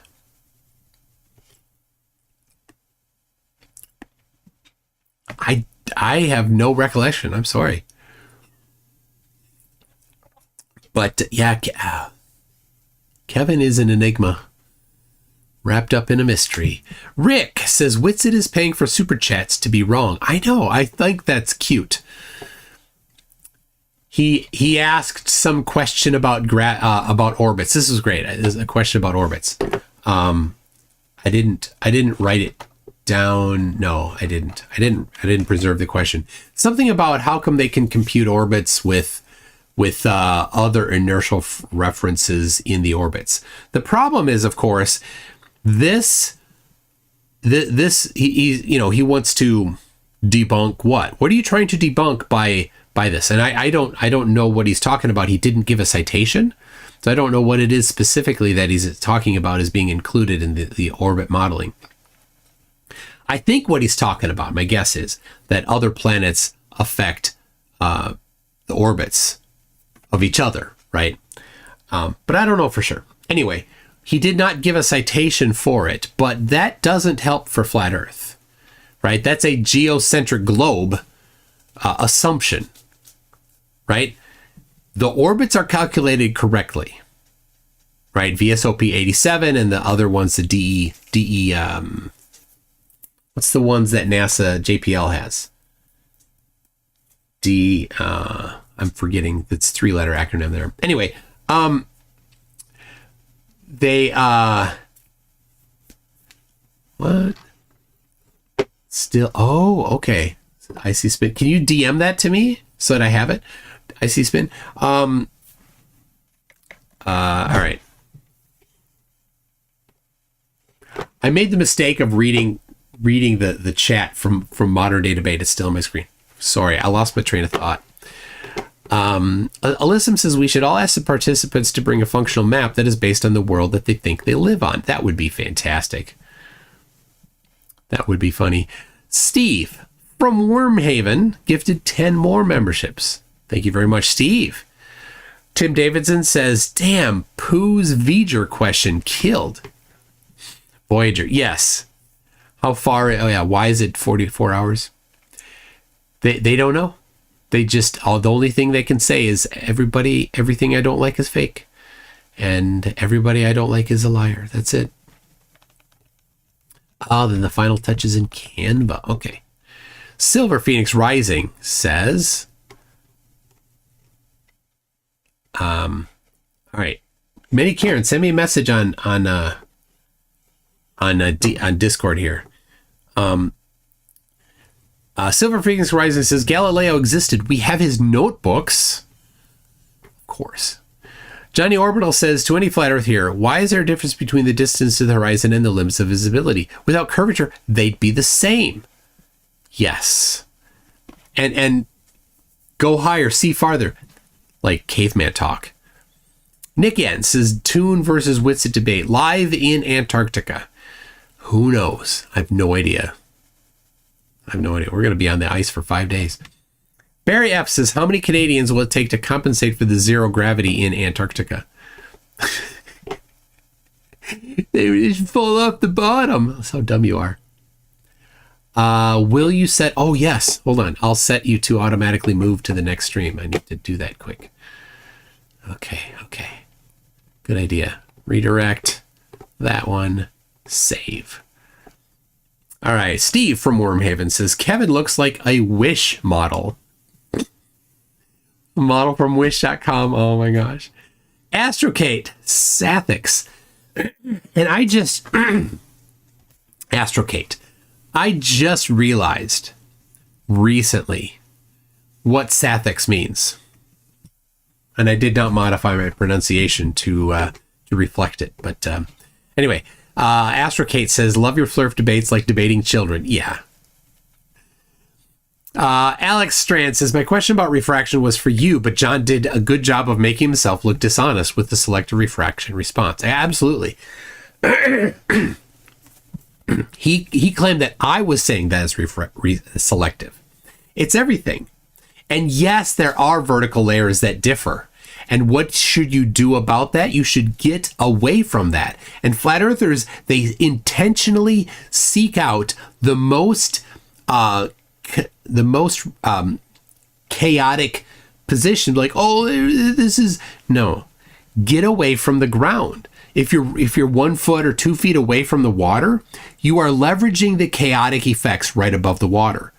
And you don't know the specifics of it, so you can't make any definitive conclusions about it. You must be away from the water, away from the confounding variables, in order to make any reasonable conclusions about it.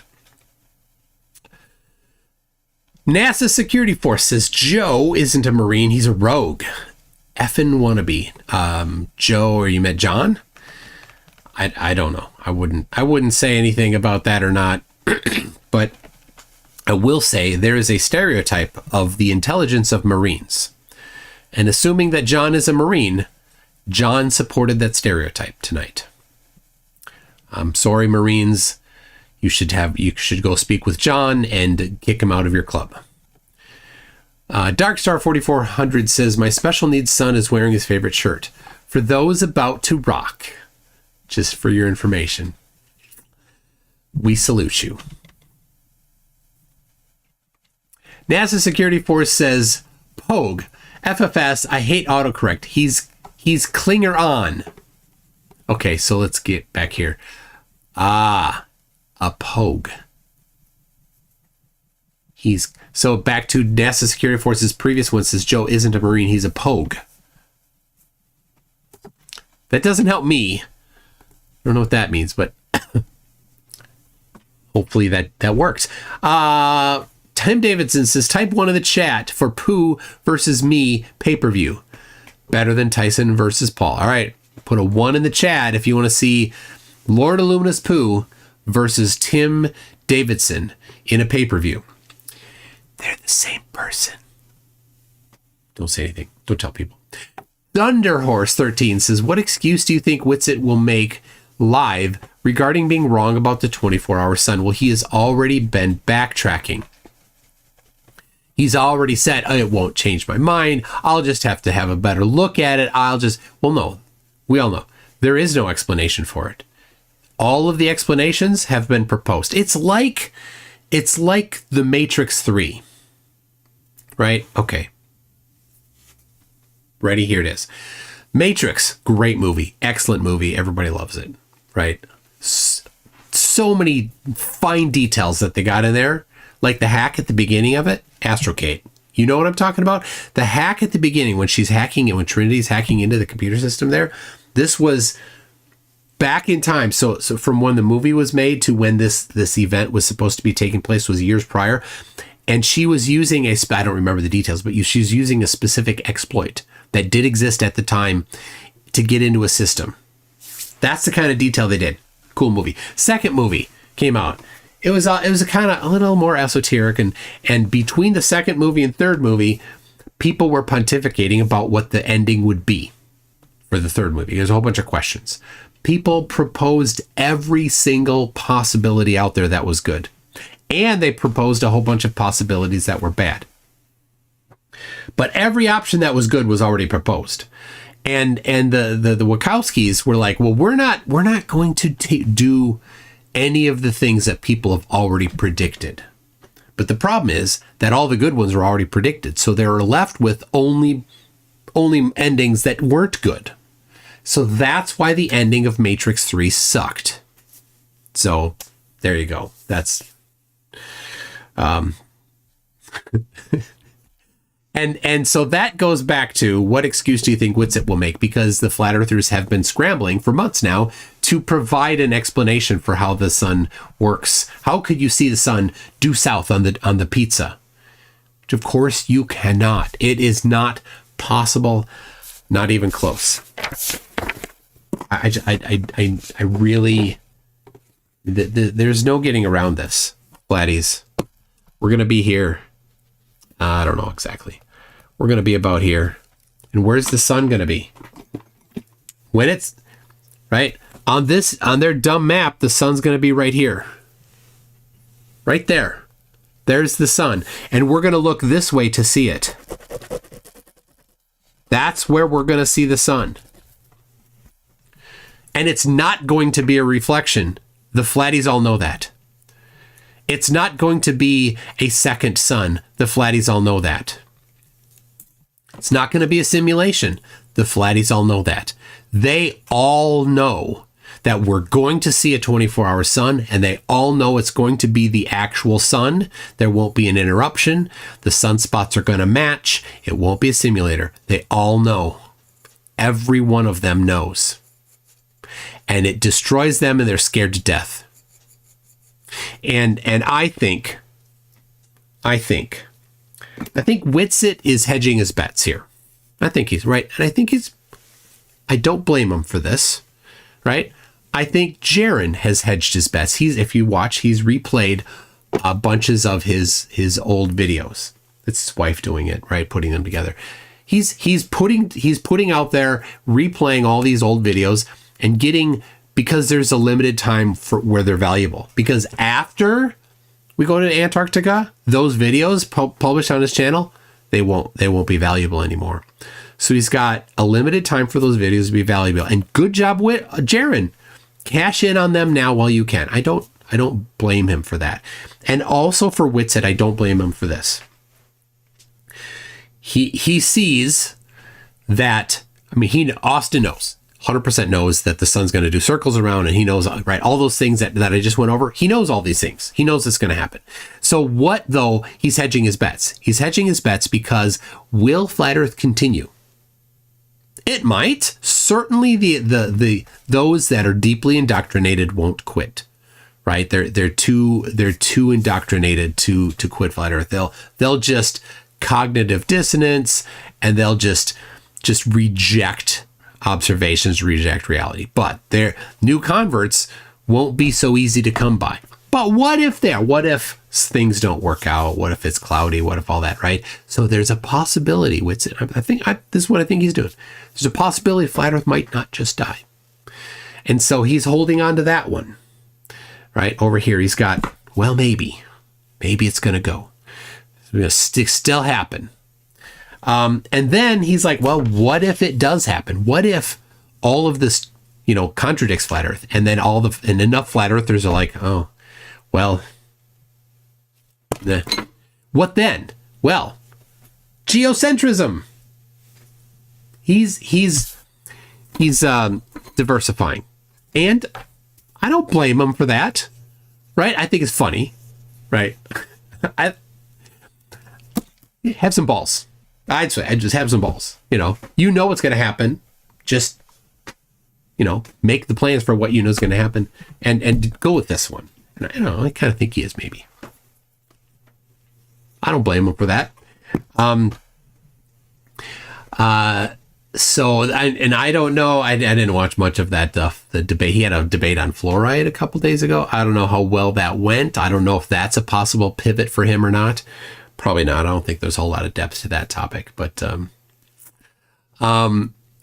Zumi says Flurfs in general are just contrarians. Well, yes. I mean, you look at Austin's positions on. You just go down the list. Every single position he holds is just a contrarian position, right? He's politically on one side of the spectrum, but he doesn't like the guy that's the main guy there.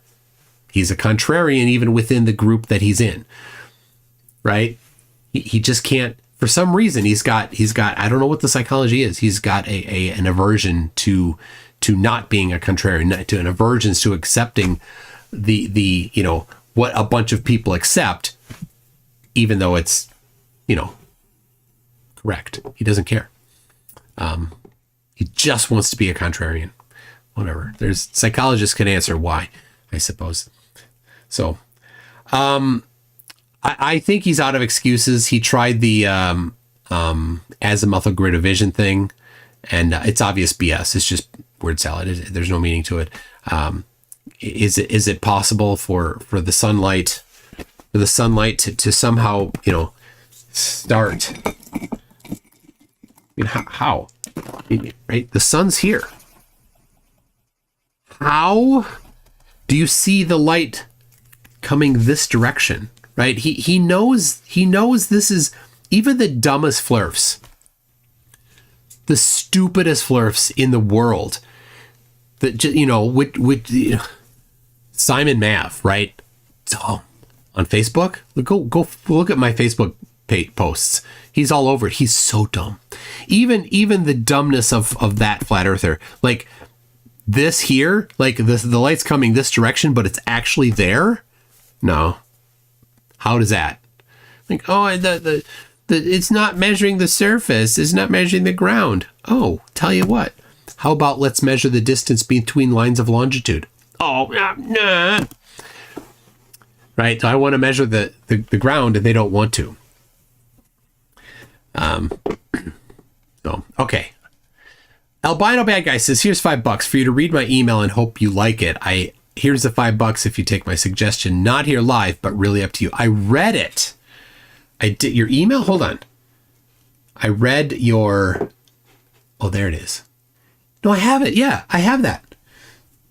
You in your in Discord you said I should read it on the ice, right? Was it yeah, that I should do like the day before we leave. Yes. I'm saving it for that. I didn't reply. I gotta tell you, I am swamped. I'm so swamped. I'm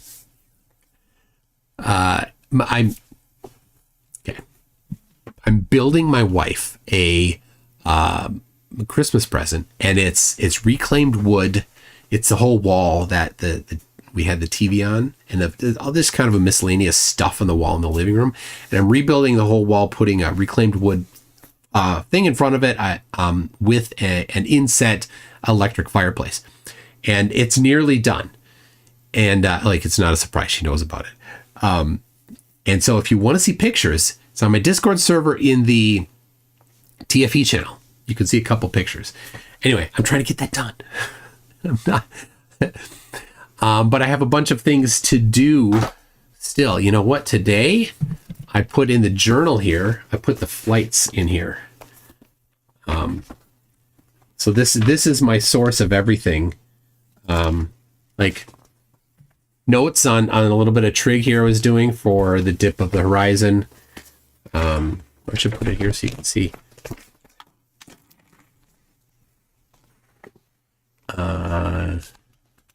The daily, I haven't done that very good. the daily vlog topics. This is the one that I actually did today. Where's the rest? What am I doing tomorrow? I don't know yet. The SD card usage. So I have these SD cards. So there we go. 1, 2, 3, 4, 5. There's all 6 of them there. And I've numbered the SD cards. They all have a number on it. I have the drives. I'm tracking them. So like if a drive goes bad, I can mark it here. And then here's my flights. So here's what I was doing today so that I know which flight I'm on and which seat I'm on, so that I don't have to pull it up online all the time. So anyway, there it is. Yeah, my layover is 47 minutes there. Got to move it. So anyway, so everything is going to go in here. All of the experiments are going to be logged in here. Everything's going to be put into here. So I want to get all of the people I need to thank put into there, but I'll do that while flying. I'll write them down by hand so that on the ice I can thank everybody. So I did, if you're on GoFundMe, I did a post today thanking everybody. I appreciate it. I've paid for everything, all the big stuff. So still need to do a couple like hotel and food and check bag and a few things I need to cover still. So it's all good. It's all good. All right. Monkey Cat Pat Pad gifted 5 memberships. Thank you. Itorius says, any sunset flights to watch the sunset twice. So yeah, there's 1 or 2 flights that take off when the sun should be up and then it will be nighttime. So I don't know if that will give me a chance to see the sunset twice. It's probably a little bit of a hopeful thinking there, wishful thinking. Darkstar 4400 says, you can lead a flurf to the truth, but you can't make them look at it. Yeah, I had a flatty DMing me today in Facebook Messenger, and I generally don't do a whole lot of engagement in deep private DMs. If you want to arrange something, yes. So I'm like, here it is. I just send the answer and that's it, right? If they don't like it, it's on them. But if it's on like a public, I like to do these things on public spaces. Then I'll do that because it's informative for people that read along. I'll say, well, here's the information. They're like, nuh-uh. Well, then that shows you how dishonest flat earthers are. If it doesn't help to have my private DMs be the only evidence of how, well, it's not the only, but the evidence of a flat earther being dishonest. So, are you still selling your old extra SSD cards? I def need one. SSD cards. I'm not selling, but after the trip, I can. Certainly. Like, I don't know. Do people want, is that a thing? Like, I mean, for memory, if you just need it for memory, yeah. But do you want the drive that held day 2 of On the Ice as the backup? I don't know. I mean, it'll be available for free, but I don't know. Is that a thing? You tell me. Memorabilia? I don't know. I don't think it's a thing. So anyway. Okay. Veganux says it's pronounced Nordiques. Thank you for that. You can take it from the Icelandic Canadian on this one too. There it is. The Nordiques. Lisa says we need to establish a true dumb scale to categorize flurfs. Dumber and dumberer is an inaccurate scale.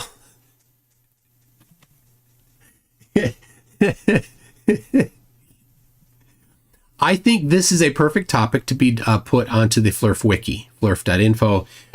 There's a discussion page on my Discord server. Just look at the Flurf wiki page and get on there and a bunch of people doing some stuff, adding flurfs, but it's not just for flurfs. It's a great place for globe evidence. So some people are taking some of the things that are on my webpage and are going to drop it in there. Perfect. This is a community-driven flat Earth debunking Wikipedia site, named flurf.info. So perfect. I love what's going on there. To the people that are working on it, thank you. I absolutely love it. And Peter Markley has been doing a ton. He's the main admin right now.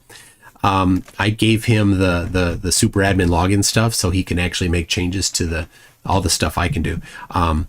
So super excited for how much they're doing there. It's just getting started, and I own it this time. It can't be taken down because some flatty complains. So Monkey Cat Pat Pest says, how come Qevin or that other man didn't answer my MDD question? I paid $5 for that, and now apparently I'm paying $5 for this. Well, that's the thing. Flat Earthers can't answer questions. They don't have a model. They don't have anything. All they have is their misunderstanding of the globe. NASA Security Force says if you could make reality subjective, then you can rule the world because nothing is real. Absolutely. Monkey Cat Pat Pat says, everyone check out Maximum Overdrive. AC/DC did the soundtrack. It's the only movie Stephen King directed. It's awful, but so much fun. It's awful. Hey, here's a movie recommendation. It's awful. Speaking of movie recommendations, have you seen Dead Alive? It's awful, but so much fun.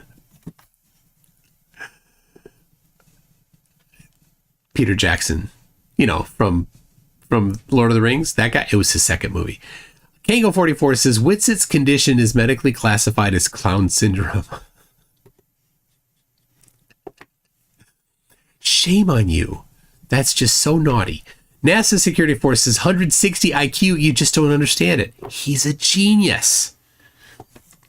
Albino Bad Guy says in 200 years, people will be bidding for that book at auction. Lol. Your blank book looks like something Newton would have written it. That's why I got it. I got it because Shackleton's original journals are all at the North Pole Station.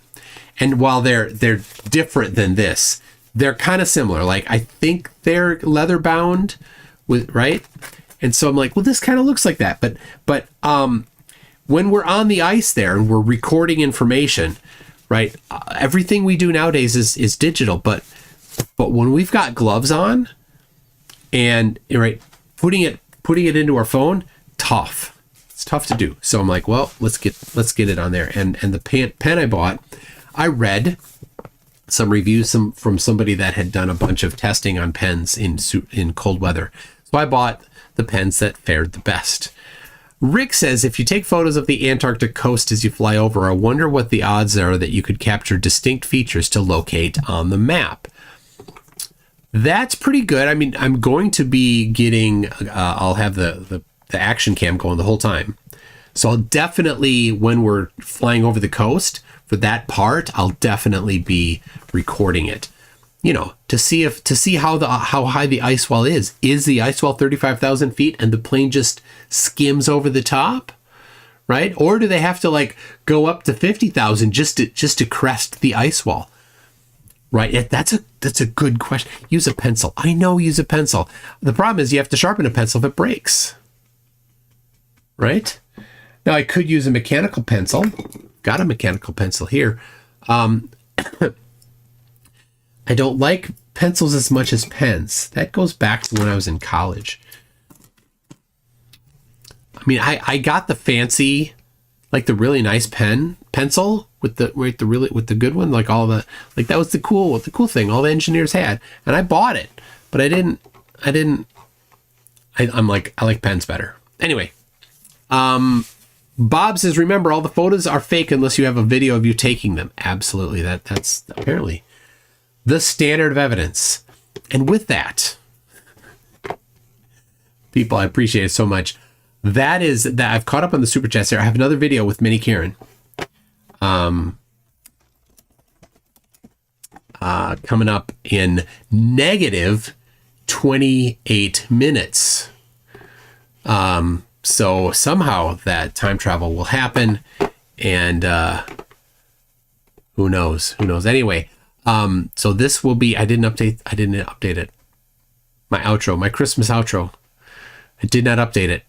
It's got last year's people, members. Anyway, I will, because I have to prep. Oh man, I have to prep StreamYard. I haven't prepped it yet because I'm going to stream on StreamYard instead of on OBS. So anyway, get ready for the next video with Many Karen, and hopefully he's ready. He hasn't responded to me yet. He hasn't even commented in here. Many Karen, are you around? Hold on. Let me just make sure. I want to make sure he's kicking. Because he didn't respond to Discord, and I haven't seen him in the chat here, except for the super chat that he did a while ago. So,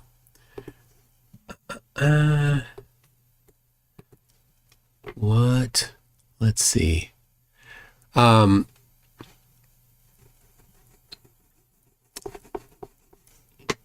dear. Okay. Where? All right. Sorry, I was reading something else. Man. He's not responding. It's early in the morning and he was up late.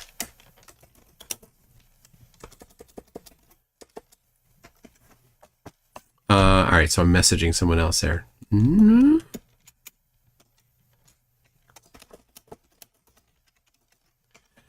Well, what is going on? Tell you what, rather than just wrap it right now, I'll go a little bit longer until I have a little more confirmation from Many Karen about what's going on. So I'll let you know. Many Karen had messaged me a while ago that he was going to watch this video from the Flat Earth Convention in Israel. And then as he's watching it, like he's talking to me, like it really bothered him. He was super bothered by it. And, you know, I'm kind of watching from a third person perspective, and I don't know what what it was. And he talked about everything as being gaslighting and things like that. So, so I don't know what it was that got him, but he's like, I want to do a presentation on it. I'm like, you bet, I can do that. We can do that. So I chose a time where people in Israel are up. It should be about 7 a.m. Okay, good. And so hopefully I got Nuriel on. Nuriel is trying to contact him. So, all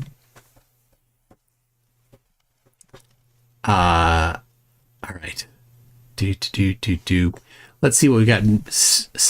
Shady, Shifty Eye Shady says, so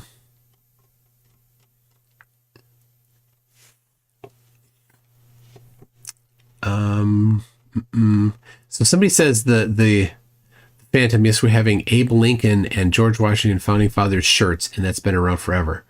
Okay. All right. Nuriel is typing. He fell asleep. Okay, he's there.